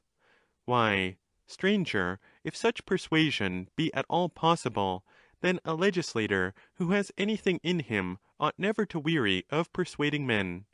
He ought to leave nothing unsaid in support of the ancient opinion that there are gods, and of all those other truths which you were just now mentioning. He ought to support the law, and also art, and acknowledge that both alike exist by nature, or by that which is not inferior to nature, if they are the creations of mind in accordance with right reason, as you appear to me to maintain. And I am disposed to agree with you in thinking. Athenian stranger. Yes, my enthusiastic Clynias. But are not these things, when spoken to a multitude, hard to be understood, not to mention that they take up a dismal length of time? Clynias. Why, stranger, shall we, whose patience failed not when drinking or music were the themes of discourse, weary now of discoursing about the gods, and about divine things? And the greatest help to rational legislation is that laws, when once written down, are always at rest. They can be put to the test at any future time, and therefore, if on first hearing they seem difficult, there is no reason for apprehension about them, because any man, however dull, can understand them if he go over them often. Nor, if they are tedious but useful, is there any reason or religion in any man refusing to maintain this argument of ours to the utmost of his power. Megilus. I am of opinion, stranger, that Clynias is right in saying that. Athenian stranger. Yes, Megilus, and we should do as he proposes. For if impious discourses were not scattered, as I may say, throughout the world, there would have been no need of the argument in support of the existence of the gods. But seeing that they are spread far and wide, such arguments are needed. And who should come to the rescue of the greatest laws, when they are being undermined by bad men, but the legislator himself? Megilus. There is no more proper champion of them. Athenian stranger. Well then, tell me, Clynias, for I must ask you to be my partner, does not he who talks in this way conceive fire, and water, and earth, and air to be the first elements of all things? These he calls nature, and out of these he supposes the soul to be formed afterwards. And this is not a vague suspicion of his, but he really means and confidently asserts that this is the case. Clynias. Very true. Athenian stranger. Then, by heaven, we have discovered the source of this vain opinion of all those physical investigators, and I would have you examine them with the utmost care, for their impiety is a very serious matter. They not only make a bad and mistaken use of their dialectic, but they lead away the minds of others. That is my opinion of them. Clynias. Very true, but I should like to know in what way this happens. Athenian stranger. I am afraid that the argument might seem singular. Clynias. Do not hesitate, stranger. I see that you are afraid of such a discussion carrying you out of the limits of legislation. But if there be no other way of showing our agreement in the belief of the gods, whom the law is now said to approve, let us take this way, my good sir. Athenian stranger. Then I suppose that I must repeat the singular argument of those who manufacture the soul according to their own impious notions. They affirm that which is the first cause of the generation and destruction of all things to be not first, but last, and that which was last to be first, and hence they have fallen into error about the true nature of the gods. Cryneas. Still, I do not understand you. Athenian stranger. Nearly all of them, my friends, seem to be ignorant of the nature and power of the soul, especially in what relates to her origin. They do not know that she is among the first of bodies, and before them all, and is the chief author of their changes and transpositions. And if this is true, and if the soul is older than the body, must not the things which are of the soul's kindred be of necessity before those which appertain to the body? Cryneas. Certainly. Athenian stranger. Then thought and care, and mind and art, and law will be prior to that which is hard and soft, and heavy and light, and the great and primitive works and actions will be works of art. They will be the first, and after them will come nature and works of nature, which, however, is a wrong term to apply to them. These will follow, and be under the government of art and mind. Cryneas. But why is the word nature wrong? Athenian stranger. Because those who use the term mean to say that nature is the first creative power. But if the soul turn out to be the primeval element, and not fire or air, then in the truest sense, and beyond other things, the soul may be said to have a natural or creative power. And this would be true if you proved that the soul is older than the body, but not otherwise. Cryneas. You are quite right. Athenian stranger. Shall we then, in the next place, proceed to consider this point? Cryneas. By all means. Athenian stranger. I fear that we may be quite deceived, and that the greenness with which we let the argument escape us may ludicrously contrast with the ripeness of our ages. Who knows but we may be aiming at the greater, and fail of attaining the lesser? Suppose that we three have to pass a rapid river, and I, being the youngest of the three, and experienced in rivers, have the duty thrown upon me of making the attempt first by myself, leaving you in safety on the bank. I am to examine whether the river is passable by older men like yourselves, and if such appears to be the case, then I will invite you to follow, and help you across by my knowledge. But if the river is impassable by you, then I shall have had all the danger myself. Does not that seem to be a very fair proposal? I mean to say that the argument in prospect is likely to be too violent, and indeed almost impassable to men of your dialectical powers, and I should be afraid that the stream of questions addressed to you might create in you, who are unaccustomed to be questioned, giddiness and confusion of mind, and hence a feeling of unpleasantness and unsuitableness might arise. I think, therefore, that I had better first ask and answer the questions myself, while you listen in safety. In that way I can carry on the argument until I have completed the proof that the soul is prior to the body. Cryneas. Excellent stranger, and I hope that you will do as you propose. Athenian stranger. Come then, and if we are to call upon the gods, let us call upon them now, in all seriousness, to come to the demonstration of their own existence, and so, holding fast to the rope, we will venture upon the depths of the argument. When questions of this sort are asked of me, my safest answer would appear to be as follows. Some one says to me, quote, "O stranger, are all things in rest and nothing in motion? Or is the exact opposite of this true? Or are some things in motion and others at rest?" Close quote. To this I shall reply that some are in motion and others at rest. Quote, and Do not things which move in place, and are not the things which are at rest in place? Close quote. Certainly.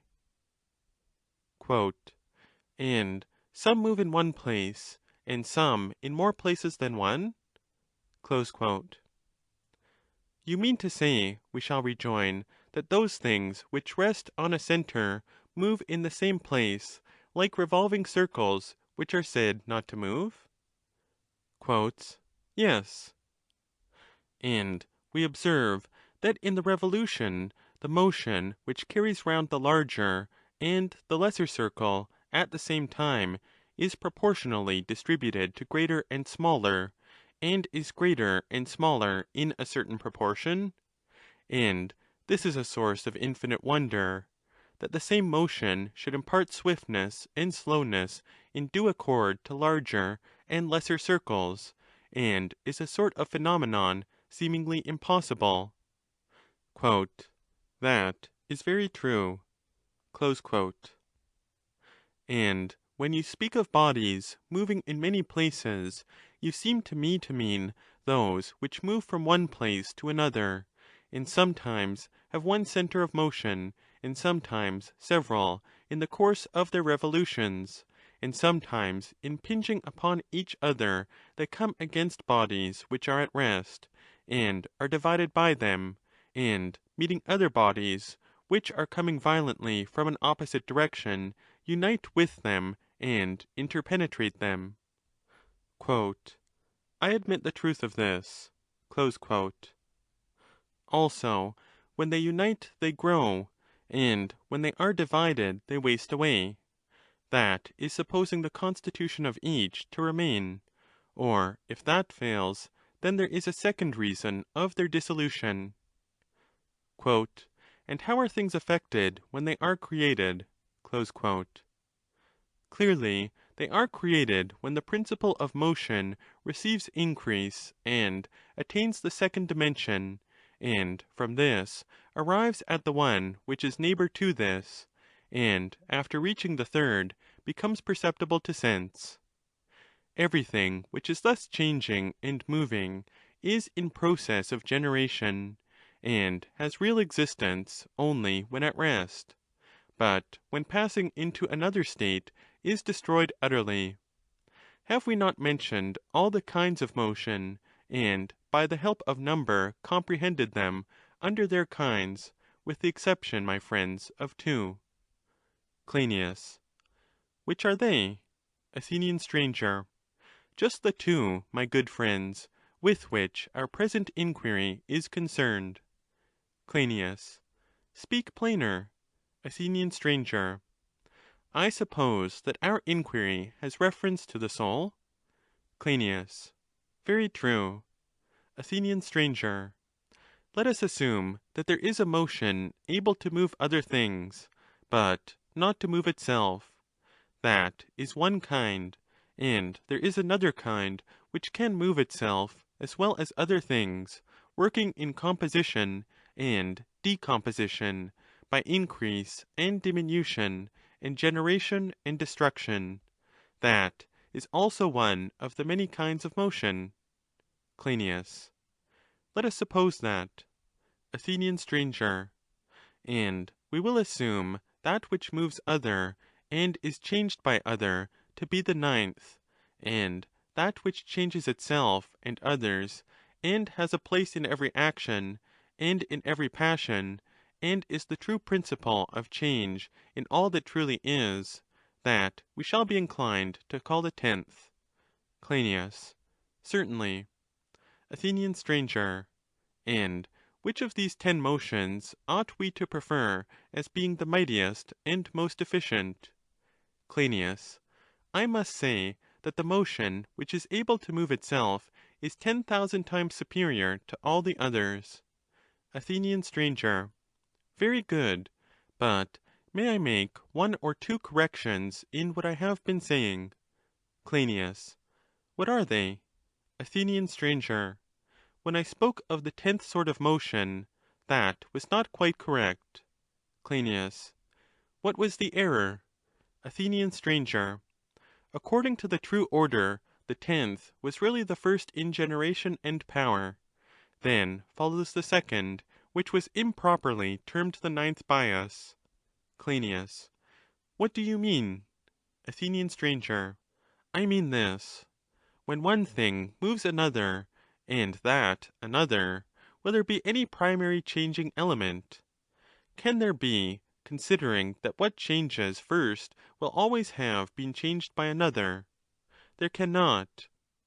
And when the self-moved changes other, and that again other, and thus thousands upon tens of thousands of bodies are set in motion, must not the beginning of all this motion be the change of the self-moving principle? Cryneas. Very true, and I quite agree. Athenian stranger. Or, to put the question in another way, if, as most of these philosophers have the audacity to affirm, all things were at rest in one mass, which of the above-mentioned principles of motion would first spring up among them? Cryneas. Clearly the self-moving, for there could be no change in them arising out of any external cause, if there had been no previous change in themselves. Athenian stranger.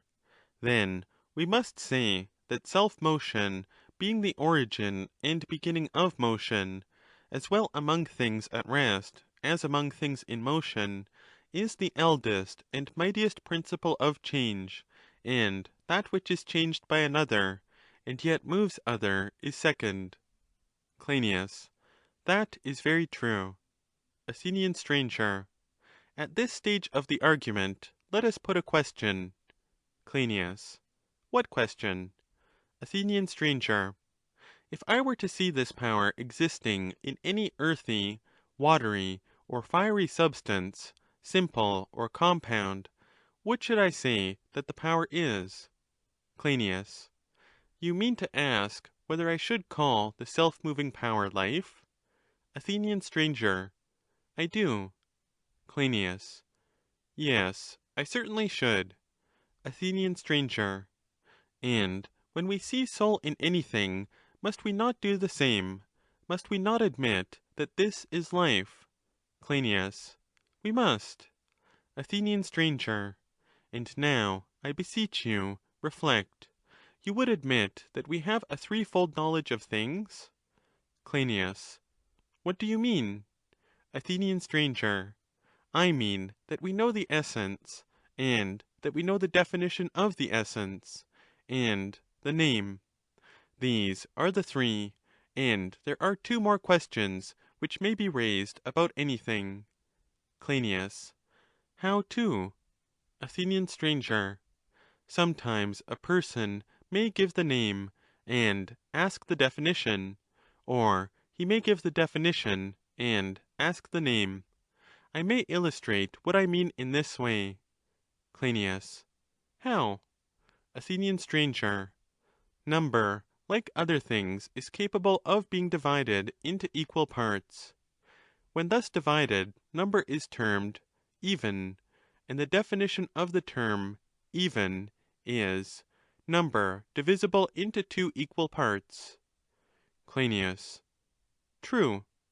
Athenian stranger. I mean to say that when we are asked about the definition and give the name, or when we are asked about the name and give the definition, in either case we are dividing number in two equal parts, and the name and definition of even have the same import. Cryneas. Quite true. Athenian stranger. And what is the definition of that which is named soul? Can we conceive of any other than that which has been already given, the motion which is self-moved? Cryneas. You mean to say that the essence which is defined as the self-moved is identical with that which we call soul? Athenian stranger.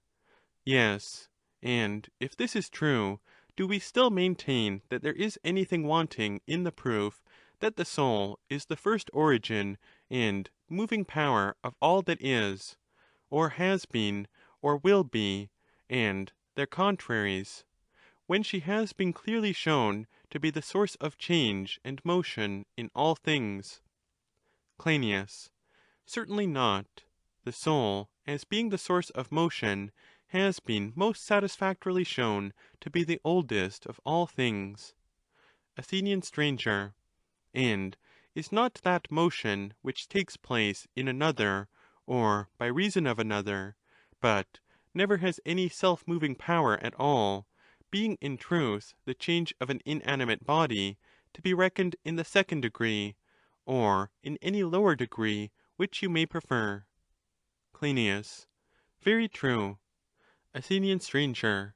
Then we are right, and speak the most perfect and absolute truth, when we say that the soul is prior to the body, and that the body is second and comes afterwards, and is born to obey the soul, which is the ruler.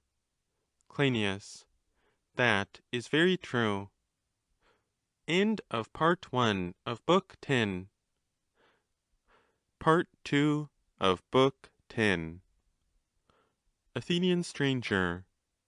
Do you remember our old admission that if the soul was prior to the body, the things of the soul were also prior to those of the body? Cryneas. Certainly. Athenian stranger.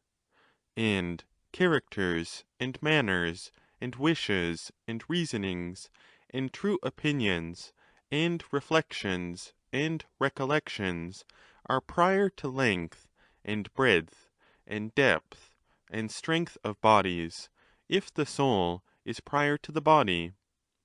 Cryneas. Of course. Athenian stranger. In the next place, must we not of necessity admit that the soul is the cause of good and evil, base and honourable, just and unjust, and of all other opposites, if we suppose her to be the cause of all things? Cryneas. Certainly. Athenian stranger. And as the soul orders and inhabits all things moving every way, must we not say that she orders also the heavens? Cryneas. Of course. Athenian stranger. One soul or more? More than one. I will answer for you. At any rate, we must not suppose that there are less than two, one the author of good, and the other of evil. Cryneas. Very true. Athenian stranger. Yes, very true. The soul then directs all things in heaven and earth and sea by her movements, and these are described by the terms will, consideration, attention, deliberation, opinion true and false, joy and sorrow, confidence, fear, hatred, contentment, and other primary motions akin to these, which again receive the secondary motions of corporate substances, and guide all things to growth and decay, to composition and decomposition, and to the qualities which accompany them, such as heat and cold, heaviness and lightness, hardness and softness, blackness and whiteness, bitterness and sweetness, and all those other qualities which the soul uses, herself a goddess, when truly receiving the divine mind and disciplining all things rightly to their happiness, but when the companion of folly, doing the very contrary of all this. Shall we assume this, or do we still entertain doubts? Cryneas. There is no room at all for doubt. Athenian stranger. Shall we say then that soul is the nature which controls heaven and earth, and the whole circumference, the principle of wisdom and virtue, or that which has neither wisdom nor virtue? Suppose that we make answer as follows. Cryneas. How would you answer? Athenian stranger. If, my friend, we say that the whole path of heaven, and the movement of all that is therein is by nature akin to the movement and revolution and calculation of mind, and proceeds by kindred laws, then, as is plain, we must say that the best soul takes care of the world and guides it along the good path. Cryneas. True. Athenian stranger. But when the world moves wildly and irregularly, then the evil soul guides it. Cryneas. That again is true. Athenian stranger. Of what nature is the movement of mind? That is indeed a hard question, my friends, to determine wisely, and therefore I ought to assist you in framing the answer. Cryneas. Very good. Athenian stranger. Then let us not answer as if we would look right at the sun, making ourselves darkness from excess of light. I mean as if we were under the impression that we could see with mortal eyes, or know adequately the nature of mind. It will be safer to look at the image only. Cryneas. What do you mean? Athenian stranger. Let us select of the 10 motions the one which mind chiefly resembles. This I will bring to your recollection, and will then request you to assist me in giving the answer. Cryneas. That will be excellent. Athenian stranger. You will surely remember our saying that all things were either at rest or in motion. Cryneas. Yes. Athenian stranger. And that of things in motion, some were moving in one place, and others in more than one. Cryneas. That is true. Athenian stranger. Of these 2 kinds of motion, that which moves in one place must move about a centre after the manner of a top, and is most entirely akin and similar to the circular movement of mind. Cryneas. What do you mean? Athenian stranger. In saying that both mind and the motion which is in one place move in the same and like manner, in and about the same, and in relation to the same, and according to one law and order, and are like the motion of a top, we invented a fair image, which did no discredit to our ingenuity. Cryneas. That is very true. Athenian stranger. And the motion of the other sort, which is not after the same manner, nor in the same, nor about the same, nor in relation to the same, nor in one place, nor in order, nor according to any rule or proportion, may be said to be akin to senselessness and folly. Cryneas. That is most true. Athenian stranger. Then, after what has been said, there is no difficulty in distinctly stating that since soul carries all things round, either the best soul or the contrary must of necessity carry round, and order and arrange the revolution of the heaven. Cryneas. And judging from what has been said, stranger, there would be impiety in asserting that any but the most perfect soul or souls carries round the heavens. Athenian stranger. You have understood my meaning right well, Cryneas, and now let me ask you another question. Cryneas.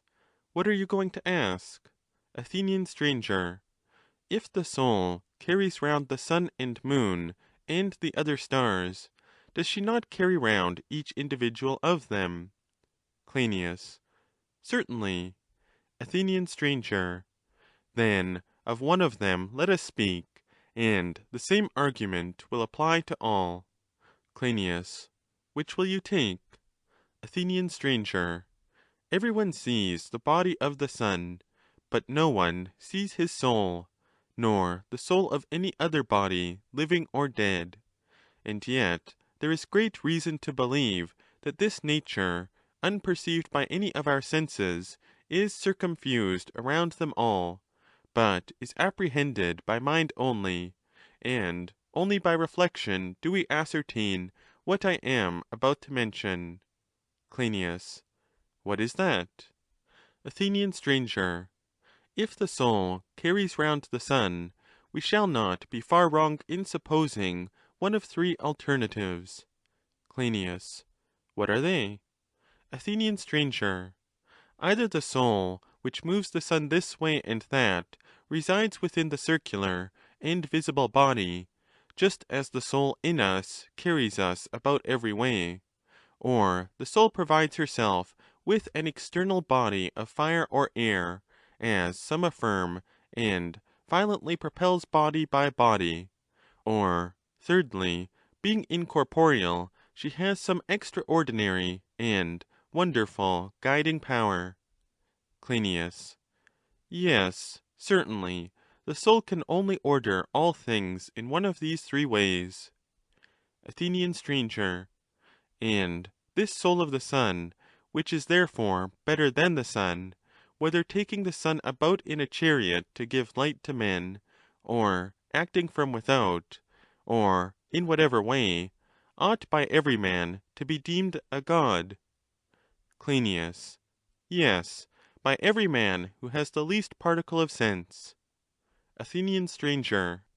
And of the stars too, and of the moon, and the years, and months, and seasons, must we not say in like manner, that since a soul or souls are the causes of all of them having every sort of excellence, those souls are divine, whether they are living beings and reside in bodies, and in this way order the whole heaven, or whatever be the place and mode of their existence? And will any one who admits all this venture to deny that all things are full of gods? Cryneas. No one, stranger, would be such a madman as to do that. Athenian stranger. And now, Megilus and Cryneas, let us offer an alternative to him who has hitherto denied the existence of the gods, and leave him. Cryneas. What alternative? Athenian stranger. Either he shall teach us that we were wrong in saying that the soul is the original of all things, and what followed upon this, or if he be not able to say anything better, then he must yield to us and live for the remainder of his life in the belief that there are gods. Let us see then whether we have said enough, or not enough, to those who deny that there are gods. Cryneas. Certainly, quite enough, stranger. Athenian stranger. Then we will say no more to them. And now we are to address him who, believing that there are gods, believes also that they take no heed of human affairs. O thou best of men! This is what we will say to him.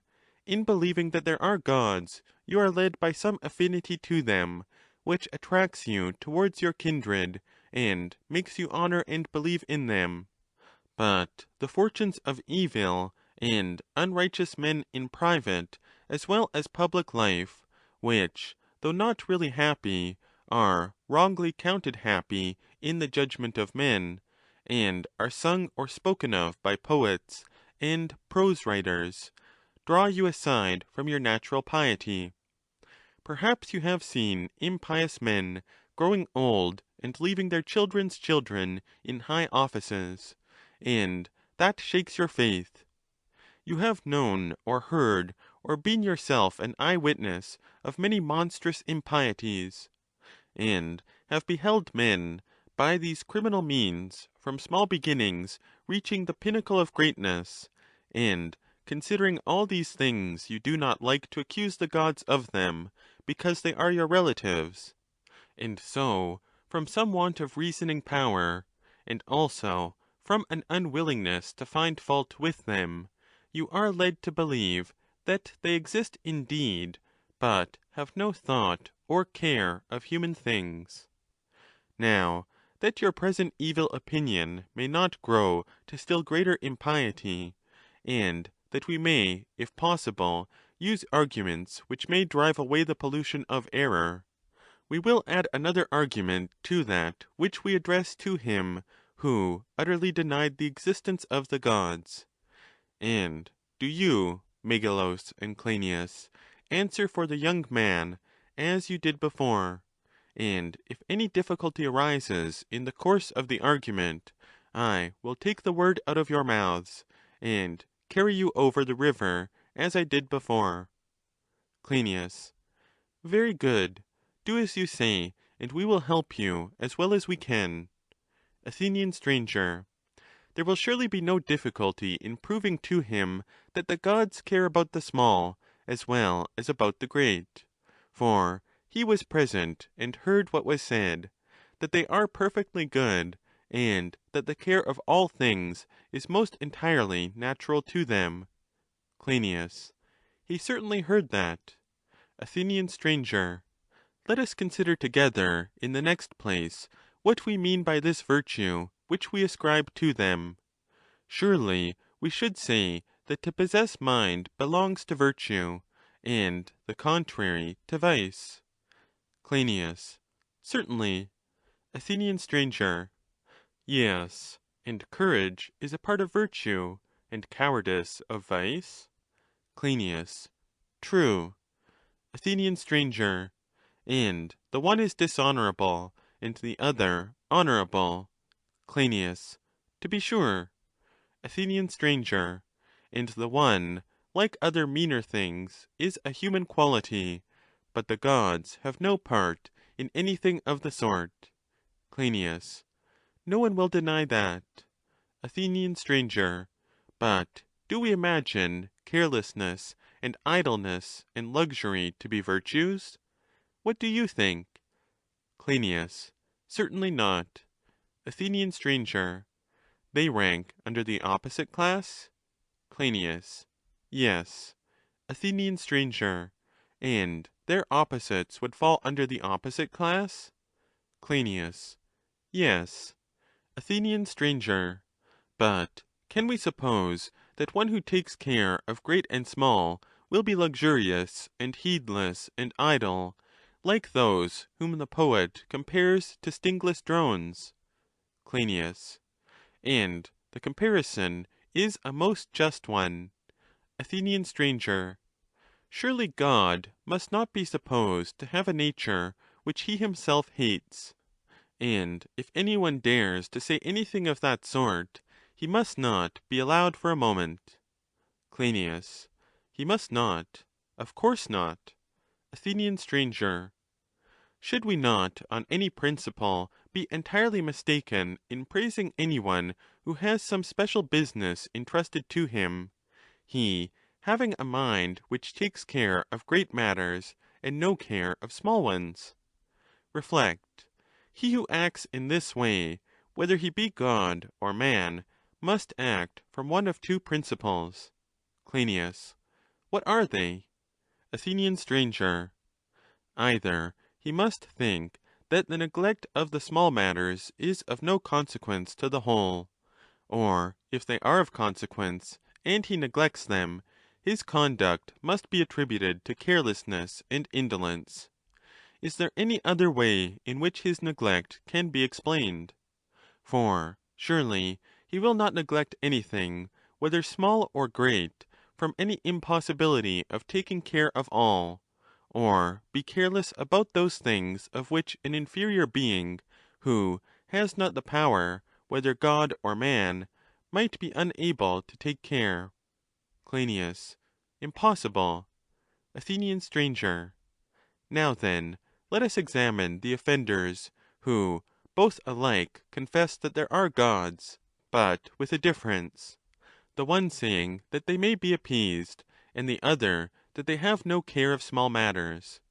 There are 3 of us, and 2 of them, and we will say to them, in the first place, you both acknowledge that the gods hear, and see, and know all things, and that nothing can escape them, which is matter of sense and knowledge. Do you admit this? Cryneas. Yes. Athenian stranger. And do you admit also that they have all power which mortals and immortals can have. Cryneas. They will, of course, admit this also. Athenian stranger. And surely we three, and they too, 5 in all, have acknowledged that they are good and perfect. Cryneas. Assuredly. Athenian stranger. But if they are such as we conceive them to be, can we possibly suppose that they ever act in the spirit of carelessness and indolence? For in us inactivity is the child of cowardice, and carelessness of inactivity and indolence. Cryneas. Most true. Athenian stranger. Then not from inactivity and carelessness is any god ever negligent, for he has no cowardice in him. Cryneas. That is very true. Athenian stranger. Then the alternative which remains is, that if the gods neglect the lighter and lesser concerns of the universe, they neglect them because they know that they ought not to care about such matters. What other alternative is there but that they have no knowledge? Cryneas. There is none. Athenian stranger. And, O most excellent and best of men, do I understand you to mean that they are ignorant, and do not know that they ought to take care, or that they know, and yet, like the meanest sort of men, knowing the better, choose the worse, because they are overcome by pleasures and pains? Cryneas. Impossible. Athenian stranger. Do not all human things partake of the nature of soul? And is not man the most religious of all animals? Cryneas. That is certainly true. Athenian stranger. Surely we say that all mortal creatures are the property of the gods, to whom also the whole of heaven belongs. Cryneas. Certainly. Athenian stranger. And now, whether a person says that these things to the gods are great or small, in either case the gods, who own us, and who are the most careful, and the best of owners, are not likely to neglect us. There is also a further consideration. Cryneas. What is that? Athenian stranger. Sensation and power are in an inverse ratio to each other in respect to their ease and difficulty. Cryneas. What do you mean? Athenian stranger. I mean that there is greater difficulty in seeing and hearing the small than the great, but more facility in moving them and controlling them and taking care of them than of their opposites. Cryneas. Far more. Athenian stranger. Suppose the case of a physician who is willing and able to cure some living thing as a whole. How will the whole fare at his hands, if he takes care only of the greater and neglects the lesser? Cryneas. Certainly not well. Athenian stranger. No better would be the result with pilots or generals or householders or statesmen or any other class, if they neglected the small and regarded only the great. As the builders say, the larger stones do not lie well without the lesser. Cryneas. Of course not. Athenian stranger. Let us not then deem God inferior to human workmen, who, in proportion to their skill, finish and perfect their works, small as well as great, by one and the same art; or that God, the wisest of beings, who is willing and able to extend his care to all things, like a lazy good-for-nothing, wants a holiday, and takes no thought of smaller and easier matters, but of the greater only. Cryneas. Never, stranger, let us admit such a supposition about the gods, which is both impious and false. Athenian stranger. I think that we have now said enough to him who charges the gods with neglect. Cryneas. Yes. Athenian stranger. He has been forced to acknowledge that he is in error, but he still seems to me to need some consolation. Cryneas. What consolation will you offer him? Athenian stranger.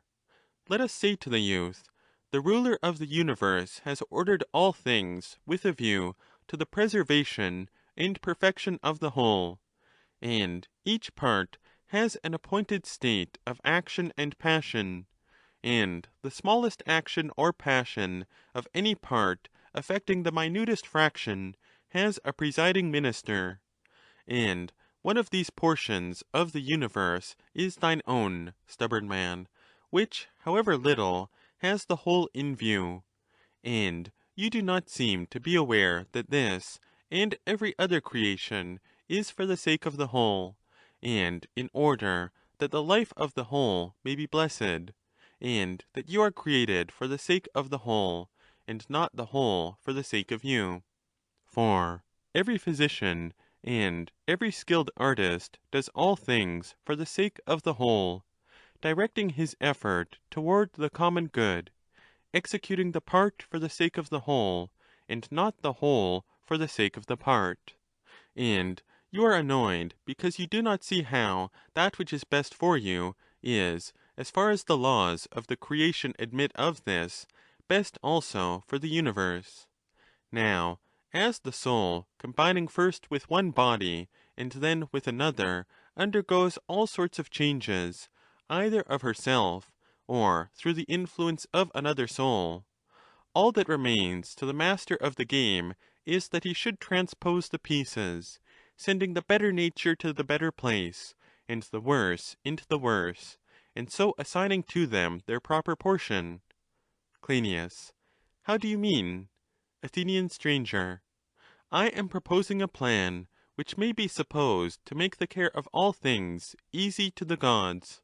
For if any one did not form or fashion all things with a view to the whole, if, for example, he formed a living element of water out of fire, instead of forming many things out of one, or one out of many, not at random, but in regular order of the first or second or third degree, the transmutation would have been infinite.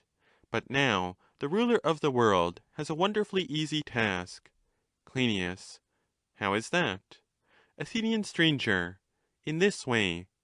When the king saw that our actions had life, and that there was much virtue in them, and much vice, and that the soul and body, although not eternal, were indestructible, like the gods of popular opinion, for if either of them had been destroyed, there would have been no generation of animals, and when he observed that the good of the soul was by nature designed to profit men, and the evil to harm them, he, seeing all this, contrived so to place them in each of the parts, that their position might in the easiest and best manner procure the victory of good and the defeat of evil in the whole.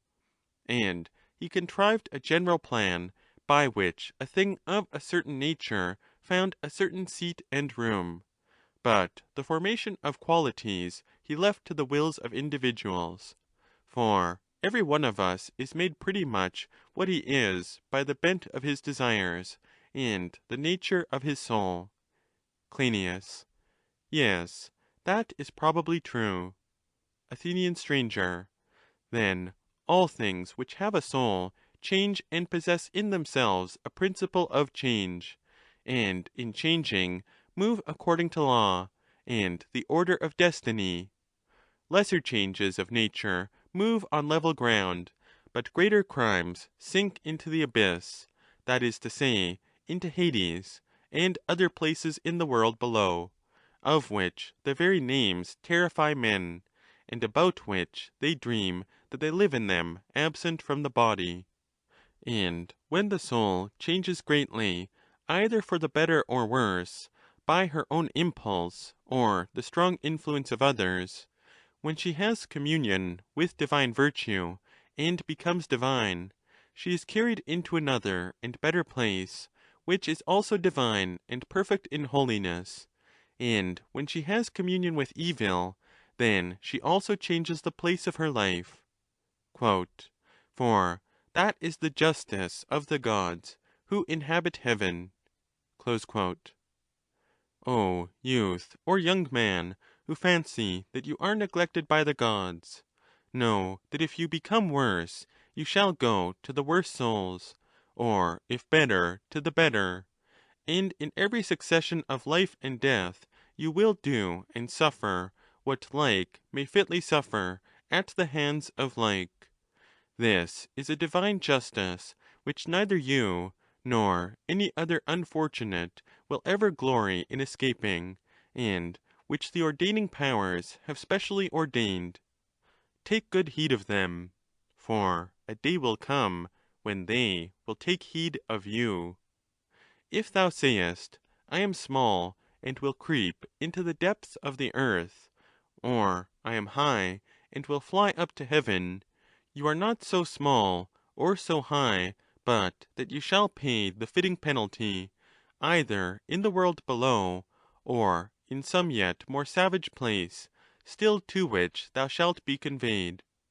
This is also the explanation of the fate of those whom you saw, who had done unholy and evil deeds, and from small beginnings had become great, and you fancied that from being miserable they had become happy, and in their actions, as in a mirror, you seemed to see the universal neglect of the Gods, not knowing how they make all things work together and contribute to the great whole. And thinkest thou, bold man, that thou shouldst not know this?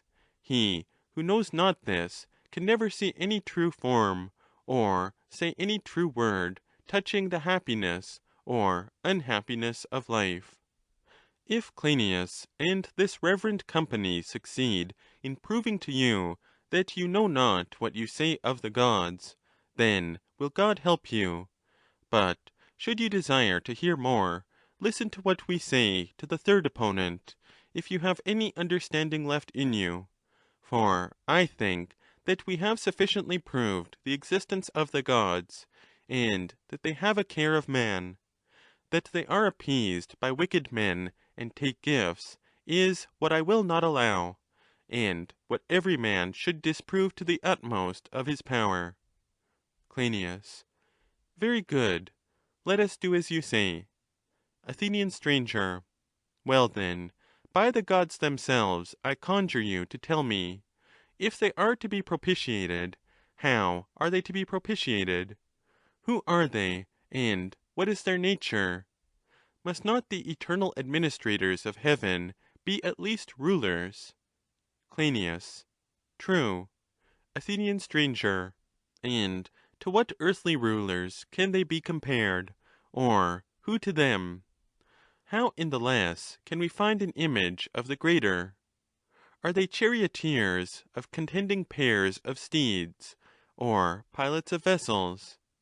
Perhaps they might be compared to the generals of armies, or they might be likened to physicians providing against the strife of bodily disease, or to husbandmen observing anxiously the effects of the seasons on the growth of plants, or perhaps to shepherds of flocks.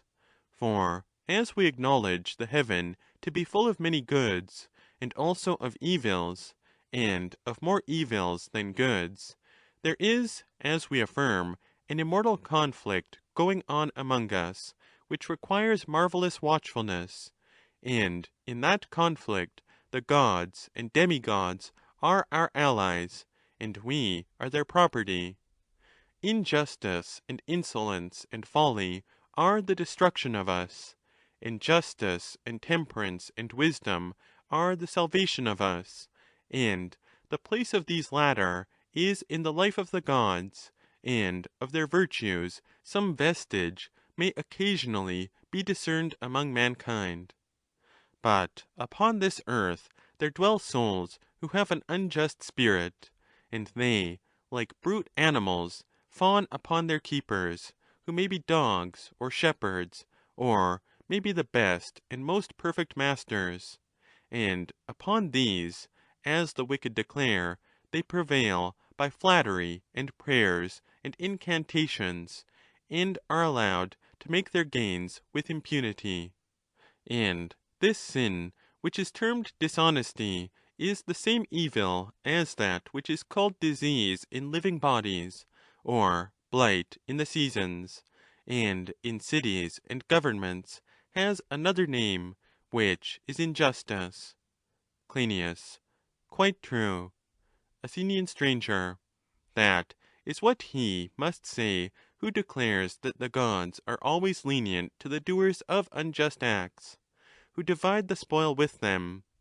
That is as if wolves might be supposed to toss a portion of their prey to the dogs, and they, mollified by the gift, suffer them to tear the flocks. What but this will he say who maintains that the gods are to be propitiated? Cryneas. That is what he will say. Athenian stranger. And to whom of the above-mentioned classes of guardians would any man gravely compare the gods? Will he say that they are like pilots who are themselves turned away from their duty by draughts of wine and the savour of fat, and at last overturn both ship and sailors? Cryneas. Certainly not. Athenian stranger. And surely they are not like charioteers who are bribed to give up the victory to other chariots? Cryneas. That would be a fearful image of the gods. Athenian stranger. Nor are they like generals, or physicians, or husbandmen, or shepherds, and no one would compare them to dogs who have been silenced by wolves? Cryneas. Do not be profane. Athenian stranger. And are not all the gods the chiefest of all guardians? And do they not guard our highest interests? Cryneas. Yes, the chiefest. Athenian stranger.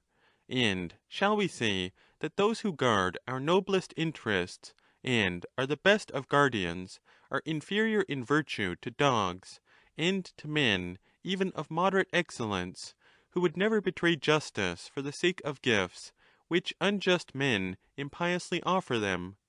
Cryneas. Certainly not. Nor is such a notion to be endured, and he who holds this opinion may be fairly singled out and characterized as of all impious men the wickedest and most impious. Athenian stranger. Then are the three assertions, that the gods exist, and that they take care of men, and that they will not be entreated to injustice, now sufficiently demonstrated? May we say that they are? Cryneas. You have our entire assent to your words. Athenian stranger. I have spoken with vehemence because I was jealous of evil men, and I will tell you, dear Cryneas, what is the reason of my jealousy. I would not have them suppose that the wicked, having the superiority in argument, may do as they like in accordance with their various imaginations about the gods. And this zeal has led me to speak more vehemently. But if we have at all succeeded in persuading the men to hate themselves and love their opposites, the preamble of our laws about impiety will not have been spoken in vain. Cryneas. So let us hope. And even if we have failed, the style of our argument will not discredit the lawgiver. Athenian stranger. After the preamble shall follow a discourse, which will be the interpreter of the law. This shall proclaim to all impious persons that they must depart from their ways, and go over to the pious. And to those who do not obey them, let the law about impiety be as follows. If a man is guilty of any impiety in word or deed, any one who happens to be present shall give information to the rulers in aid of the law, and let the rulers who receive the information bring them before the appointed court according to the law. And if the magistrate, after receiving information, refuses to act, he shall be tried for impiety at the instance of any one who is willing to vindicate the laws. And if he be cast, the court shall estimate the punishment of each act of impiety, and let all such criminals be imprisoned. There shall be 3 prisons in the state. The first of them is to be the common prison in the neighbourhood of the agora for the safe-keeping of the generality of offenders. Another is to be in the neighbourhood of the nocturnal council, and is to be called the house of reformation. Another to be situated in some wild and desolate region in the centre of the country, shall be called by some name expressive of retribution. Now, men fall into impiety from three causes, which have been already mentioned, and from each of these causes arise two sorts of impiety. In all, 6, requiring judicial decision, but differing greatly in their degree of guilt. For he who does not believe in the gods, and yet has a righteous nature, hates the wicked, and dislikes and refuses to do injustice, and avoids unrighteous men, and loves the righteous. But they who, besides believing that the world is devoid of gods, are intemperate, and have at the same time good memories and quick wits, are worse, although both of them are unbelievers. Much less injury is done by the one than by the other. The one may talk loosely about the gods, and about sacrifices and oaths, and perhaps, by laughing at other men, he may make them like himself, if he be not punished. But the other unbeliever, who is deemed a superior person, is full of stratagem and deceit. Men of this class are prophets and jugglers of all sorts, and out of their ranks sometimes come tyrants and demagogues, and generals and hierophants of private mysteries, and the ingenuities of so-called sophists. Of these there may be altogether many kinds, but two only for whom legislation is required. One, the hypocritical sort, whose crime is deserving of death many times over; the other, having need of bonds and admonition. In like manner also the notion that the gods take no thought of men produces two other sorts of crimes, and the notion that they may be propitiated produces two more. Assuming these divisions, let those who have been made what they are only from want of understanding, and not from malice or an evil nature, be placed by the judge in the house of reformation, and ordered to suffer imprisonment during a period of not less than 5 years. And in the meantime let them have no intercourse with the other citizens, except with members of the nocturnal council, and with them let them converse touching the improvement of their soul's health. And when the time of their imprisonment has expired, if any of them be of sound mind, let him be restored to sane company; but if not, and if he be condemned a second time, let him be punished with death.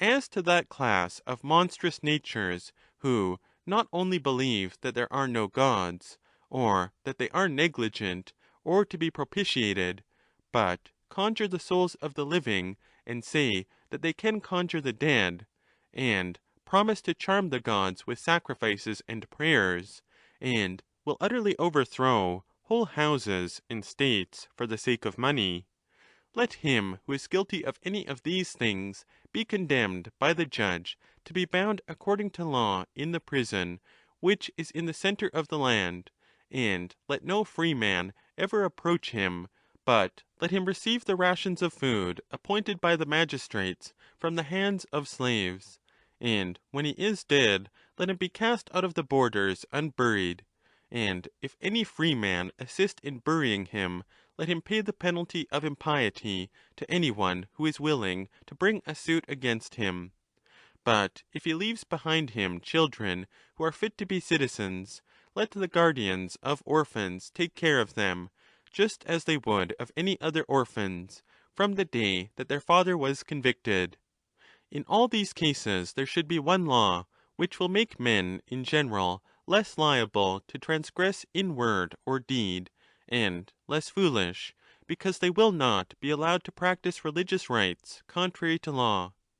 And let this be the simple form of the law: no man shall have sacred rites in a private house, but when he is disposed to sacrifice, let him place his offerings in the hands of the priests and priestesses, who have under their care the holy rite, and let him pray himself, and let any one who pleases join with him in prayer.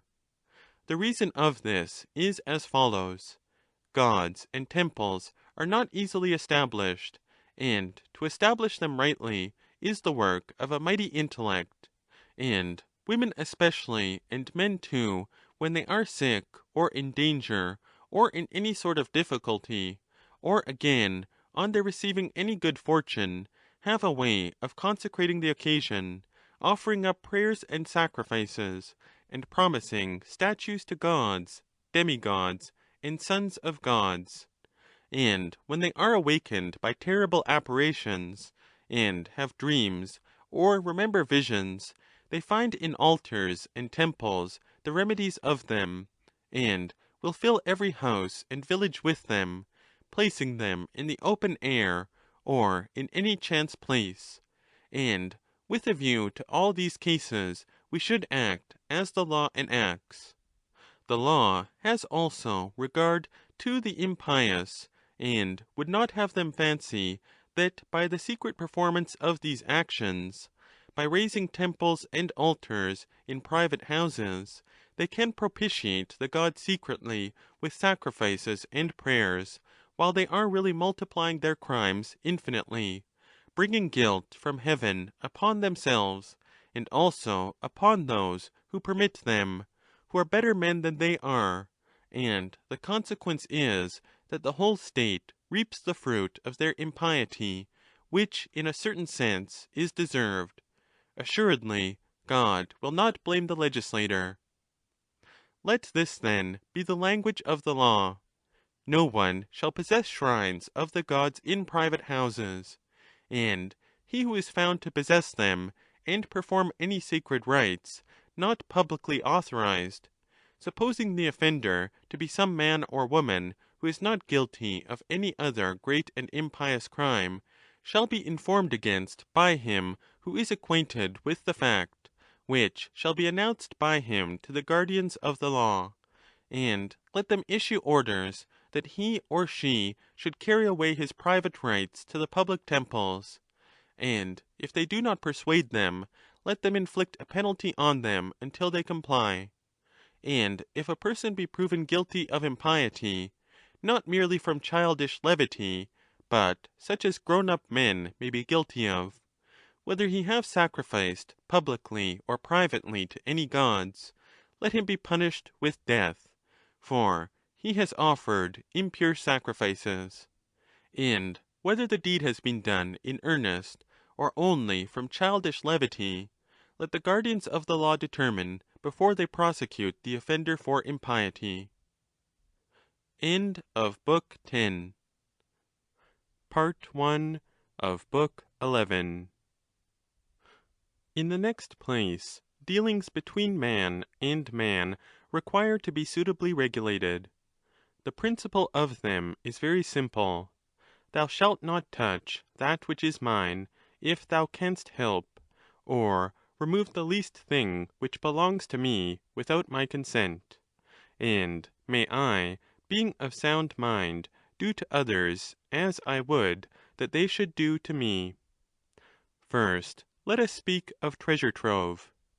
May I never pray the gods to find the hidden treasure which a man has laid up for himself and his family, he not being one of my ancestors, nor lift if I should find such a treasure. And may I never have any dealings with the diviners, as they are called, who in any way or manner counsel me to take up the deposit entrusted to the earth. For I should not gain so much in the increase of my possessions, if I take up the prize, as I should grow in justice and virtue of soul, if I abstain. And this will be a better possession to me than the other. For the possession of justice in the soul is preferable to the possession of wealth. And of many things it is well said, move not the immovables. And this may be truly regarded as one of them. And we shall do well to believe the common tradition which says that such deeds prevent a man from having a family. Now, as to him who is careless about having children, and regardless of the legislator, taking up that which he neither deposited, nor any ancestor of his, without the consent of the depositor, violating the simplest and noblest of laws, which was the enactment of no mean man, who said, "Take not up that which you have not laid down." Of him, I say, who despises these two legislators, and takes up, not some small matter which he has not deposited, but perhaps a great heap of treasure, what he ought to suffer at the hands of the gods, God only knows. But I would have the first person who sees him go and tell the wardens of the city, if the occurrence has taken place in the city; or if the occurrence has taken place in the agora, he shall tell the wardens of the agora; or if in the country, he shall tell the wardens of the country and their officers. When information has been received, they shall send to Delphi, and whatever the god answers about the money and the remover of the money, that the city shall do in obedience to the oracle. The informer, if he be a free man, shall have the honour of doing rightly; or if he inform not, the dishonour of doing wrongly. And if he be a slave who gives information, let him be freed, as he ought to be, by the state, which shall give his master the price of him. But if he do not inform, he shall be punished with death. Next in order shall follow a similar law, which shall apply equally to matters great and small. If a man happens to leave behind him some part of his property, whether intentionally or unintentionally, let him who may meet with the left property suffer it to remain, reflecting that such things are under the protection of the goddess of ways, and are dedicated to her by the law.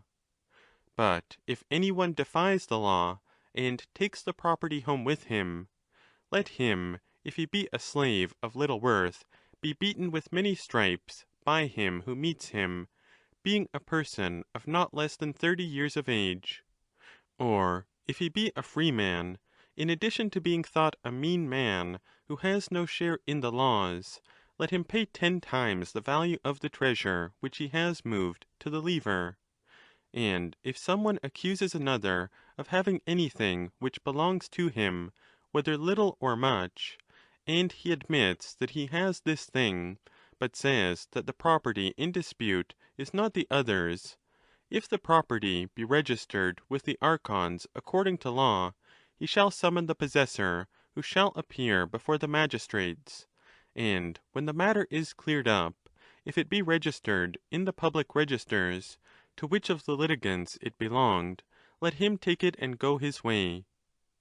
Or if the property be registered as belonging to some one who is not present, whoever will give sufficient surety on behalf of the absent person that he will give it up to him, let him take it away as the representative of the other. But if the property which is deposited be not registered with the archons, let it remain until the time of trial, with 3 of the eldest of the archons; and if that for which bail is given be an animal, then he who loses the suit shall pay the archons for its keep, and the archons shall determine the cause within 3 days. Any one who is of sound mind may carry off his own slave, and do with him whatever he will of such things as are lawful; and he may carry off the runaway slave of any of his friends or kindred with a view to his safe keeping. And if any one takes away him who is being carried off as a slave, intending to liberate him, he who is carrying him off shall let him go; but he who takes him away shall give 3 sufficient sureties. And if he give them, and not without giving them, he may take him away; but if he take him away after any other manner, he shall be guilty of violence, and, being convicted, shall pay double the penalty of the loss to him from whom he has taken the slave. Let him also carry off the freedman if he do not pay respect, or not sufficient respect, to him who freed him. Now, the respect shall be, that the freedman go 3 times in the month to the house of the person who freed him, and offer to do whatever he can and ought to do, and he shall agree to make such a marriage as his former master pleases. He shall not be permitted to have more property than he who gave him liberty, and what more he has shall belong to his master. The freed man shall not remain in the state more than 20 years, but, like other foreigners, shall go away, taking his entire property with him, unless he have the consent of the magistrates and of his former master to remain. If a freed man, or any other stranger, have a property greater than the census of the 3rd class at the expiration of 30 days from the day on which this comes to pass, he shall take that which is his and go his way, and in this case he shall not be allowed to remain any longer by the archons.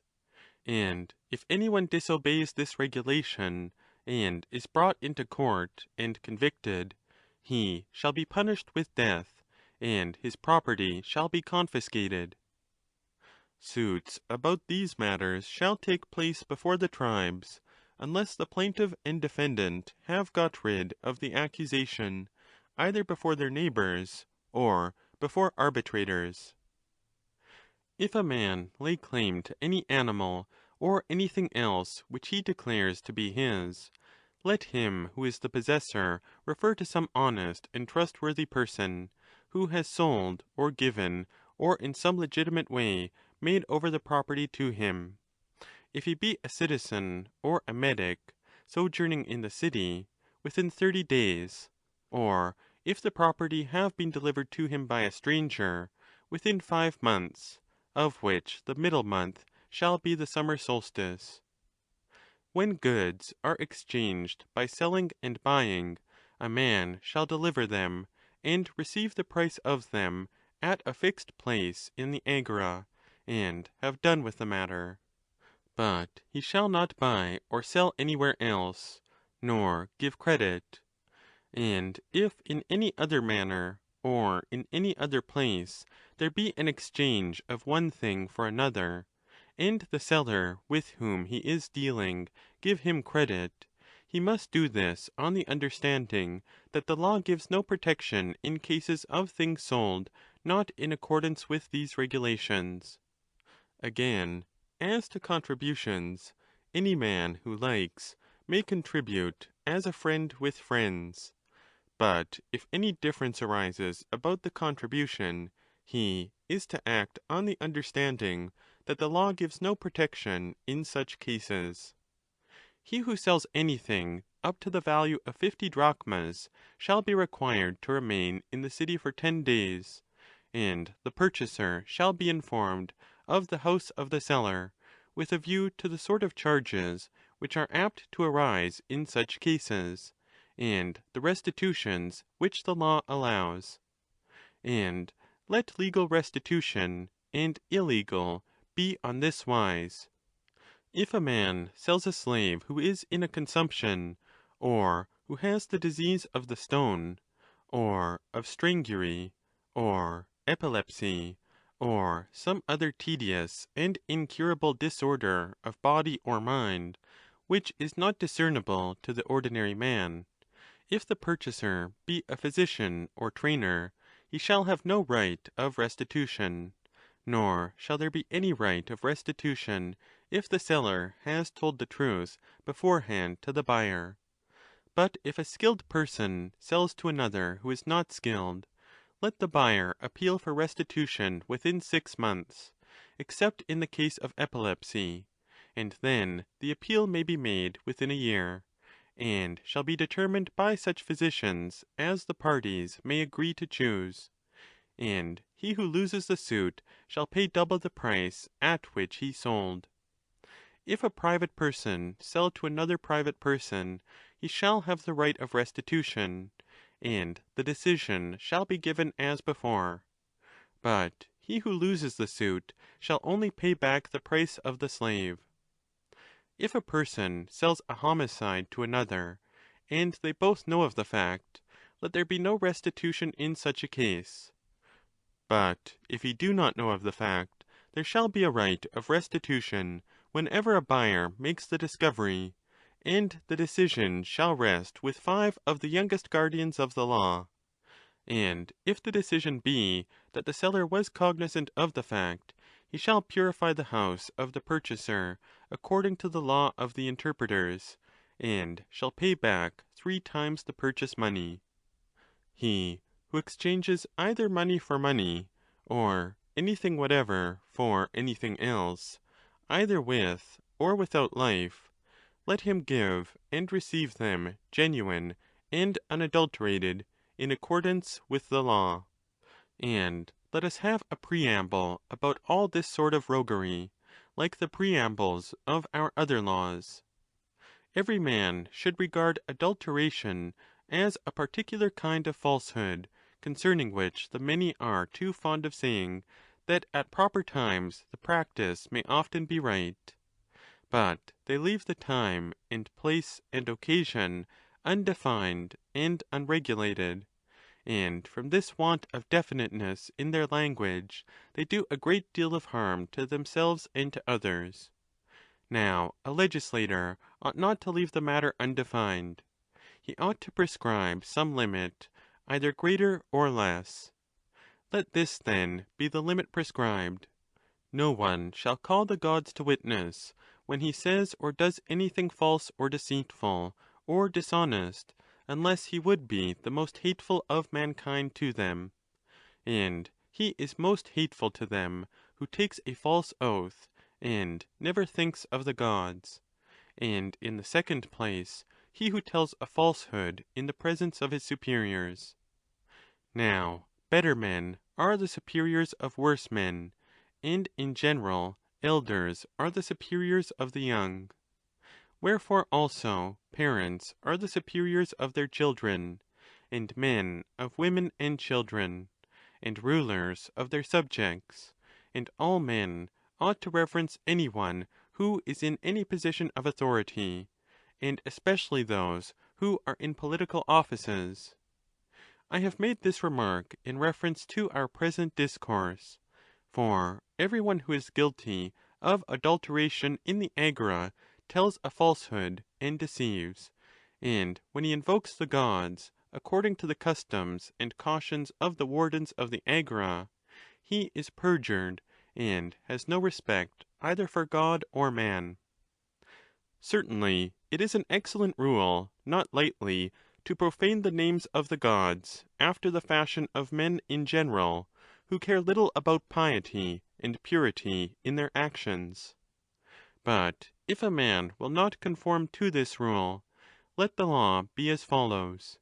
He who sells anything in the agora shall not ask 2 prices of that which he sells, but he shall ask 1 price, and if he do not obtain this, he shall take away his goods, and on that day he shall not value them, either at more or less, and there shall be no praising of any goods, or oath taken about them. If a person disobeys this command, any citizen who is present, not being less than 30 years of age, may chastise and beat the swearer, and he shall be guiltless. But if he takes no heed and disobeys, he shall be liable to the charge of having betrayed the laws. If a man sell any adulterated goods, and will not obey these regulations, he who knows and can prove the fact, and does prove it in the presence of the magistrates, if he be a slave or a metic, shall have the adulterated goods; but if he be a citizen, and do not prove it, he shall be disgraced, and deemed to have robbed the gods of the agora; or if he prove the charge, he shall dedicate the goods to the gods of the agora. He who is proved to have sold any adulterated goods, in addition to losing the goods themselves, shall be beaten with stripes, a stripe for a drachma, according to the price of the goods. And the herald shall proclaim in the agora the offence for which he is going to be beaten. The wardens of the agora and the guardians of the law shall obtain information from experienced persons about the rogueries and adulterations of the sellers, and shall write up what the seller ought and ought not to do in each case. And let them inscribe their laws on a column in front of the court of the agora, that they may be clear instructors of those who have business in the agora. Enough has been said in what has preceded about the wardens of the city, and if anything seems to be wanting, let them communicate with the guardians of the law, and write down the omission, and place on a column in the court of the city the first and second regulations which are laid down for them about their office. After the practices of adulteration, naturally follow practices of retail trade. Concerning these, we will first of all give a word of counsel and reason, and the law shall come afterwards. Retail trade in a city is not by nature intended to do any harm, but quite the contrary. For is not he a benefactor who reduces the inequalities and immeasurabilities of goods to equality and measure? And this is what the power of money accomplishes, and the merchant may be said to be appointed for this purpose. The hireling and the tavern keeper, and many other occupations, some of them more and others less seemly, all alike have this object. They seek to satisfy our needs and equalize our possessions. Let us then endeavour to see what is this dishonour and appearance of unseemliness, and what is the accusation brought against retail trade, in order that if not entirely, we may yet partially remove the objection by law. To effect this is no easy matter, and implies a great deal of virtue. Cryneas. What do you mean? Athenian stranger. Dear Cryneas, the class of men is small. They must have been rarely gifted by nature, and trained by education, who, when compelled by wants and desires of every sort, are able to hold out and observe moderation, and when they might make a great deal of money, are sober in their wishes, and prefer a moderate to a large gain. But the mass of mankind are the very opposite. Their desires are unbounded, and when they might gain in moderation, they prefer gains without limit. Wherefore, all that relates to retail trade and merchandise and keeping of taverns is denounced and numbered among dishonourable things. For if, what I trust may never be, and will not be, we were to compel, if I may venture to say a ridiculous thing, the best men everywhere to keep taverns for a time, or carry on retail trade, or do anything of that sort; or if, in consequence of some dire necessity, the best women were compelled to take to a similar calling, then we should know how agreeable and pleasant all these things are.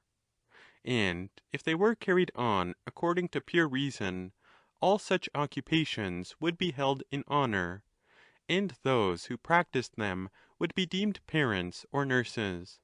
But now that a man goes to desert places and builds houses which can only be reached by long journeys for the sake of retail trade, and receives strangers who are in need at the desired resting places, or gives them sweet calm when they are tossed by the storm, or cool shade in the heat, and then, instead of behaving to them as friends, and showing the duties of hospitality to those whom he has received under his roof, treats them as enemies and captives who are at his mercy, and will not release them until they have paid the highest, most exorbitant and base price. These are the sort of practices, and foul evils they are, which cast a reproach upon the succour of adversity. And the legislator ought always to be devising a remedy for evils of this sort. There is an ancient saying, which is also a true one: to fight against two opponents is a difficult thing, as is seen in diseases and in many other cases. And in this case also the war is against two enemies, wealth and poverty, one of whom corrupts the soul of man with luxury, while the other drives him by pain into utter shamelessness. What remedy can a city of sense find against this disease? In the first place, they must have as few as possible of the retail class, and in the second place, they must assign the occupation to that class of men whose corruption will be the least injury to the state, and in the third place, they must devise some way whereby the followers of these occupations themselves will not readily fall into habits of unbridled shamelessness and meanness. After this preface, let our law run as follows, and may fortune favour us. No landowner among the magnates, whose city the god is restoring and resettling, no one, that is, of the 5,040 families, shall become a retail trader either voluntarily or involuntarily. Neither shall he be a merchant, or do any service for private persons who are not his equals, except for his father or his mother, and their fathers and mothers, and in general for his elders who are free men, and whom he serves as a free man. Now it is difficult to determine accurately the things which are worthy or unworthy of a free man, but let those who have obtained the prize of virtue give judgment about them in accordance with their feelings of right and wrong.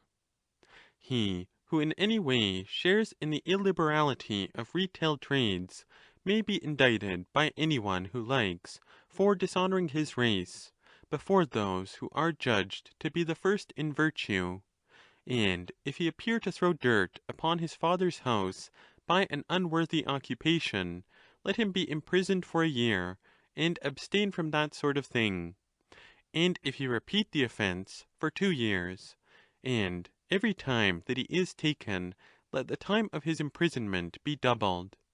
This shall be the second law. He who engages in retail trade must be either a metic or a stranger. And a third law shall be, that with a view to this class of retail traders who dwell with us in our city, being as good or as little bad as possible, the guardians of the law ought to remember that they are guardians not only of those who may be easily watched and prevented from becoming lawless or bad, because they are well born and bred, but still more should they have a watch over those who are of another sort, and follow pursuits which have a very strong tendency to make men bad. And therefore, in respect of the multifarious occupations of retail trade, that is to say, in respect of such of them as are allowed to remain, because they seem to be quite necessary in a state, about these the guardians of the law should meet and take counsel with those who have experience of the several kinds of retail trade, as we before commanded concerning adulteration, which is a matter akin to this, and when they meet, they should consider what receipts and what expenditure will produce a moderate gain, and they should fix in writing and strictly observe the ratio of receipt and expenditure. This should be done by the wardens of the agora, and by the wardens of the city, and by the wardens of the country. In this way, retail trade will benefit every one, and do the least possible injury to those in the state who practice it. When a man makes an agreement which he does not fulfill, unless the agreement be of a nature which the law or a vote of the assembly does not allow, or which he has made under the influence of some unjust compulsion, or which he is prevented from fulfilling against his will by some unexpected chance, the other party may go to law with him in the courts of the tribe for not having completed his agreement, if the parties are not able previously to come to terms before arbiters or before their neighbours. The class of craftsmen who have furnished human life with the arts is dedicated to Hephaestus and Athene, and there is a class of craftsmen who preserve the works of all craftsmen by arts of defence, the votaries of Ares and Athene, and they also deserve to be dedicated to the gods. All these continue through life, serving the country and the people. Some of them are leaders in battle, others make for hire implements and works, and they ought not to deceive in such matters out of respect to the gods, who are their ancestors. If any craftsman through indolence omit to execute his work in a given time, not reverencing the God who gives him the means of life, but considering, foolish fellow, that he is his own God, and will let him off easily, in the first place he shall pay a penalty to the God, and in the second place the law shall follow in a similar spirit. He shall owe to him who contracted with him the price of the works which he has failed in performing, and he shall begin again and execute them gratis in the given time. When a man undertakes a work, the law gives him the same advice which was given to the seller, that he should not attempt to raise the price, but simply ask the value. This the law enjoins also on the contractor, for the craftsman assuredly knows the value of his work. Wherefore, in free states, the man of art ought not to attempt to impose upon private individuals by the help of his art, which is by nature a true thing, and he who is wronged in a matter of this sort shall have a right of action against the party who has wronged him.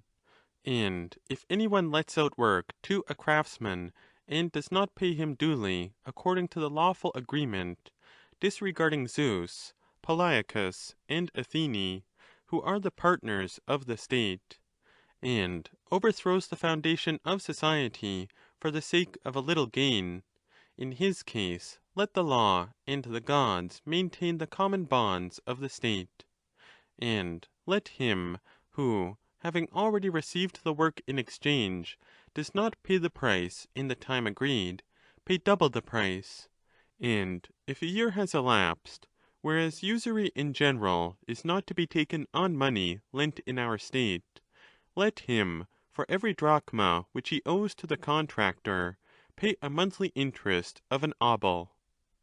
Suits about these matters are to be decided by the courts of the tribes.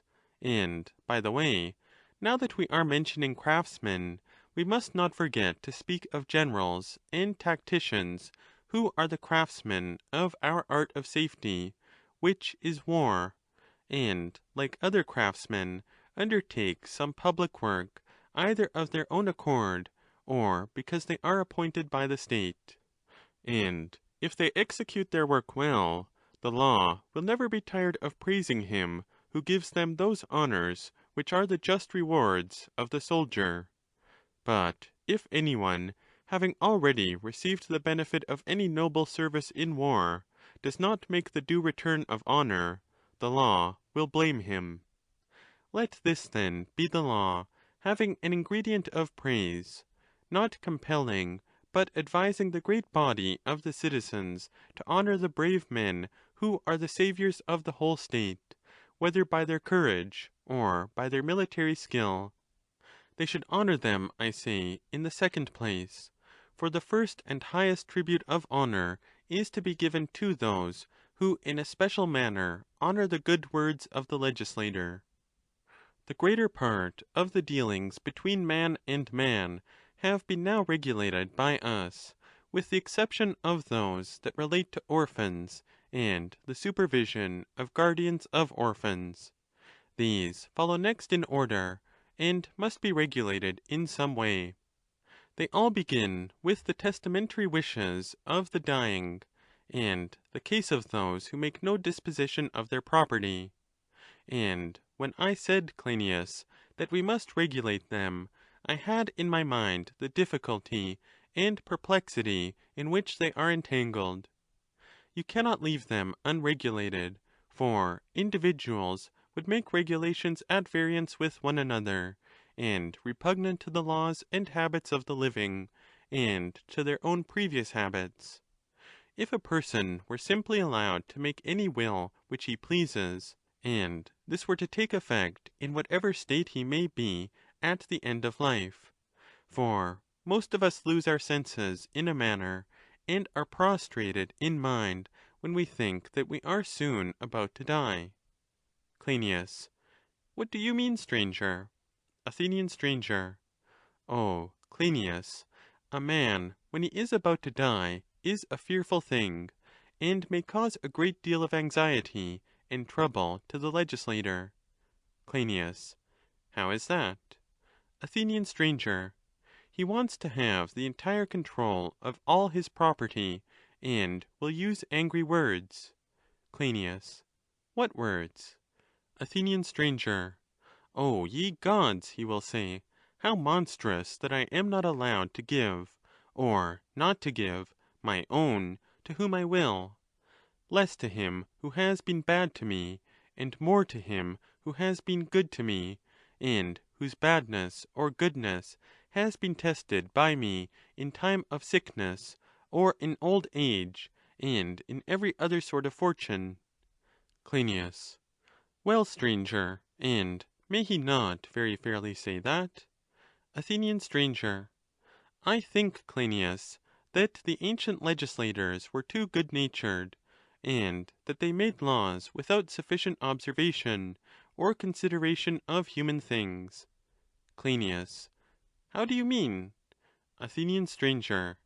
I mean, my friend, that they were afraid of the testator's reproaches, and so they passed a law to the effect that a man should be allowed to dispose of his property in all respects as he likes. But you and I, if I am not mistaken, will have something better to say to our departing citizens. Clynias. What is that? Athenian stranger. O my friends, we will say to them, hard is it for you who are creatures of a day to know what is yours. Hard, too, to know yourselves, as the Pythian oracle says at this hour. Now I, as the legislator, regard you and your possessions not as belonging to yourselves, but as belonging to your whole family, both past and future. And yet more do I regard both family and possessions as belonging to the state. Wherefore, if some one steals upon you with flattery, when you are tossed on the sea of disease or old age, and persuades you to dispose of your property in a way that is not for the best, I will not, if I can help, allow this, but I will legislate with a view to the whole, considering what is best both for the state and for the family, esteeming as I ought the feelings of an individual at a lower rate. And I hope that you will depart in peace and kindness towards us, as you are going the way of all mankind. And we will impartially take care of all your concerns, not neglecting any of them if we can possibly help. Let this be our warning and consolation of the living and dying, Clynias, and let the law be as follows. He who makes a disposition in a testament, being a father and having children, shall first of all inscribe as his heir any one of his sons whom he may think fit. And if he have given any of his children to be adopted by another citizen, let him inscribe the adoption. And if he has a son remaining over and above, who has not had any portion assigned to him, and who may reasonably be expected to go out to a colony according to law, to him his father may give as much as he pleases of the rest of his property, with the exception of the paternal lot and the property on the lot. And if there are more sons than one, let the father distribute what there is more than the lot in any way that he pleases. And if one of the sons has the family inheritance, he shall not give him of the money, nor shall he give money to a daughter who is betrothed to a husband; but if she is not betrothed, he may give her money. And if any of the sons or daughters shall be found to have a lot of land in the country which has accrued after the testament has been made, he shall leave the lot which he has inherited to the heir of the man who has made the will. If the testator has no sons but only daughters, let him choose the husband of any one of his daughters, and leave and inscribe him as his son and heir. And if a man have lost his son when he was a child, and before he came to be reckoned among grown-up men, whether his own or an adopted son, let the testator make mention of the circumstance, and inscribe whom he will to be his second son, in hope of better fortune. And if the testator has no children at all, he may select and give to any one whom he pleases the 10th part of the property which he has acquired. Let him, as he ought, give all the rest to his adopted son, and make a friend of him according to the law. If the sons of a man require guardians, and he dies, and makes a will appointing guardians who are agreeable and willing to take charge of his children, whoever they are, and as many as he pleases, let the choice of the guardians have force according to what he has written.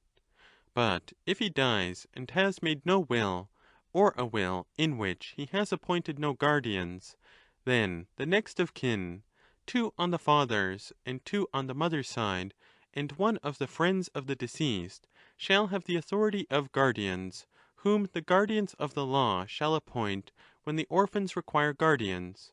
And 15 of the eldest of the guardians of the law, according to seniority, shall have the whole care and charges of the orphans, and shall divide themselves into threes, a body of 3 for 1 year, and then another body of 3 for the next year, until the cycle is complete. And this, as far as possible, is to continue always. If a man dies having made no will at all, and leaves sons who require the care of guardians, they shall share in the protection which is afforded by these laws. And if a man, dying by some unexpected fate, leave daughters behind him, let him pardon the legislator if he gives his daughter in marriage, having a regard only to 2 out of 3 conditions, nearness of kin, and the preservation of the lot, and omits the 3rd condition, which a father would naturally consider, for he would choose out of all the citizens a son for himself, and a husband for his daughter, with a view to his character and disposition. He shall forgive him, I say, if he neglects this, which to him is an impossible consideration. Let the law about these matters, where practicable, be as follows. If a man dies without making a will, and leaves behind him daughters, let his brother, being the son of the same mother, having no lot, marry the daughter, and have the lot of the dead man. And if he have no brother, but only a brother's son, in like manner let them marry, if they be of suitable age. And if there be not even a brother's son, but only the son of a sister, let them do likewise, and so in the 4th degree, if there be only a father's brother, or in the 5th degree, a father's brother's son, or in the 6th degree, the child of a father's sister. Let kindred be always reckoned in this way. If a person leaves daughters, the relationship shall proceed upwards through brothers and brothers' son, and first the males shall come, and after them the females in the same family. The judge shall consider and determine the suitableness or unsuitableness of age in marriage. He shall make an inspection of the males naked, and of the women naked down to the navel. And if there be a lack of kinsmen in a family extending to grandchildren of a brother, or to the grandchildren of a grandfather's children, the maiden may choose, with the consent of her guardians, any one of the citizens whom she will, and he shall be the heir of the dead man, and the husband of his daughters. Circumstances vary, and there may sometimes be a still greater lack of relations within the limits of the state; and if any maiden has no kindred living in the city, and there is some one who has been sent out to a colony, and she is disposed to make him the heir of her father's possessions, if he be of her kindred, let him proceed to her lot according to the regulation of the law. But if he be not of her kindred, and there be no kinsman within the pale of the city, let him be chosen by the daughter of the dead man, and empowered to marry by the guardians, and let him return home, and take the lot of him who died intestate. And he who has no children, either male or female, and dies without making a will, shall act in such a case in accordance with the previous laws. And let a man and a woman go forth from the family, and share the deserted house, and let the lot belong absolutely to them, and let the heiress in the first degree be a sister, and in the second degree a daughter of a brother, and in the third a daughter of a sister, in the fourth degree the sister of a father, and in the fifth degree the daughter of a father's brother, and in the sixth degree of a father's sister, and these shall dwell with their male kinsmen according to the degree of relationship and right as we enacted before. Now we must not conceal from ourselves that such laws are apt to be oppressive, and that there may sometimes be a hardship in the lawgiver commanding the kinsman of the dead man to marry his relation. He may be thought not to have considered the innumerable hindrances which may arise among men in the execution of such ordinances. For there may be cases in which the parties refuse to obey, and are ready to do anything rather than marry, when there is some bodily or mental malady or defect among those who are bidden to marry or be married. Persons may fancy that the legislator never thought of this, in which, however, they are mistaken. Wherefore, let us make a common prelude on behalf of the lawgiver and of the subjects; the law begging the latter to forgive the legislator, in that he, having to take care of the common weal, cannot order at the same time the various circumstances of individuals, and begging him to pardon them if they are sometimes unable to fulfil the act which he in his ignorance imposes upon them. Cryneas. And what, stranger, can we do that is fairest under the circumstances? Athenian stranger. There must be arbiters chosen to deal with such laws, and the subjects of them. Crynias. What do you mean? Athenian stranger. I mean to say that a case may occur in which the brother's son, having a rich father, will be unwilling to marry the daughter of his uncle; he will have a feeling of pride, and he will wish to look higher. And there are cases in which the legislator will be imposing upon him the greatest calamity, and he will be compelled to disobey the law, if he is required, for example, to take a wife who is mad, or has some other terrible malady of soul or body, such as makes life intolerable to the sufferer. Let our law, then, concerning these cases be on this wise: if any one find fault with the established laws respecting testaments, both as to other matters, and especially in what relates to marriage, and declares that the legislator, if he were alive, would not compel him to obey, that is to say, would not compel those who are by our law required to marry, or be given in marriage, to do either, and some kinsman or guardian assent to this, let them say that the legislator left the 15 guardians of the law to be arbiters and fathers to orphans, male or female, and to them let the disputants have recourse, and by their aid determine any matters of this sort, admitting their decision to be final. But if any one thinks that too great power is thus given to the guardians of the law, let him bring his adversaries into the court of the select judges, and there have the points in dispute determined. And he who loses the cause shall have censure and blame from the legislator, which by a man of sense is felt to be a penalty far heavier than a great loss of money.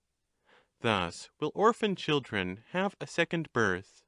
After their first birth we spoke of their nurture and education, and after their second birth, when they have lost their parents, we ought to take measures that the misfortune of orphanhood may be as little sad as possible to them.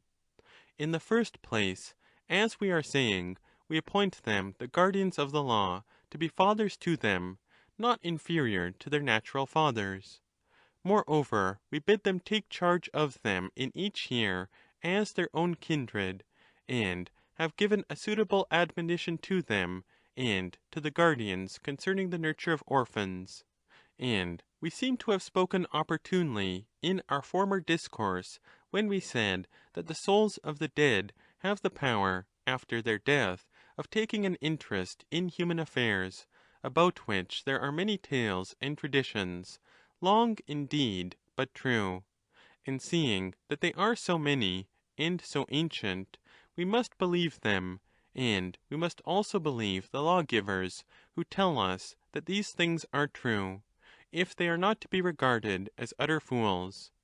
But if these things are really so, in the first place, men should have a fear of the gods above, who regard the loneliness of the orphans, and in the second place of the souls of the departed, who by nature incline to take an especial care of their own children.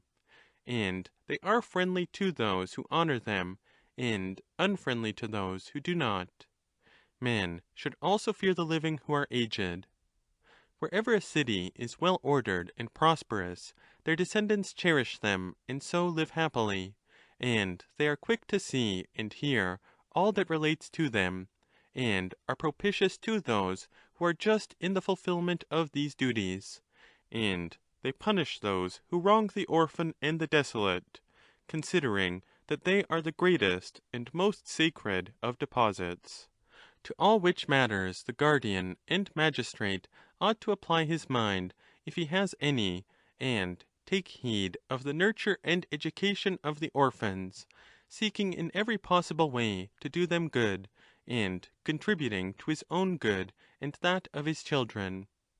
He who obeys the tale which precedes the law, and does no wrong to an orphan, will never have experience of the wrath of the legislator.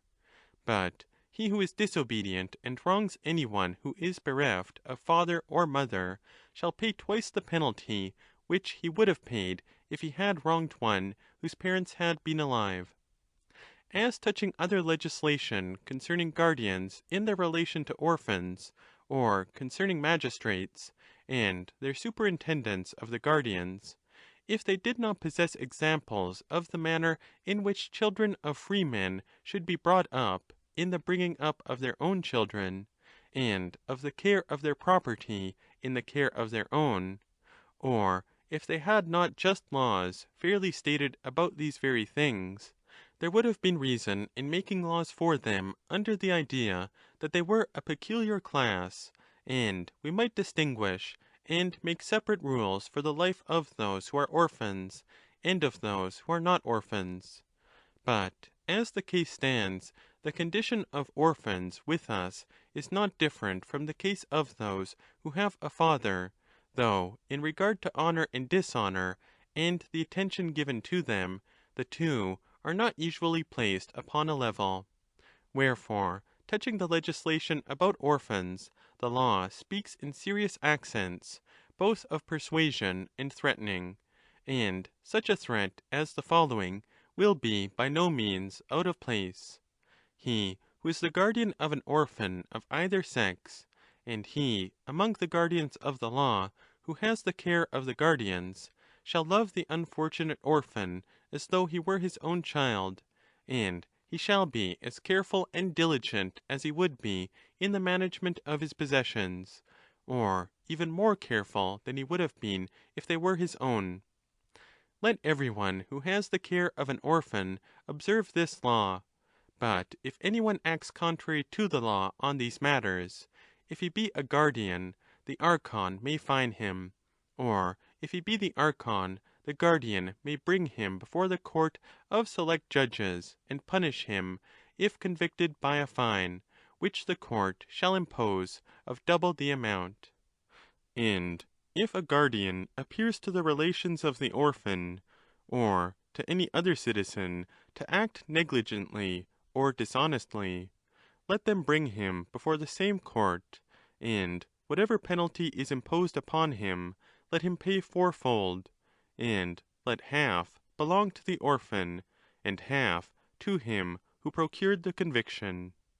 If any orphan arrives at years of discretion, and thinks that he has been ill used by his guardians, let him, within 5 years of the expiration of the guardianship, be allowed to bring his guardian to trial, and if he be convicted, the court shall determine what he shall pay or suffer. And if the Archon shall appear to have wronged the orphan by his neglect, and he be convicted, let the court determine what he shall suffer or pay to the orphan. And if there be dishonesty in addition to neglect, besides paying the fine, let him be deposed from his office of guardian of the law, and let the state appoint another guardian of the law for the city and for the country in his room. End of Part I. of Book 11. Part II. of Book 11. Athenian Stranger. Greater differences than there ought to be sometimes arise between fathers and sons, on the part either of fathers, who will be of opinion that the legislator should enact that they may, if they wish, lawfully renounce their son by the proclamation of a herald in the face of the world; or of sons, who will be of opinion that they should be allowed to indict their fathers on the charge of imbecility when they are degraded by disease or old age. These things only happen, as a matter of fact, where the natures of men are very bad. For where only half is bad, as, for example, if the father be not bad, but the son is bad, or conversely, there is no bad effect caused by this amount of hatred. In another state, a son disowned by his father would not of necessity cease to be a citizen; but in our state, of which these are to be the laws, the disinherited must necessarily emigrate into another country. For no addition can be made even of a single family to the 5040 households, and therefore he who deserves to suffer these things must be renounced not only by his father, who is a single person, but by the whole family, and what is done in these cases must be regulated by some such law as the following.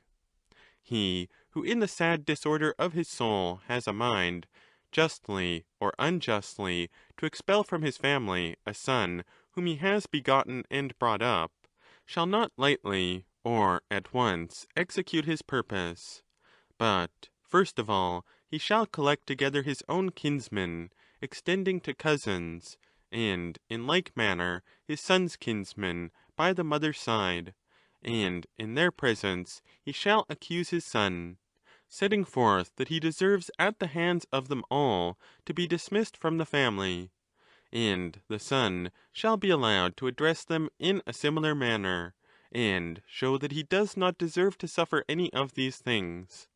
And if the father persuades them, and obtains the suffrages of more than half of his kindred, exclusive of the father and mother and the offender himself, I say, if he obtain more than half the suffrages of all the other grown-up members of the family, of both sexes, the father shall be permitted to put away his son, but not otherwise. And if any other citizen is willing to adopt the son who is put away, no law shall hinder him; for the characters of young men are subject to many changes in the course of their lives. And if he has been put away, and in a period of 10 years no one is willing to adopt him, let those who have the care of the superabundant population that are sent out into colonies see to him, in order that he may duly share in the colony. And if disease or age or harshness of temper, or all these together, make a man to be more out of his mind than the rest of the world are, but this is not observable except to those who live with him, and he, being master of his property, is the ruin of the house, and his son doubts and hesitates about indicting his father for insanity, let the law in that case provide that he shall first of all go to the eldest guardians of the law, and tell them of his father's misfortune, and they shall duly look into the matter, and take counsel as to whether he shall indict him or not. And if they advise him to proceed, they shall be both his witnesses and his advocates. And if the father is cast, he shall henceforth be incapable of ordering the least particular of his life.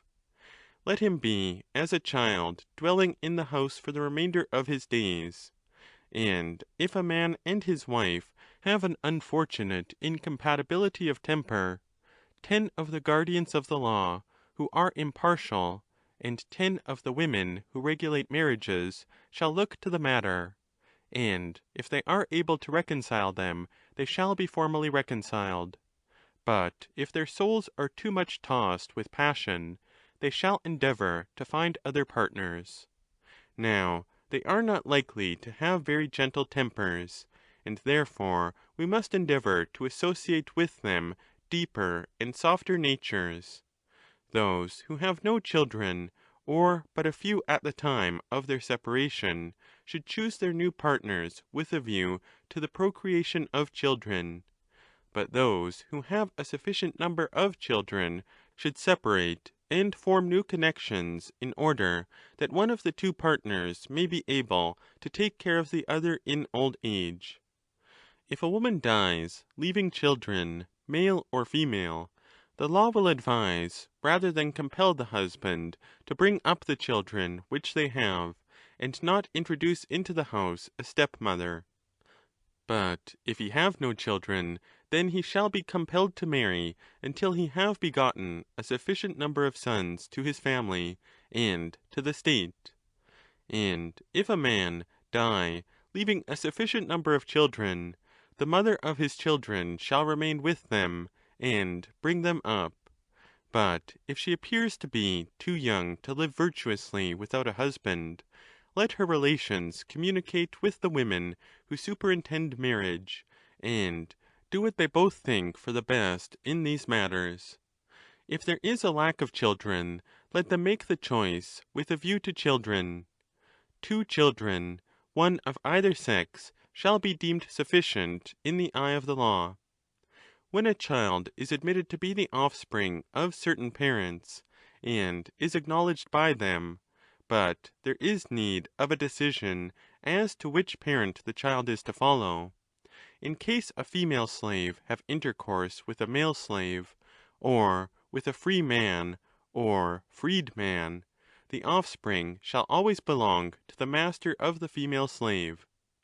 Again, if a free woman have intercourse with a male slave, the offspring shall belong to the master of the slave.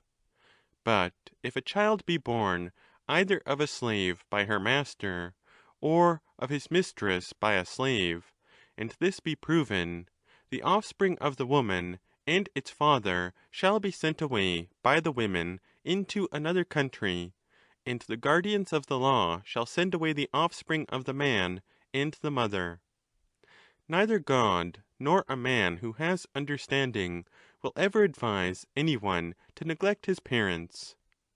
To a discourse concerning the honour and dishonour of parents, a prelude such as the following about the service of the gods will be a suitable introduction. There are ancient customs about the gods which are universal, and they are of 2 kinds. Some of the gods we see with our eyes and honour them.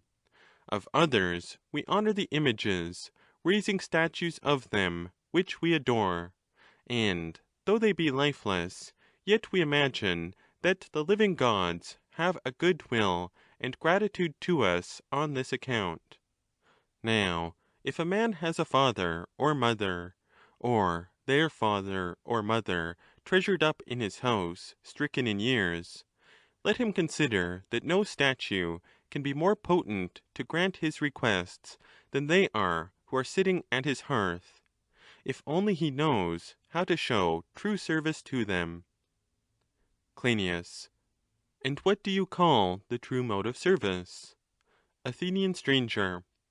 I will tell you, O my friend, for such things are worth listening to. Cryneas. Proceed. Athenian stranger. Oedipus, as tradition says, when dishonoured by his sons, invoked on them the fulfilment of those curses from the god, which every one declares to have been heard and ratified by the gods. And Amintor, in his wrath, invoked curses on his son Phoenix, and Theseus upon Hippolytus, and innumerable others have also called down wrath upon their children, which is a plain proof that the gods listen to the imprecations of parents against their children. For the curses of a parent are, as they ought to be, mighty against his children, as no others are. And shall we suppose that the prayers of a father or mother who is specially dishonoured by his or her children are heard by the gods in accordance with nature, and that if a man is honoured by them, and in the gladness of his heart earnestly entreats the gods in his prayers to do them good, he is not equally heard, and that they do not minister to his request? If not, they would be very unjust ministers of good, and that we affirm to be contrary to their nature. Cryneas. Certainly. Athenian stranger.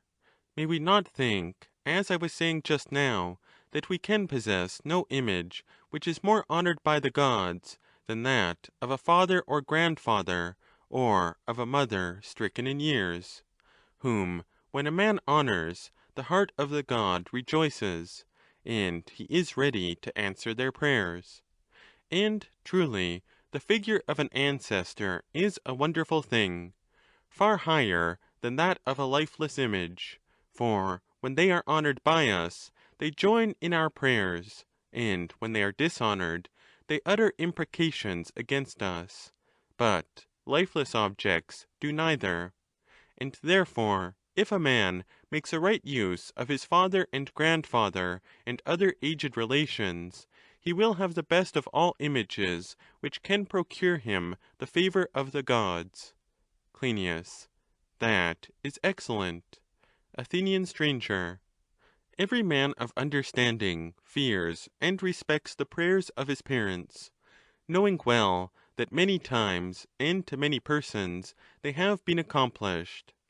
Now, these things being thus ordered by nature, good men think that they are the gainers by having aged parents living to the end of their life, or if they depart early, they are deeply lamented by them, and to the bad they are very terrible. Wherefore, let every man honour with every sort of lawful honour his own parents agreeably to what has now been said. But if this prelude be an unmeaning sound in the ears of any one, let the law follow, which may be rightly imposed in these terms.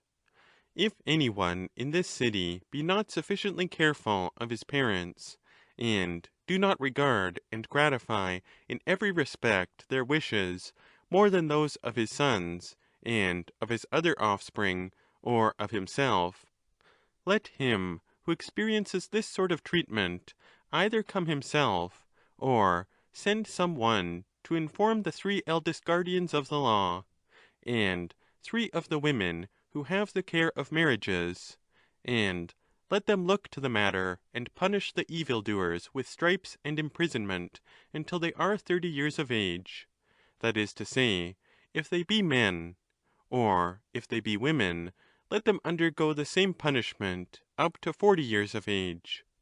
But if, when they are still more advanced in years, they continue the same neglect of their parents, and do them any hurt, let them be brought before a court in which every single one of the eldest citizens shall be the judges, and if the offender be convicted, let the court determine what he ought to pay or suffer, and any penalty may be imposed on him which a man can do or suffer. If the person who has been wronged is unable to inform the archons, let any free man who hears of his case inform, and if he do not, he shall be deemed base, and shall be liable to pay damages on the requisition of any one who likes. And if a slave informs, he shall be free, and if he be the slave of the injurer or injured party, he shall be enfranchised by the magistrates; or if he belong to any other citizen, the public shall pay a price on his behalf to the owner, and let the archons take heed that no one wrongs him out of revenge, and because he has given information. As to cases in which one injures another by poisons, where they are fatal, we have already spoken of them. But about other cases in which a person intentionally and of malice harms another with meats, or drinks, or ointments, nothing has as yet been determined. For there are two kinds of poisons used among men, which cannot clearly be distinguished. There is one kind of poison which injures bodies by the use of bodies according to nature, and of this we have spoken. But there is another kind which injures by sorceries and incantations and magic bonds, as they are termed, and induces one class of men to injure others as far as they can, and persuades others that they, above all persons, are liable to be injured by the powers of the magician. Now it is not easy to know the origin of all these things, nor, if a man do know, can he readily persuade others of his belief. And when men are disturbed at the sight of waxen images fixed either at the doors, or in a place where three ways meet, or in the sepulchres of parents, there is no use in trying to persuade them that they should despise all such things, because they have no certain knowledge about them.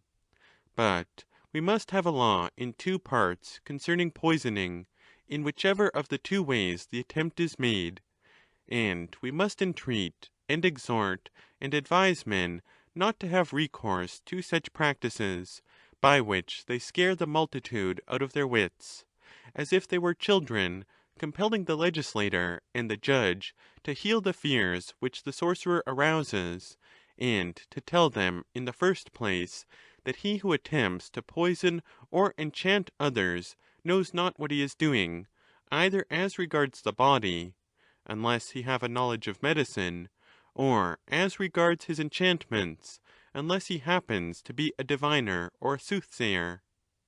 Let the law, then, run as follows about poisoning or witchcraft. He who employs poison to do any injury not fatal to a man himself, or to his servants, or any injury, whether fatal or not, to his cattle or his bees, if he be a physician and be convicted of poisoning, shall be punished with death; or if he be a private person, the court shall determine what he is to pay or suffer. But he who seems to be the sort of man who injures others by magic knots, or enchantments, or incantations, or any of the like practices, if he be a prophet or diviner, let him die; and if not being a prophet, he be convicted of witchcraft, as in the previous case, let the court fix what he ought to pay or suffer. When a man does another any injury by theft or violence, for the greater injury let him pay a greater penalty to the injured man, and a less penalty for the smaller injury; but in all cases, whatever the injury be, as much as will compensate the loss. And, besides the compensation of the wrong, let a man pay a further penalty for the chastisement of his offence.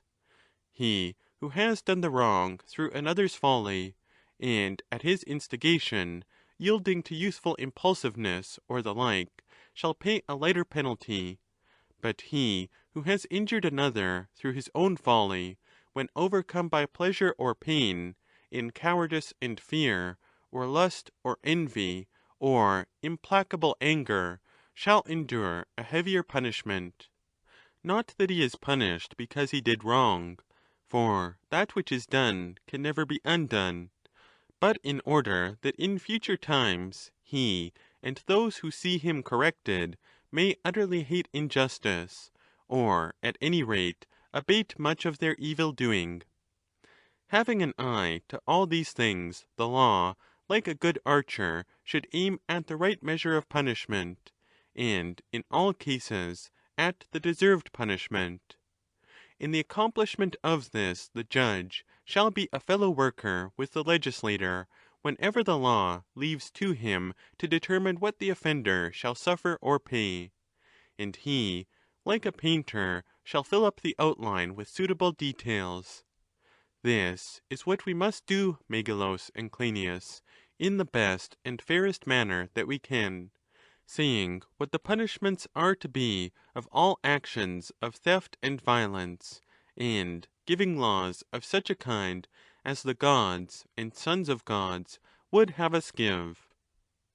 If a man be mad, he shall not be at large in the city, but his relations shall keep him at home in any way which they can, or if not, let them pay a penalty. He who is of the highest class shall pay a penalty of 100 drachmas, whether he be a slave or a free man whom he neglects, and he of the second class shall pay 4/5 of a mina, and he of the third class 3/5, and he of the fourth class 2/5. Now there are many sorts of madness, some arising out of disease, which we have already described, and there are other kinds which originate in an evil and passionate temperament, and are increased by education. Out of a slight quarrel, this class of madmen will often raise a storm of abuse against one another, and nothing of that sort ought to be allowed to exist in a well-ordered state. Let this, then, be the law about abuse, which shall relate to all cases. No one shall speak evil of another, and when a man disputes with another, he shall teach and learn of the disputant and the company, but he shall abstain from evil speaking, for out of the imprecations which men utter against one another, and the feminine habit of casting aspersions on one another, and using foul names, beginning in words light as air, they proceed to deeds, and the greatest enmities and hatreds spring up. For the speaker gratifies his anger, which is an ungracious element of his nature, and nursing up his wrath by the entertainment of evil thoughts, and exacerbating that part of his soul which was formerly civilized by education, he lives in a state of wild beast fury and moroseness, and pays a bitter penalty for his anger. And in such cases, almost all men have a way of saying something ridiculous about their opponent, and there is no man who is in the habit of laughing at another who does not miss virtue and earnestness altogether, or lose the better half of greatness. Wherefore, let no one say anything of that sort at the temple, or at the public sacrifices, or at the games, or in the agora, or in a court of justice, or in any public assembly. And let him who has the charge of such matters chastise an offender, and he shall be blameless, or if he fail, he shall not claim the prize of virtue, for he is one who heeds not the laws, and does not do what the legislator commands. And if in any other place any one indulges in these sort of revilings, whether he have begun the quarrel, or is only retaliating, let any elder who is present support the law, and control with blows those who give way to passion, which is another great evil. And if he fail, let him be liable to pay the appointed penalty. And we say further, that he who is engaged in the practice of reviling cannot revile without attempting to say what is ludicrous, and this is the use of ridicule, employed in a moment of anger, which we censure. Again, do we admit into our state the comic writers who are so fond of making mankind ridiculous, if they attempt in a good-natured manner to turn the laugh against our citizens? Or do we draw the distinction of jest and earnest, and allow a man to make use of ridicule in jest, and without anger about anything or person? But, as we were saying, not if he be angry, and have a set purpose.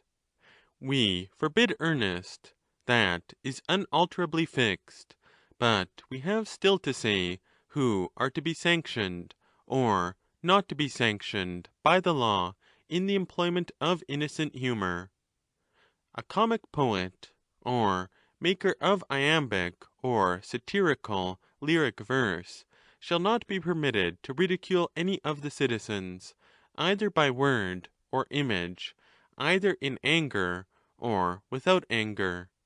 And if any one is disobedient, the judges shall either at once expel him from the place, or he shall pay a fine of 3 mina, which shall be dedicated to the god who presides over the contests. Those only who have already received permission shall be allowed to write verses at one another without anger and in jest, but in anger and in serious earnest they shall not be allowed. The decision of this matter shall be left to the superintendent of the general education of the young, and whatever he may license, the writer shall be allowed to produce, and whatever he rejects, let neither the poet himself exhibit, nor ever teach any other, slave or free man, under the penalty of being dishonoured, and held disobedient to the laws. Now, he is not to be pitied who is only hungry, or who suffers anything of that sort, but he who is temperate, or has other virtues, and at the same time suffers from misfortune, he is to be pitied. And it would be an extraordinary thing if such a one, whether slave or free man, were utterly forsaken, and fell into the extremes of poverty in any tolerably well-ordered city or government. Wherefore the legislator may safely make a law applicable to such cases in the following terms. Let there be no beggars in our state, and if anybody begs, seeking to collect the means of life by perpetual prayers, let the wardens of the agora turn him out of the agora, and the wardens of the city out of the city, and the wardens of the country send him out of any other part of the country over the border, that so the country may be cleared of this sort of animal. If a slave of either sex injure anything which is not his or her own, through inexperience or some improper practice, and the injured person be not in part to blame, the master of the slave who has done the harm shall either make full satisfaction, or give up the person who has done the injury. But if the master argue that the charge has arisen by collusion between the injured party and the injurer, with a view of depriving him of the slave, let him sue him who says that he has been injured for malpractices. And if he convict, let him receive double the value which the court fixes as the price of the slave. And if he lose his suit, let him make amends for the injury, and give up the slave.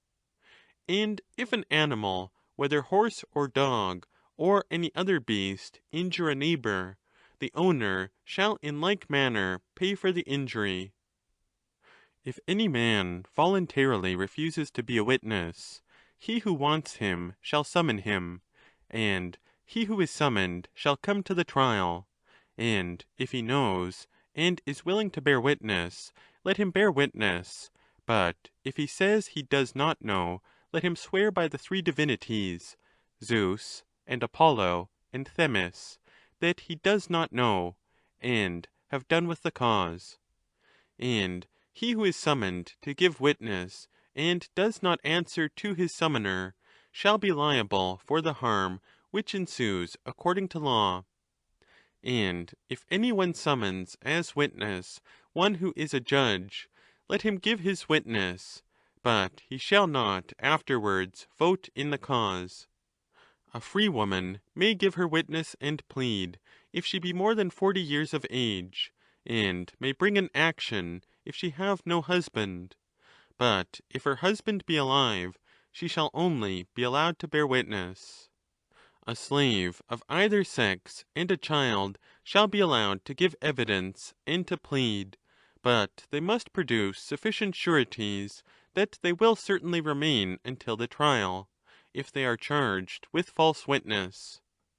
And either of the parties in the cause may bring an accusation of false witness against them, touching their evidence in whole or in part, if he asserts that such evidence has been given previous to the final decision of the cause. The magistrates shall preserve the accusations of false witness, and have them kept under the seal of both parties, and produce them on the day when the trial for false witness takes place. If a man be twice convicted of false witness, he shall not be required, and if thrice, he shall not be allowed to bear witness. And if he dare to witness after he have been convicted 3 times, let any one who pleases inform against him to the magistrates, and let the magistrate hand him over to the court, and if he be convicted, he shall be punished with death. And in any case in which the evidence is found to be false, and yet to have given the victory to him who wins the suit, and more than half the witnesses are condemned, the decision which was gained by these means shall be rescinded, and there shall be a discussion and a decision as to whether the suit was determined by that false evidence or not. And in whichever way the decision may be given, the previous suit shall be determined accordingly. There are many noble things in human life, but to most of them attach evils which corrupt and spoil them. Has not justice been the civilizer of humanity, and is not that noble? And must not the profession of an advocate be also noble? And yet upon this has come an evil reputation, shielded under the fair name of art. In the first place, we are told that there is a contrivance of the law, which, by raising disputes, and the other arts of an advocate, is able to win a particular cause, whether just or unjust, and that both the art and the power of speech, which is thereby imparted, are at the service of him who is willing to pay for them. Now, in our state, this so-called art, whether really an art, or only an experience and practice destitute of any art, ought, if possible, never to come into existence, or, if existing among us, should listen to the request of the legislator, and go away into another land, and not speak contrary to justice. If the offenders obey, we say no more, but if they disobey, let them hear the voice of the law. If any one thinks that he will pervert the power of justice in the minds of the judges, and unseasonably litigate or advocate, let any one who likes indict him for malpractices of law and pleading, and let him be judged in the court of select judges, and if he be convicted, let the court determine whether he may be supposed to act from a love of money or from contentiousness. And if he be supposed to act from contentiousness, the court shall fix a time during which he shall not be allowed to institute or plead a cause. And if he be supposed to act as he does from love of money, in case he be a stranger, he shall leave the country, and never return, under penalty of death. But if he be a citizen, he shall die, because he is a lover of money, however gained. And equally, if he be judged to have acted more than once from contentiousness, he shall die.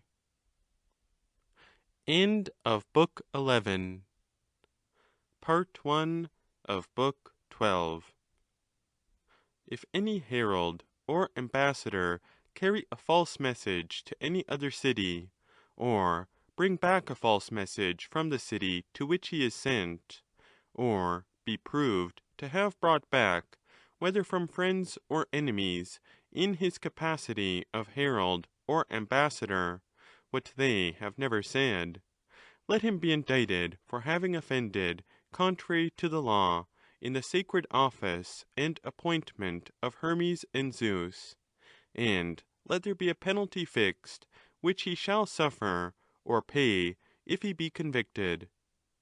Theft is a mean, and robbery a shameless thing, and none of the sons of Zeus delight in fraud and violence, or ever practised either. Wherefore, let no one be deluded by poets or mythologers into a mistaken belief of such things, nor let him suppose, when he thieves or is guilty of violence, that he is doing nothing base, but only what the gods themselves do. For that is untrue and improbable, and he who steals or robs contrary to the law neither is nor ever was a god or the son of a god. Of this the legislator ought to be a better judge than all the poets put together. Happy is he, and may he be forever happy, who is persuaded and listens to our words. But he who disobeys shall have the following law directed against him. If a man steals anything belonging to the public, whether that which he steals be much or little, he shall have the same punishment. For he who steals a little steals with the same wish as he who steals much, but with less power. He who takes up anything more than he has deposited is unjust in the highest degree, and therefore the law is not disposed to inflict a less penalty on the one than on the other, because his theft is less, but on the ground that the thief may possibly be in the one case still curable, and in the other case is incurable. If any one convict in a court of law a stranger or a slave of a theft of public property, let the court determine what punishment he shall suffer, or what penalty he shall pay, bearing in mind that he is probably not incurable. But the citizen who has been brought up, as our citizens will have been, if he be found guilty of robbing his country by fraud or violence, whether he be caught in the act or not, shall be punished with death, for he is incurable. Now, for expeditions of war, much consideration and many laws are required. The great principle of all is that no one of either sex should be without a commander, nor should the mind of any one be accustomed to do anything, either in jest or earnest, of his own motion. But in war and in peace he should look to and follow his leader, and in the least things be under his guidance. For example, he should stand, or move, or exercise, or wash, or take his meals, or get up in the night to keep guard and deliver messages when he is bidden. And in the hour of danger he should not pursue, and not retreat, except by order of his superior, and, in a word, not teach the soul, or accustom her to know or understand how to do anything apart from others. Of all soldiers the life should be in common and together. There neither is nor ever will be a higher, or better, or more scientific principle for the attainment of safety and victory than this. And from youth upwards we ought to practice this habit of commanding others, and of being commanded by others. Anarchy should have no place in the life of man, or of the beasts who are subject to man. I may add that all dances ought to be performed with a view to military excellence, and agility and ease should be cultivated with a similar view, and also endurance of the want of meats and drinks, and winter cold and summer heat, and hard couches, and above all, care should be taken not to destroy the natural qualities of the head and the feet by surrounding them with extraneous coverings, and so hindering their natural growth of hair and soles. For these are the extremities, and of all the parts of the body, whether they are preserved or not is of the greatest consequence. The one is the best servant which the body has, and the other is the lordly chief which by nature holds all the ruling senses. Let the young man, when I say this, imagine that he hears the praises of the military life, and the law shall be as follows.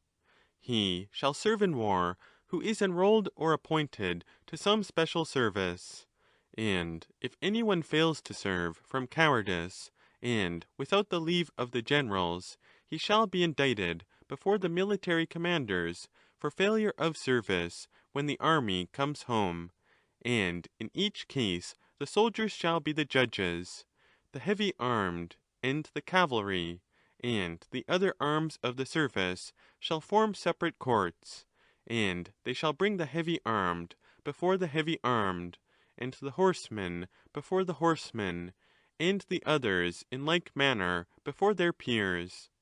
And he who is found guilty shall never be allowed to compete for the prize of valour, or indict another for not serving on an expedition, or be an accuser at all about military matters. Moreover, the court shall determine further what punishment he shall suffer, or what penalty he shall pay.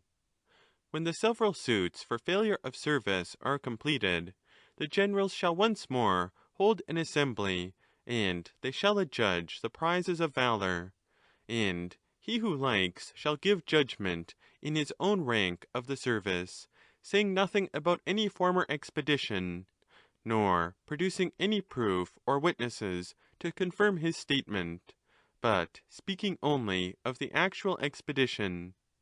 The crown of victory shall be a branch, and the victor shall offer this up at the temple of any war god whom he likes, adding an inscription for a testimony to last during life, that such a one has received the first, the second, or the third prize. If any one goes on an expedition, and returns home before the appointed time, when the generals have not withdrawn the army, he shall be indicted for desertion before the same persons who took cognizance of failure of service, and if he be found guilty, the same punishment shall be inflicted on him. Now, every man who is engaged in any suit ought to be very careful of bringing false witness against any one, either intentionally or unintentionally, if he can help. For justice is truly said to be a modest virgin, and falsehood is naturally hateful to modesty and justice. A witness ought to be very careful not to sin against justice, especially in what relates to the throwing away of arms. He must distinguish the throwing them away when necessary, and not make that a reproach, or bring an action against some undeserving person on that account. To make the distinction may be difficult, but still the law must attempt to define the crime in some way. Let me endeavour to explain my meaning by the help of a story. If Patroclus had been brought to the tent still alive, but without his arms, and this has happened to innumerable persons, the the original arms, which the poet says were given to Peleus by the gods as a nuptial gift when he married Thetis, remaining in the hands of Hector, then the base spirits of that day might have reproached the son of Menetius with having cast away his arms.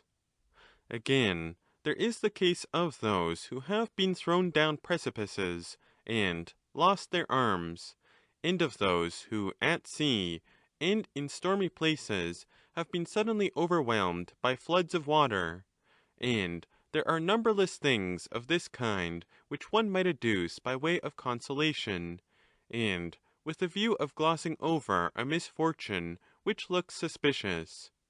We must therefore endeavour to divide to the utmost of our power the greater and more serious evil from the lesser. And language admits of a distinction in the use of the opprobrious terms. A man does not always deserve to be called the thrower away of his shield. He may be only the loser of his arms, for there is a great or rather absolute difference between him who is deprived of his arms by a sufficient force, and him who voluntarily lets his shield go. Let the law, then, be as follows. If a person be overtaken by the enemy, having arms, and does not turn round and defend himself, but lets them go voluntarily, or throws them away, choosing a base life and a swift escape rather than a courageous and noble and blessed death, in such a case of the throwing away of arms, let justice be done. Yet the judge should not fail to consider the previous case, for the bad man ought always to be punished in the hope that he may be improved, but not the unfortunate, for there is no use in that. And what shall be the punishment suited to him who has thrown away his weapons of defence? Tradition says that Cryneas the Thessalian was changed by a god from a woman into a man, but the converse miracle cannot now be wrought, or no punishment would be more proper than that the man who throws away his shield should be changed into a woman. This, however, is impossible, and therefore let us make a law as nearly like this as possible, that he who loves his life too well shall be in no danger for the remainder of his days, but shall live forever under the stigma of cowardice. And let the law be in the following terms. When a man is found guilty of disgracefully throwing away his arms in war, no general or military officer shall allow him to serve as a soldier, or give him any place at all in the ranks of soldiers. And if he give him any place, he shall suffer a penalty which the public examiner shall exact of him. If he who has placed the coward be of the highest class, he shall pay 1,000 drachmas, or if he be of the second class, he shall pay 5 mina, or if he be of the third, 3 mina, or if he be of the fourth class, 1 mina. And he who is found guilty shall not only be dismissed from manly dangers, which is a disgrace appropriate to his nature, but he shall pay a penalty of 1,000 drachmas if he be of the highest class, and 5 mina if he be of the second class, and 3 if he be of the third class, and a mina, like the preceding, if he be of the fourth class. What regulations will be proper about examiners, seeing that some of our magistrates are elected by lot, and for a year, and some for a longer time, and from selected persons? Of such persons, who will be a sufficient censor or examiner, if any of them, weighed down by the pressure of office, and his own inability to support the dignity of his office, be guilty of any crooked practice? Who will be a sufficient examiner of these things? It is by no means easy to find a ruler who excels rulers in virtue, but still we must endeavour to discover some censor or examiner who is more than man. For the truth is that there are many elements of dissolution in a state, as there are also in a ship, or in an animal. They all have their cords, and girders, and sinews, and one nature diffused in many places, and called by many names. And the office of examiner is a most important element in the preservation and dissolution of states. For if the examiners are better than the magistrates, and their duty is fulfilled justly and without blame, then the whole state and country flourishes and is happy. But if the examination of the magistrates is carried on in a wrong way, then by the relaxation of that justice which is the uniting principle of all constitutions, every power in the state is rent asunder from each other. They no longer incline in the same direction, but fill the city with faction, and make many cities out of one, and soon bring all to destruction. Wherefore the censors ought to be admirable in every sort of virtue. Let us invent a mode of creating them, which shall be as follows. Every year, after the summer solstice, the whole city shall be required to meet in the common precincts of Helios and Apollo, and shall present to the god 3 men out of their own number, each citizen selecting not himself, but some other citizen whom he deems in every way the best, and who is not less than 50 years of age. And out of the selected persons who have the greatest number of votes, they shall make a further selection until they reduce them to 1/2, if they are an even number; but if they are not an even number, they shall subtract the one who has the smallest number of votes, and shall leave the rest, and then take the half which has the greater number of votes. And if 2 persons have an equal number of votes, and thus increase the number beyond 1/2, they shall deduct the younger, and so do away the excess, and then, including all the rest, they shall again vote, until there are left 3 having an unequal number of votes.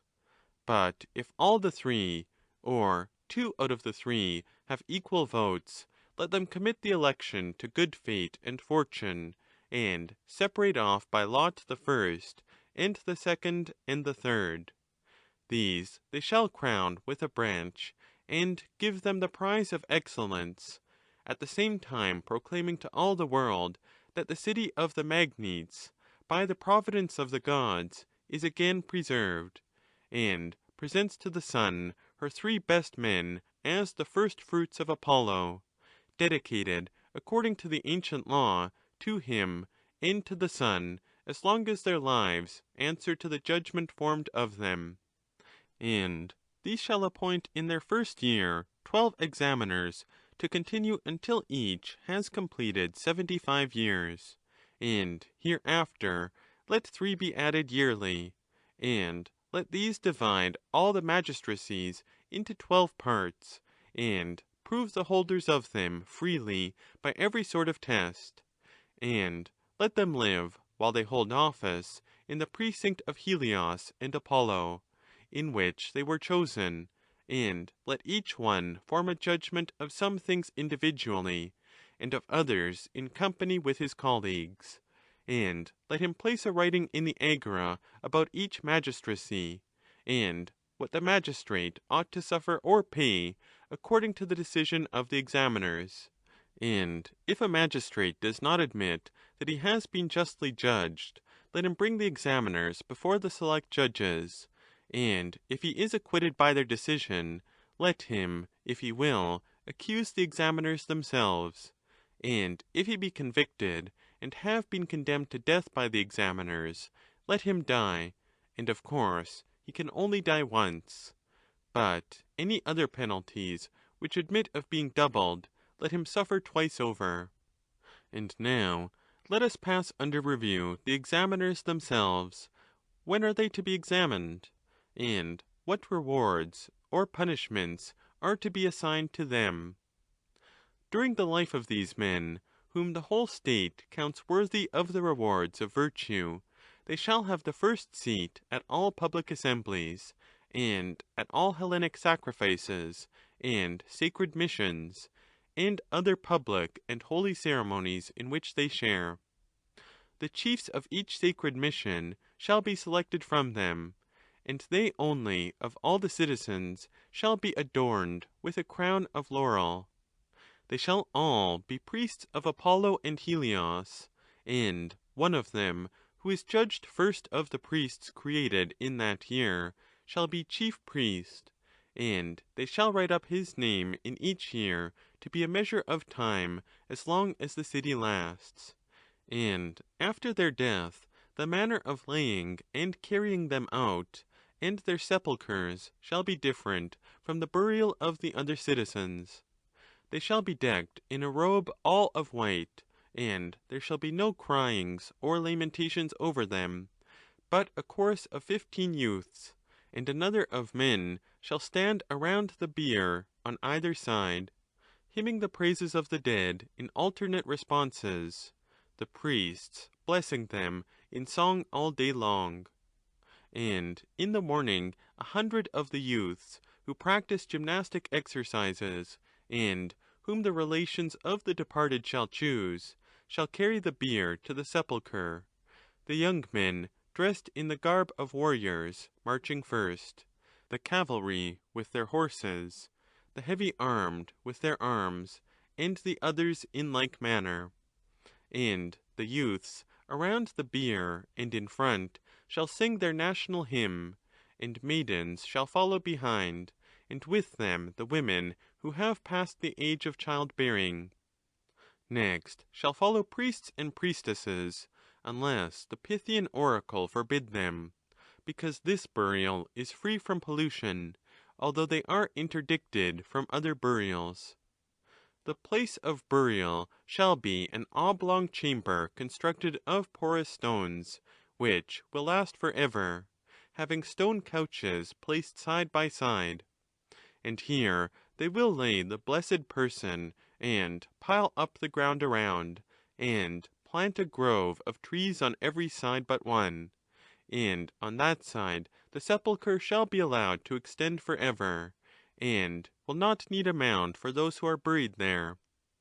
Every year they shall have contests in music and gymnastics, and in horsemanship, in honour of the dead. These are the honours which shall be given to those who are acquitted by the examiners.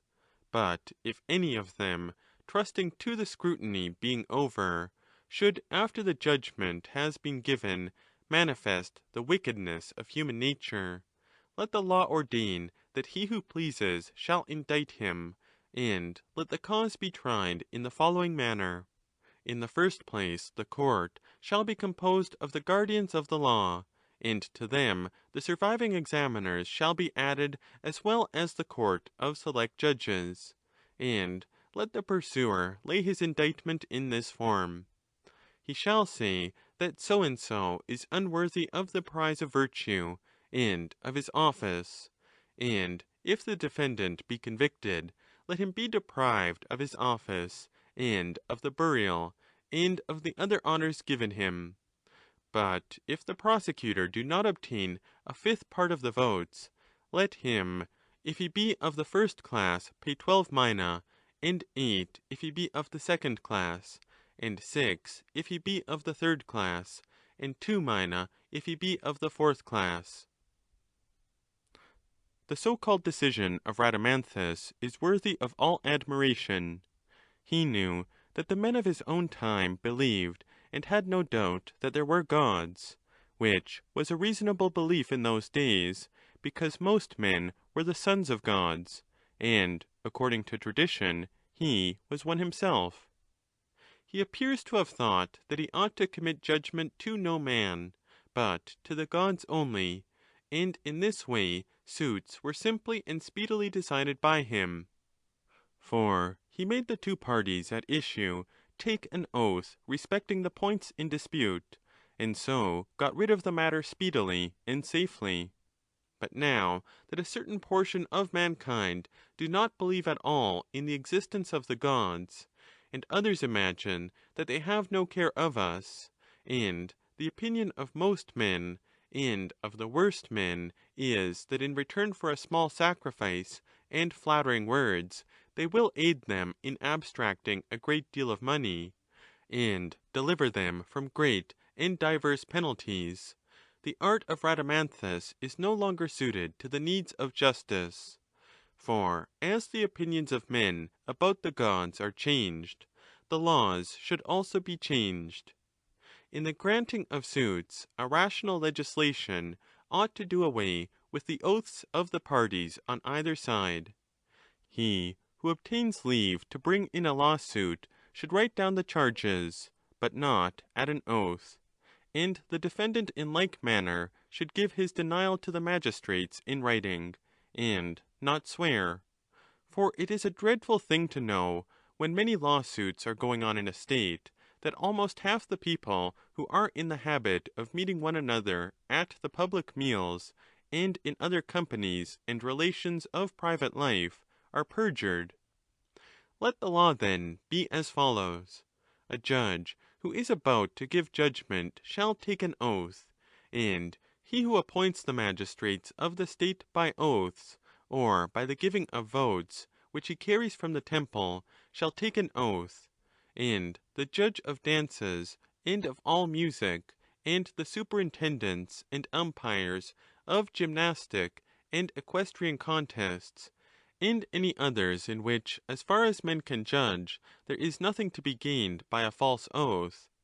But all cases in which a denial confirmed by an oath clearly results in a great advantage to the taker of the oath, shall be decided without the oath of the parties to the suit; and the presiding judges shall not permit either of them to use an oath for the sake of persuading, nor to call down curses on himself and his race, nor to use unseemly supplications, or womanish laments. But he shall teach and learn what is just quietly, avoiding words of ill omen, or if he utter them, he shall be supposed to speak beside the point, and the judges shall again bring him back to the question at issue. On the other hand, strangers, in their dealings with strangers, shall legally give and receive oaths, for they will not grow old in the city, or leave a fry of young ones like themselves to be the sons and heirs of the land. Let there be no difference in the mode of granting suits to all persons who wish to prosecute others for offences against the laws, where the penalty is less than stripes, or imprisonment, or death. But as regards the attendance at choruses, or processions, or any other public shows or services, or the celebration of sacrifice in time of peace, or of raising contributions in war, in all of these cases, first, the necessity of providing for the loss has to be met, and by those who will not obey, there shall be security given to those who are empowered by the city and the law to exact the sum due; and if they forfeit their security, let the goods which they have pledged be sold, and the money given to the city. But if they ought to pay a larger sum, the several magistrates shall impose upon the disobedient a suitable penalty, and bring them before the court until they are willing to do what they are ordered. Now, a state which makes money from the cultivation of the soil only, and has no foreign trade, must consider what it will do about the emigration of its own people to other countries, and the reception of strangers from elsewhere. About these matters the legislator has to consider, and he will begin by using his influence as far as he can. The intercourse of cities with one another is apt to create a confusion of manners. Strangers are always suggesting novelties to strangers. When states are well governed by good laws, the mixture causes the greatest possible injury. But seeing that most cities are the reverse of well ordered, the confusion which arises in them from the reception of strangers, and from the citizens themselves expatiating in other cities, whenever any one, young or old, desires to travel abroad at any time, or to go anywhere, is of no consequence. And, on the other hand, the refusal to receive others, and to allow their own citizens to go to other places, is utterly impossible, and to the rest of the world is likely to appear ruthless and uncivilized. We call the practice by the name xenalasia, or banishment of strangers, which is a hard word, and is descriptive of hard and morose ways, as men think. And to be thought or not to be thought well of by the rest of the world is no light matter, for the many are not so far wrong in their judgment of who are bad and who are good, as they are removed from the nature of virtue in themselves. Even bad men have a divine instinct which guesses rightly, and very many who are utterly depraved form correct notions and judgments about the differences of good and bad. Wherefore also the generality of cities are right in exhorting men to value a good reputation in the world. For there is no truth greater and more important than this, that he who is really good, I am speaking of him who would be perfect, seeks for reputation with, but not without, the reality of goodness. And our Cretan colony ought also to acquire the fairest and noblest reputation for virtue from other men. And there is every reason to expect that, if the reality answers to the idea, there will be few like her among well-ordered cities, beholding the face of the sun and of the other gods. Wherefore, in the matter of emigration to other countries, and the reception of strangers, we enact as follows. In the first place, let no one be allowed to go anywhere at all into a foreign country who is less than 40 years of age, and no one shall go in a private capacity, but only in some public one, as a herald, or on an embassy, or on a sacred mission. Foreign travel, when on an expedition or in war, is not to be included among travels authorized by the state. To Apollo at Delphi, and to Zeus at Olympia, and to Nemea, and to the Isthmus, citizens should be sent to take part in the sacrifices and games dedicated to these gods. And they should send as many as possible, and the best and fairest that can be found. And they will make the city renowned at holy meetings in time of peace, procuring a glory which shall be the converse of that which is gained in war. And when they come home, they shall teach the young that the institutions of other states are inferior to their own. And they shall send spectators of another sort, if they have the consent of the guardians, being such citizens as desire to look a little more at leisure at the doings of other men, and these no law shall hinder. For a city which has no experience of good and bad men, or intercourse with them, can never be thoroughly and perfectly civilized. Nor again can the citizens of a city properly observe the laws by habit only, and without an intelligent understanding of them. And there always are in the world a few inspired men, whose acquaintance is beyond price, and who spring up quite as much in ill-ordered as in well-ordered cities. And he who lives in a well-ordered city should be ever tracking them out, going forth by sea and land to seek after him who is incorruptible, seeking to establish more firmly the good institutions which they have, and amending what is deficient. For without this examination and inquiry, a city will never continue perfect any more than if the examination is ill conducted.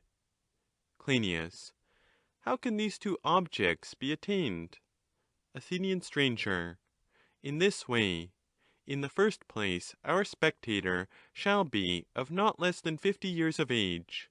He shall be a man of repute, especially in military matters, who will exhibit to other cities a model of the guardians of the law. But when he is more than 60 years of age, he shall no longer continue in his office of spectator. And when he has carried on his inspection during as many out of the 10 years of his office as he pleases, on his return home, let him go to the assembly of those who review the laws. This shall be a mixed body of young and old men, who shall be required to meet daily between the hour of dawn and the rising of the sun. They shall consist in the first place of the priests who have obtained the rewards of virtue, and in the second place of guardians of the law, choosing the 10 eldest of them. The general superintendent of education shall also be a member, as well the last of them as those who have been released from the office, and each of them shall take with him as his companion a young man, whomsoever he chooses, between the ages of 30 and 40. These shall compose the assembly, and they shall always discourse about the laws of their own city, or any different ones of which they may hear existing elsewhere; also about kinds of knowledge which may appear to be of use, and will throw light upon the examination, or of which the want will make the subject of laws dark and uncertain to them. Any knowledge of this sort, which the elders approve, the younger men shall learn with all diligence. And if any one of those who have been invited appear to be unworthy, the whole assembly shall blame him who invited him.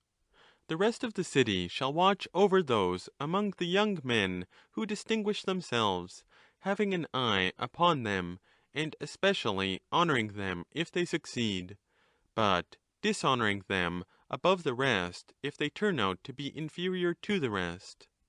This is the assembly to which he who has visited the institutions of other men on his return home shall straightway go. And if he have discovered any one who has anything to say about the enactment of laws, or education, or nurture, or if he has himself made any observations, let him communicate his discoveries to the whole assembly. And if he be seen to have come home neither better nor worse, let him be praised at any rate for his enthusiasm. And if he be much better, let him be much praised, and not only while he lives, but after his death. Let the assembly honour him with fitting honours. Or if on his return home he appear to have been corrupted, pretending to be wise when he is not, let him be prohibited from speaking with any one, whether young or old. And if he will hearken to the rulers, then he shall be permitted to live as a private individual; but if he will not, let him die, if he be convicted in a court of law of interfering about education and the laws. And if he deserve to be indicted, and none of the magistrates indict him, let that be counted as a disgrace to them when the rewards of virtue are decided. Let such be the character of the person who goes abroad, and let him go abroad under these conditions. In the next place, the stranger who comes from abroad should be received in a friendly spirit. Now, there are 4 kinds of strangers, of whom we must make some mention. The first is he who comes and stays throughout the summer. This class are like birds of passage, taking wing in pursuit of commerce, and flying over the sea to other cities, while the season lasts. He shall be received in market-places and harbours, and public buildings near the city, but outside, by those magistrates who are appointed to superintend these things. And they shall take care that a stranger of any sort makes no innovation, and that he duly receives justice. They shall hold the intercourse with him which is necessary, but this shall be as little as possible. The second kind is just a spectator who comes to see with his eyes, and hear with his ears, the spectacle of the Muses. Such ought to have entertainment at the temples provided them by hospitable persons, and the priests and ministers of the temple should see and attend to them. But they should not remain more than a reasonable time. Let them see and hear that for the sake of which they came, and then go away, neither having suffered nor done any harm. The priests shall be their judges, if any of them receives or does any wrong, up to the sum of 50 drachmas. But if any greater charge is brought against them, in such cases the suit shall come before the wardens of the agora. The third kind of stranger is he who comes on some public business from another land, and is to be received with public honours. He is to be specially received by the commanders of horse and foot, and the host by whom he is entertained, in conjunction with the Prytanes, shall have a special care of what concerns him. There is a fourth class of persons answering to our spectators who come from another land to look at ours. In the first place, such visits will be rare, and the visitor should be at least 50 years of age. He may possibly be wanting to see something that is rich and rare in other states, or himself to show something in like manner to another city. Let such a one, then, go unbidden to the doors of the wise and rich, being himself one of them. Let him go, for example, to the house of the superintendent of education, confident that he is a fitting guest of such a host. Or let him go to the house of some of those who have gained the prize of virtue, and hold discourse with them, both learning from them and also teaching them. And when he has seen and heard all, he shall depart as a friend, taking leave of friends, and be honoured by them with gifts and suitable tributes of respect. These are the customs according to which our city should receive all strangers of either sex who come to them from other countries, and should send forth her own citizens, showing respect to Zeus, the god of hospitality, not driving away strangers at meats and sacrifices, and by savage proclamations, as is the manner which prevails among the children of the Nile. End of Part I of Book 12. Part II of Book 12. Athenian Stranger. When a man becomes surety, let him give the security in a distinct form, acknowledging the whole transaction in a written document, and in the presence of not less than 3 witnesses, if the sum be under 1,000 drachmas, and 5 witnesses, if the sum be above 1,000 drachmas. He who sells for another who sells unlawfully, and is not able to make good the loss, shall himself be responsible. The agent and the principal shall be equally liable. If a person wishes to discover anything in the house of another, he shall enter naked, or having only a short tunic and no upper girdle, having first taken an oath by the customary gods that he hopes to find it. He shall then make his search, and the other shall throw open his house, and allow him to search things both sealed and unsealed. And if a person will not allow the searcher to make his search, he who is prevented shall go to law with him, estimating the value of the goods after which he is searching, and if he be convicted, he shall pay twice the value of the article. If the master be absent from home, the dwellers in the house shall let him search the unsealed property, and on the sealed property the searcher shall set another seal, and shall appoint any one whom he likes to guard them during 5 days. And if the master of the house be absent during a longer time, he shall take with him the wardens of the city, and so make his search, opening the sealed property as well as the unsealed, and then, together with the members of the family and the wardens of the city, he shall seal them up again as they were before. There shall be a limit of time in the case of disputed things, and he who has had possession of them during a certain time shall no longer be liable to be disturbed. This shall not, however, apply to houses and lands. But if a man has any other possessions which he has used and openly shown in the city and in the agora, and no one has put in a claim to them, and the other says that he was looking for the goods at the time, and the owner is proved to have made no concealment, If they have continued for a year, the one having the goods and the other looking for them, no one shall be permitted to claim them after the expiration of a year. Or if he does not use or show the lost property in the market, but only in the country, and no one offers himself as the owner during 5 years, at the expiration of the 5 years the claim shall be barred for ever after. Or if he uses them in the city, but in his own house, then the appointed time of claiming the goods shall be 3 years, or 10 years if he has them in the country in private. And if he has them in another land, there shall be no limit of time or prescription, and whenever any one finds them, he may claim them. If any one prevents another by force from being present at a trial, whether a principal party or his witnesses, if the witness prevented be a slave, whether his own or belonging to another, the suit shall be incomplete and invalid.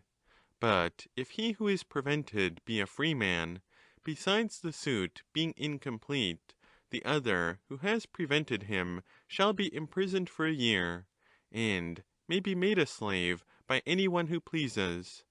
And if any one hinders by force a competitor in gymnastic or music, or some other sort of contest, from being present at the contest, let him who has a mind inform the judges of the contest, and they shall liberate him who is desirous of contending. And if they are not able, and he who hinders the other from contending wins the prize, then they shall give the prize of victory to him who is prevented, and inscribe him as the conqueror in any temples which he pleases. And he who hinders the other shall not be permitted to make any offering or inscription having reference to that contest, and he shall be liable for the injury done, whether he be defeated or whether he conquer. If any one knowingly receives anything which has been stolen, he shall undergo the same punishment as the thief. And if a man receives an exile, he shall be punished with death. Every man should regard the friend and enemy of the state as his own friend or enemy. And if any one makes peace or war with any on his own account, and without the authority of the state, he shall in like manner undergo the penalty of death. And if any fraction of the city declare war or peace against any, the generals shall indict the authors of this proceeding, and if they are convicted, death shall be the penalty. Those who serve their country ought to serve without receiving gifts, and there ought to be no excusing or approving the saying, quote, "Men should receive gifts as the reward of good, but not of evil deeds." Close quote. For to know what is good, and to persevere in what we know is no easy matter. The safest course is to obey the law, which says, quote, "Do no service for a bribe," close quote. And let him who disobeys, if he be convicted, simply die. With a view to taxation, and for many reasons, every man ought to have his property valued. The tribesmen ought to bring in a register of the yearly produce to the wardens of the country, that in this way there may be 2 valuations, and the public officers may use annually whichever, on consideration, they deem the best, whether they prefer to take a certain proportion of the whole value, or of the annual revenue, after subtracting what is paid to the common tables. Touching offerings to the gods, the moderate man should offer moderate ornaments. Now, the land and the hearth of the house of all men is sacred to all gods, wherefore let no man dedicate a second shrine to the gods. In other cities, gold and silver, whether possessed by private persons or in temples, is an invidious thing, and ivory, the product of a dead body, is not a proper offering. Brass and iron, again, are instruments of war. Let a man, therefore, offer what he likes, which is made of wood only, and in like manner of stone, to the public temples; but of woven work let him not offer more than one woman can execute in a month. White colours are suitable to the gods, especially in woven works, but dyes should only be used for the adornments of war. The most divine of gifts are birds and images, and they should be such as one sculptor can execute in a single day, and let other offerings follow the same rule or pattern. Now that the whole city has been divided into parts of which the nature and number have been described, and laws have been given about all the most important contracts as far as this was possible, the next thing will be to have justice done. In the first place, there shall be elected judges in the courts, who shall be chosen by the plaintiff and defendant in common. These shall be called arbiters rather than judges. And in the second place, there shall be judges taken from the village and tribe, a 12th part of whom will be selected. And before these, the litigants shall go to contend for greater damages. If the suit be not decided before the first judges, and the defendant, if he be defeated the second time, shall pay the 5th part of the damages mentioned in the indictment.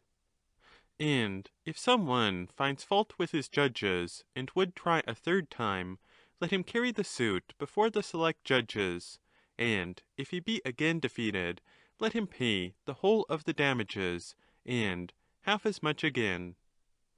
And if the plaintiff, when defeated before the first judges, will persist in going on to the second, if he wins, he shall receive a 5th part of the damages, and if he be defeated, he shall pay in a similar proportion. But if he is not satisfied with the previous decision, and will insist on proceeding to a 3rd court, then the defendant, if he be beaten, shall pay the damages, and, as I said before, as much again, and the plaintiff shall pay half the damages.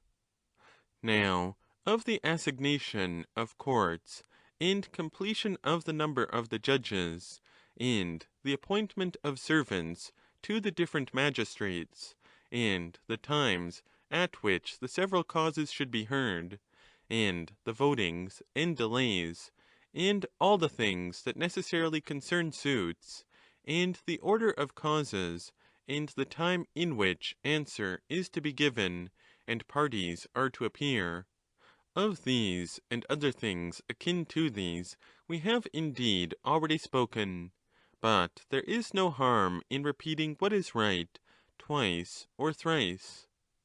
All lesser and easier matters, which the elder legislator has omitted, may be supplied by the younger one. Private courts will be sufficiently regulated in this way, and the public and state courts, and those which the magistrates must use in the administration of their several offices, exist in many other states.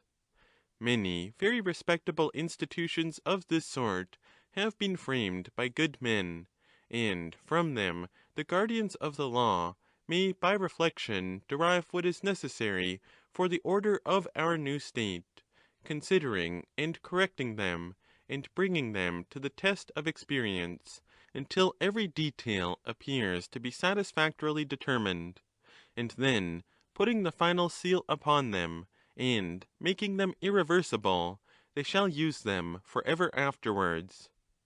As to what relates to the silence of judges, and the abstinence from words of evil omen, and the reverse, and the differences that there are in the notions of the just and good and honourable which exist in other states, they have been partly mentioned already, and another part of them will be mentioned in their place toward the end.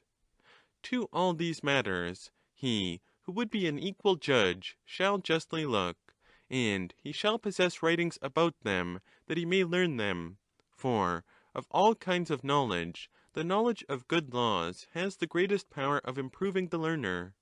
Otherwise, there would be no meaning in the divine and admirable law possessing a name akin to mind (nous, nomos), and of all other words, such as the praises and censures of individuals which occur in poetry and also in prose, whether written down or uttered in daily conversation, whether men dispute about them in the spirit of contention or weakly assent to them, as is often the case, of all these the one sure test is the writings of the legislator, which the righteous judge ought to have in his mind as the antidote of all other words, and thus make himself and the city stand upright, procuring for the good the continuance and increase of justice, and for the bad, on the other hand, a conversion from ignorance and intemperance, and in general from all unrighteousness, as far as their minds can be healed. But to those whose web of life is in reality finished, giving death, which is the only remedy for souls in their condition, as I may truly say again and again. And such judges and chiefs of judges will be worthy of receiving praise from the whole city. When the suits of the year are completed, the following laws shall regulate their execution. In the first place, the judge shall assign to the party who wins the suit the whole property of him who loses, with the exception of mere necessaries. After the votes have been announced by the herald in the hearing of the judges, and when the month arrives following the month in which the courts are sitting, unless the gainer of the suit has been previously satisfied, the court shall follow up the case, and hand over to the winner the goods of the loser. But if they find that he has not the means of paying, and the sum deficient is not less than a drachma, the insolvent person shall not have any right of going to law with any other man until he have satisfied the debt of the winning party. But other persons shall still have the right of bringing suits against him.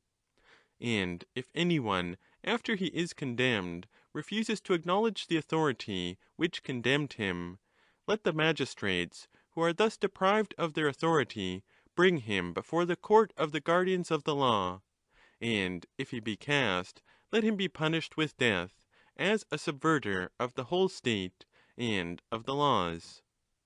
Thus is a man born and brought up, and begets and brings up his own children, and has his share of dealings with other men, and suffers if he has done wrong to any one, and receives satisfaction if he has been wronged. And so, at the appointed time, under the dominion of the laws, he grows old, and meets his end in the order of nature. Concerning the dead of either sex, the religious ceremonies which may fittingly be performed, whether appertaining to the gods of the underworld or of this, shall be decided by the interpreters with absolute authority. Their sepulchres are to be in places which are not cultivated, and there shall be no monuments to them, either large or small, but they shall occupy that part of the country which is naturally adapted for receiving and concealing the bodies of the dead with as little hurt as possible to the living. No man, living or dead, shall deprive the living of the sustenance which the earth, our mother, is naturally inclined to bear to them.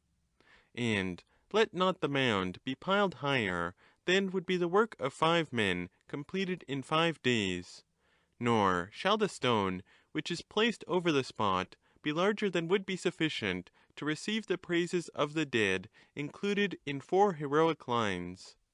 Nor shall the laying out of the dead continue for a longer time than is sufficient to distinguish between him who is in a trance only and him who is really dead. And, speaking generally, the 3rd day after death will be a fair time for carrying out the body to the sepulchre. Now, we must believe the legislator when he tells us that the soul is in all respects superior to the body, and that even in life what makes each one of us to be what we are is only the soul, and that the body follows us about in the likeness of each of us, and therefore when we are dead, the bodies of the dead are rightly said to be our shades or images, for that the true and immortal being of each one of us, which is called the soul, goes on her way to other gods, that before them she may give an account, an inspiring hope to the good, but very terrible to the bad, as the laws of our fathers tell us, which also say that not much can be done in the way of helping a man after he is dead.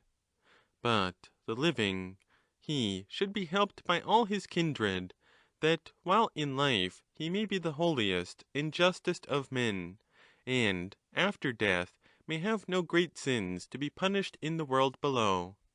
If this be true, a man ought not to waste his substance under the idea that all this lifeless mass of flesh, which is in process of burial, is connected with him. He should consider that the son, or brother, or the beloved one, whoever he may be, whom he thinks he is laying in the earth, has gone away to complete and fulfill his own destiny, and that his duty is rightly to order the present, and to spend moderately on the lifeless altar of the gods below. But the legislator does not intend moderation to be taken in the sense of meanness. Let the law, then, be as follows.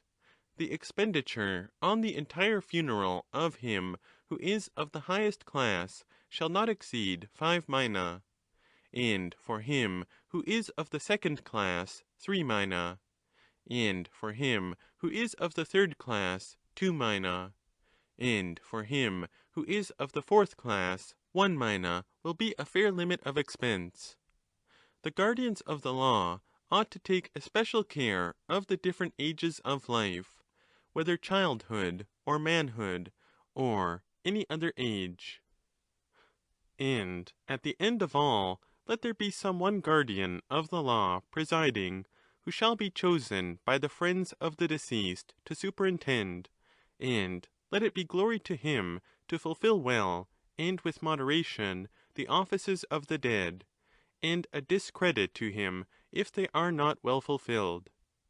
Let the laying out and other ceremonies be in accordance with the law, and the lawgiver, who is also a citizen, may concede something to custom. It would be monstrous to command any man to weep or abstain from weeping over the dead, but he may forbid cries of lamentation, and not allow the voice of the mourner to be heard outside the house. Also, he may forbid the bringing of the dead body into the open streets, or the processions of mourners in the streets, and may require that before daybreak they should be outside the city. Let these, then, be our laws relating to such matters, and let him who obeys be free from penalty, but he who disobeys even a single guardian of the law shall be punished by them all in a fitting penalty. Other modes of burial, or again of denial of burial, which is to be refused in the case of robbers of temples, and parricides, and the like, have been described and embodied in the preceding laws, so that now our work of legislation is pretty near an end. But in all cases the end does not consist in doing something, or acquiring something, or building something, but the end should be considered to be attained and finally accomplished when we have provided for the perfect and lasting continuance of our institutions. Until then, the work is incomplete. Cryneas. That is very good, stranger, but I wish you would tell me more clearly what your meaning is in saying this. Athenian stranger. O Cryneas, many things of old time were well said and sung, and the saying about the fates was one of them. Cryneas. What is that? Athenian stranger. The saying that Lachesis, or the giver of the lots, is the first of them, and that Clotho, or the weaver, is the second of them, and that Atropos, or the unchanging one, is the third of them, and that she is the preserver of the things which are woven, which may be compared in a figure to the welding power of fire working an unchangeable force in them. I am speaking of the things which in a state and government give not only health and salvation to the body, but law, or rather preservation of the law, in the soul. And if I am not mistaken, this seems to be still wanting in our laws. We have still to see how we can implant in them this irreversible power. Cryneas. That will be a great matter, if there is any way of discovering how such a power can be implanted in anything. Athenian stranger. But that is not impossible. So much I can quite clearly see. Cryneas. Then let us not think of desisting until we have imparted this quality to our laws. For it is ridiculous, after a great deal of labour has been spent, to place a thing at last on an insecure foundation. Megilus. I approve of your suggestion, and am quite of the same mind with you. Cryneas. Very good. And now what, according to you, is to be the salvation of our government and of these laws, and how is this to be effected?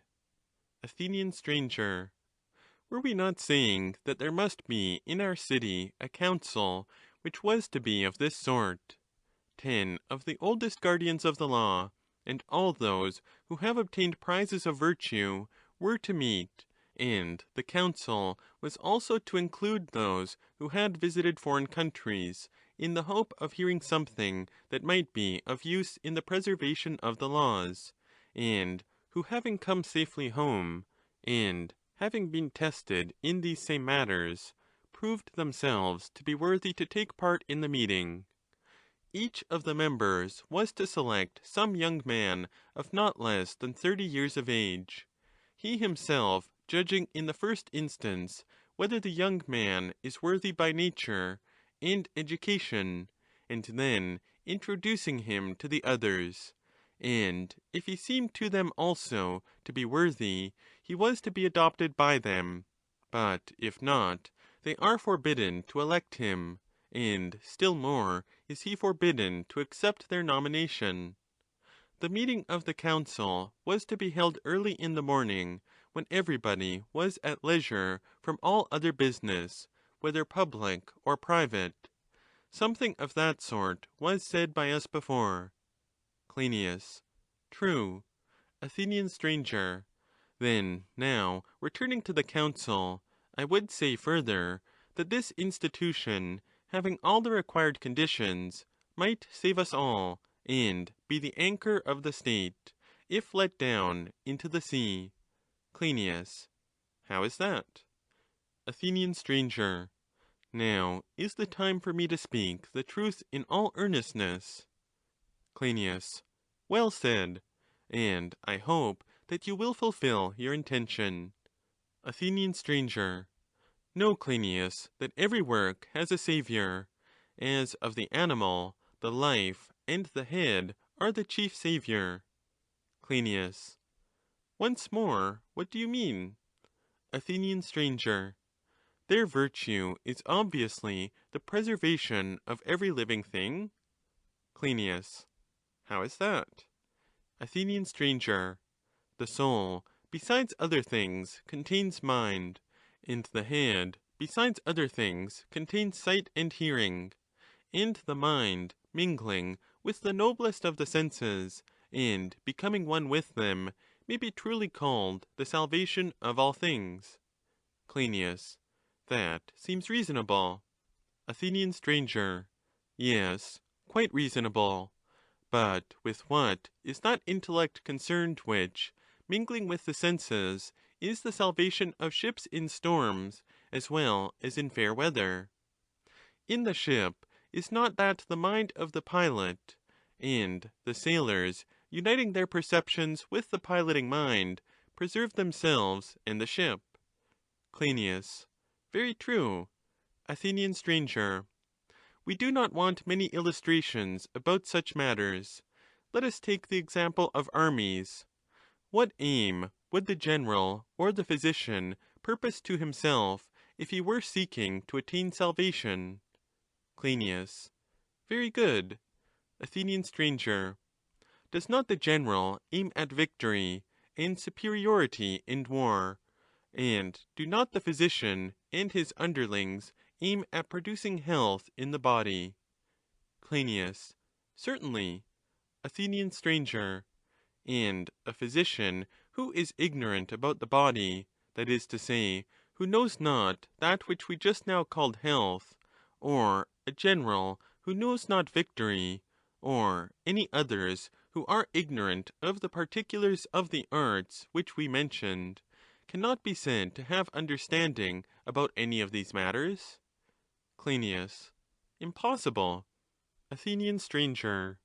And what would you say of the state, if a person proves to be ignorant of the aim to which the statesman should look? Ought he to be called a ruler at all? And further, will he ever be able to preserve that of which he does not even know the aim? Cryneas. Impossible. Athenian stranger. And therefore, if our settlement of the country is to be perfect, we ought to have some institution which, as I was saying, will tell what is the aim of the state, and will inform us how we are to attain this, and what law or what man will advise us with that view. Any state which has no such institution is likely to be devoid of mind and sense, and in all her actions will proceed by mere chance. Cryneas. Very true. Athenian stranger. In which, then, of the parts or institutions of the state is any such guardian power to be found? Can we say? Cryneas. I am not quite certain, stranger, but I have a suspicion that you are referring to the assembly which you just now said was to meet at night. Athenian stranger.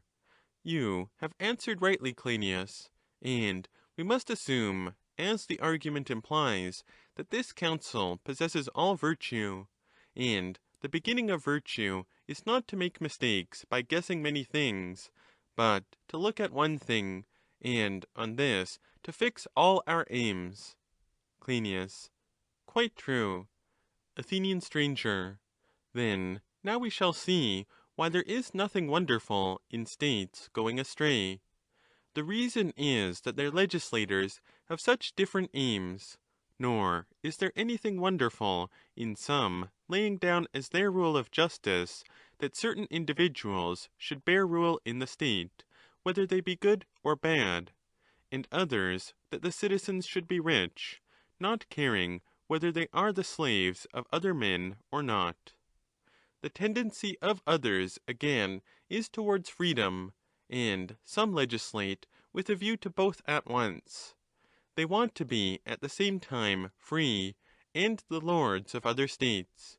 But the wisest men, as they deem themselves to be, look to all these and similar aims, and there is no one of them which they exclusively honor, and to which they would have all things look. Cryneas. Then, stranger, our old assertion will hold, for we were saying that laws generally should look to one thing only, and this, as we admitted, was rightly said to be virtue. Athenian stranger. Yes. Cryneas. And we said that virtue was of 4 kinds? Athenian stranger. Quite true.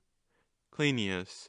And that mind was the leader of all 4, and to her the 3 other virtues and all other things ought to have regard? Athenian stranger. You follow me capitally, Cryneas, and I would ask you to follow me to the end, for we have said that the pilot, and the general, and the physician have a single aim to which they ought to look, and now we turn to the statesman, and are about to interrogate him, as though he were a living man.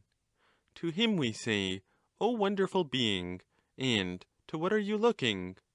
The physician is able to tell his single aim in life, but you, the superior, as you declare yourself to be of all intelligent beings, when you are asked, are not able to tell.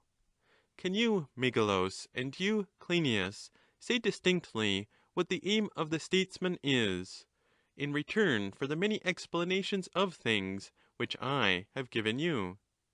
Cryneas. We cannot, stranger. Athenian stranger. Well, but ought we not to desire to see it, and to see in what it is found? Crynias. For example, in what? Athenian stranger. For example, we were saying that there are 4 kinds of virtue, and as there are 4 of them, each of them must be one. Clynias. Certainly. Athenian stranger. And further, all 4 of them we call one. For we say that courage is a virtue, and that prudence is a virtue, and the same of 2 others, as if they were in reality not many, but one. Clynias. Certainly. Athenian stranger. There is no difficulty in seeing in what way the 2 differ from one another, and have received 2 names, and so of the rest. But there is more difficulty in explaining why we call these 2, and the rest of them, by the single name of virtue. Clynias. How do you mean? Athenian stranger. I have no difficulty in explaining what I mean. Let us distribute the subject into questions and answers. Clynias. Once more, what do you mean? Athenian stranger. Do you ask me what is that one thing which I call virtue, and then again speak of as 2? That is to say, courage and wisdom? I will tell you how that occurs. One of them has to do with fear. In this the beasts also participate, and quite young children.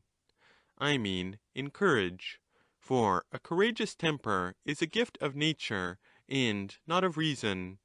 But without reason there never has been, or is, or will be a wise and understanding soul, and this implies that courage and wisdom are different. Clynias. That is true. Athenian stranger.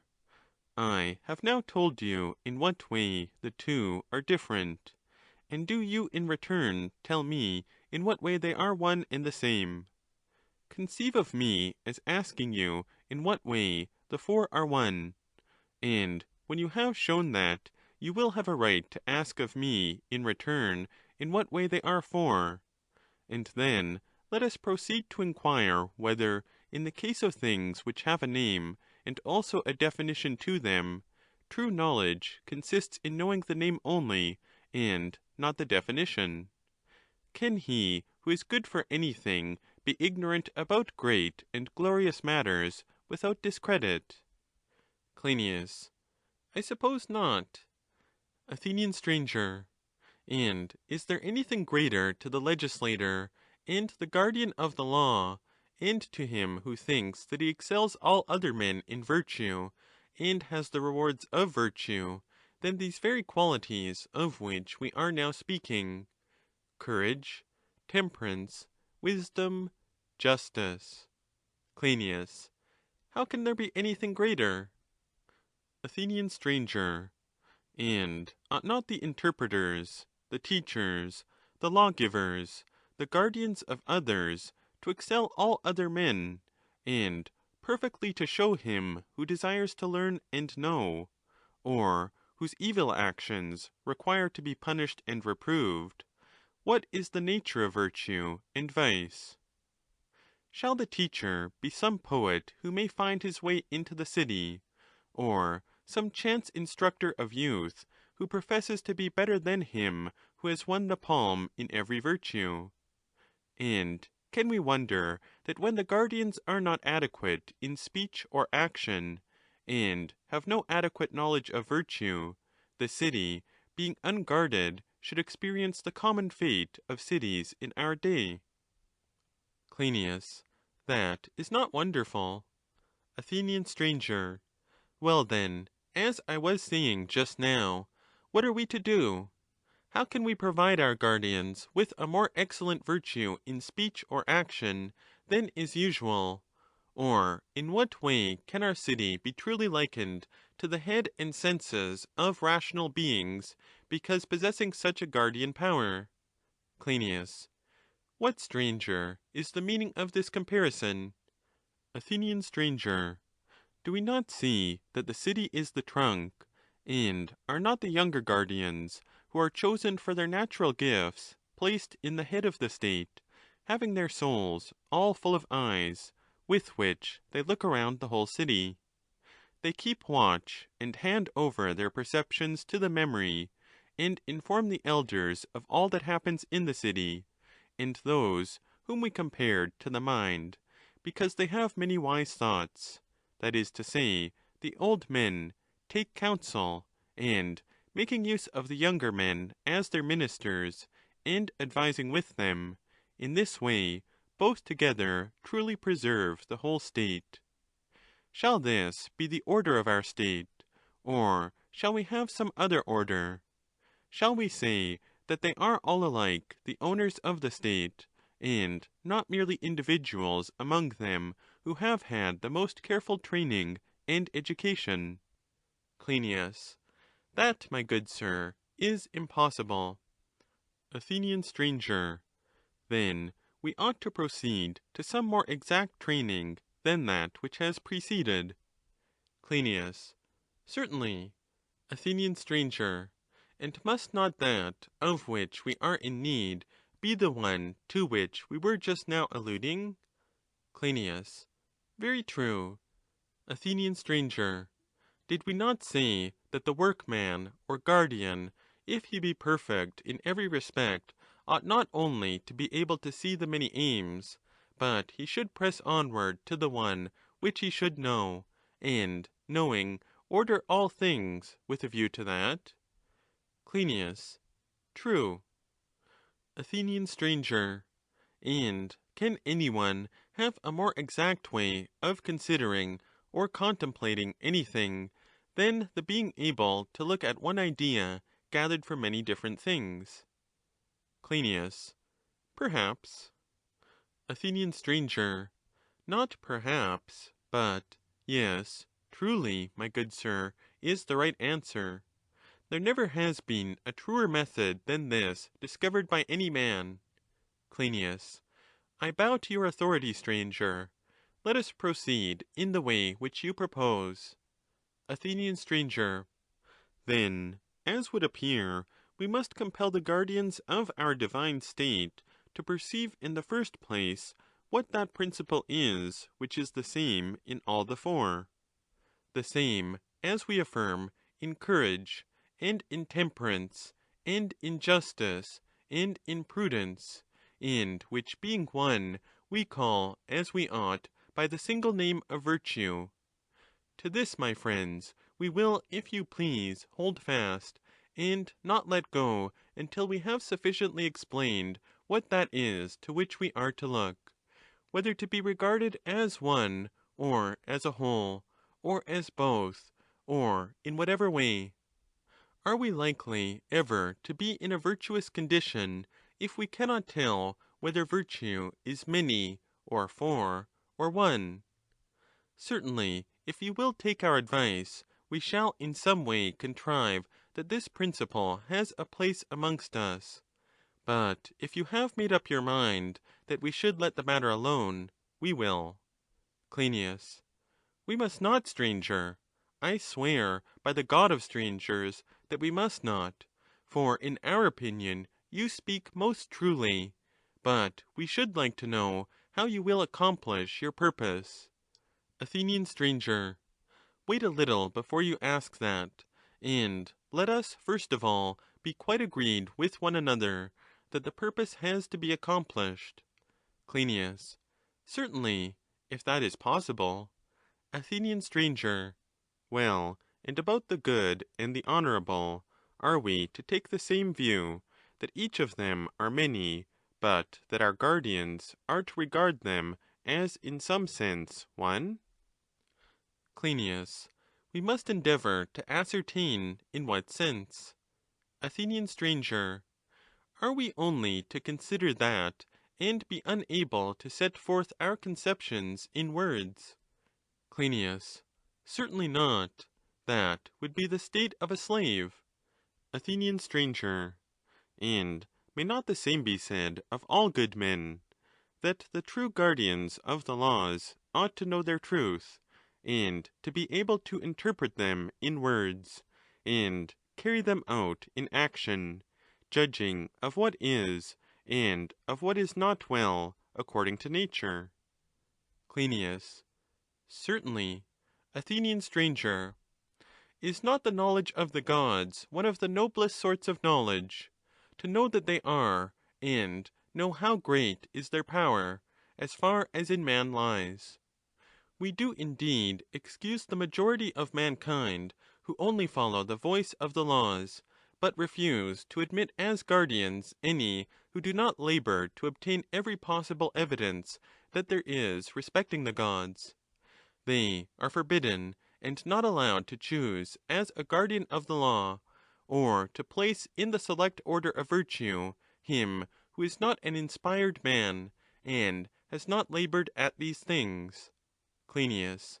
It is certainly just, as you say, that he who is indolent about such matters, or incapable, should be rejected, and that things honourable should be put away from him. Athenian stranger. Are we assured that there are two things which lead men to believe in the gods, as we previously stated? Clynias. What are they? Athenian stranger. One is the argument about the soul, which has been already mentioned, that it is the eldest and most divine of all things, to which motion attaining generation gives perpetual existence. The other was an argument from the order of motion of the heavens, and of all things of which the mind that ordered the universe is the author. If a man look upon the world not lightly or foolishly, there was never any one so godless who did not experience an effect opposite to that which the many imagine, for they think that those who handle these matters by the help of astronomy and the accompanying arts of demonstration may become godless, because they see, as far as they can see, things happening by necessity, and not by an intelligent will accomplishing good. Clynias. But what, then, is the fact? Athenian stranger. Just the opposite of that opinion which once prevailed among men, that the sun and stars are without soul.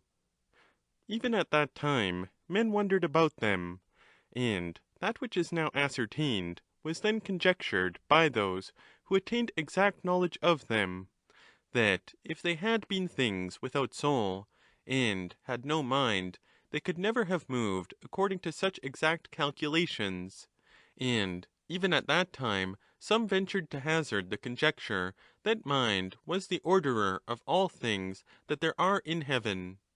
But these same persons again, mistaking the nature of the soul, which they conceived to be younger and not older than the body, once more overturned the universe, or rather, I should say, themselves; for what they saw before their eyes in heaven all appeared to be full of stones, and earth, and many other lifeless bodies, which divided between them the causes of the world.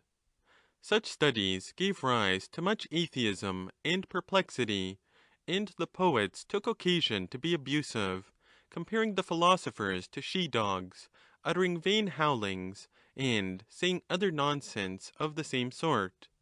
But now, as I said, the case is reversed. Clynias. How is that? Athenian stranger. No man can be a true worshipper of the gods who does not know these two principles: that the soul is the eldest of all things which are born, and is immortal, and rules over all bodies. Moreover, as I have now said several times, he who has not contemplated the mind of nature which is said to exist in the stars, and acquired the previous knowledge, and seen the connection of them with music, and harmonized them all with laws and institutions, is not able to give a reason of such things as have a reason. And he who is unable to acquire this in addition to the ordinary virtues of a citizen can hardly be a good ruler of a whole state, but he should be the subordinate of other rulers. Wherefore, Cryneas and Megilus, let us consider whether we may not add to all the other laws which we have discussed this further one, that the nocturnal assembly of the magistrates, which has also been associated with us in our whole scheme of education, shall be a guard set according to law for the salvation of the state. Shall we propose this? Crynias. Certainly, my good friend, we will make that addition, if possible. Athenian stranger. Let us strive to the utmost that we may succeed in this. I shall be eager to give you assistance. Of these matters I have had much experience, and have often considered them, and I dare say that I shall be able to find others who will also help. Clynias. I agree, stranger, that we should proceed along the road in which God is guiding us, and how we can proceed rightly has now to be investigated and explained. Athenian stranger. O Megilus and Clynias, about these matters we cannot legislate further until the city is established. When that is done, then we will determine what authority the citizens shall have of their own.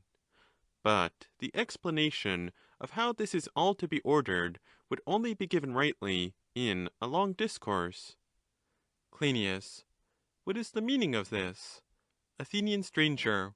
In the first place, a list would have to be made out of those who, by their ages and studies, and dispositions and habits, are well fitted for the duty of a guardian. In the next place, it will not be easy for them to discover themselves what they ought to learn, or become the disciple of one who has already made the discovery.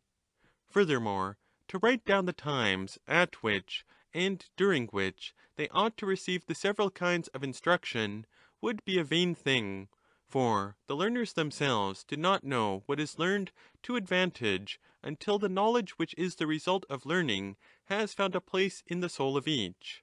Hence, what relates to these matters, although they would not be truly said to be secret, might be said to be incapable of being stated beforehand, because, when stated, they would have no meaning. Clynias. What then are we to do, stranger, under these circumstances? Athenian stranger. There is a proverb of universal application, which may also be applied to us. We must risk the whole constitution on the chance of throwing thrice 6, or thrice ace, and I am willing to share with you the danger of stating and explaining to you my views about education and nurture, which is the question coming to the surface again. The danger is not a slight or ordinary danger, and I would advise you, Clynias in particular, to see to the matter. For if you order rightly the city of the Magnetes, or whatever name God may give it, you will obtain the greatest glory, or at any rate you will be thought the most courageous of men in the estimation of posterity. Dear companions, if this, our divine assembly, can only be established, to them we will hand over the city.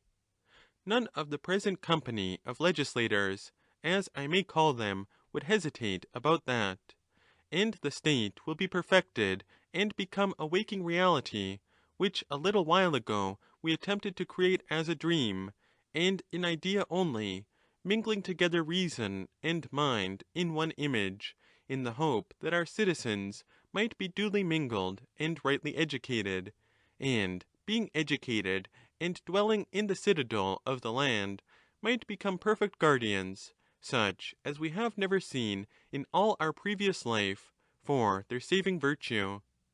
Megilus.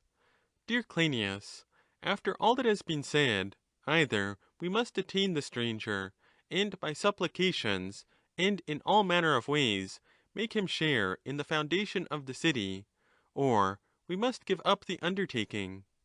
Clynias. That is very true, Megilus, and you must join with me in detaining him. Megilus. I will.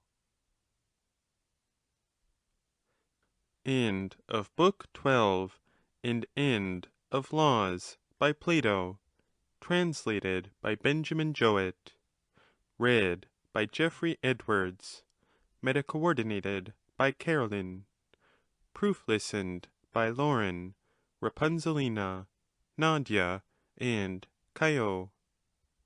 Recording in memory of Mitchell Edwards.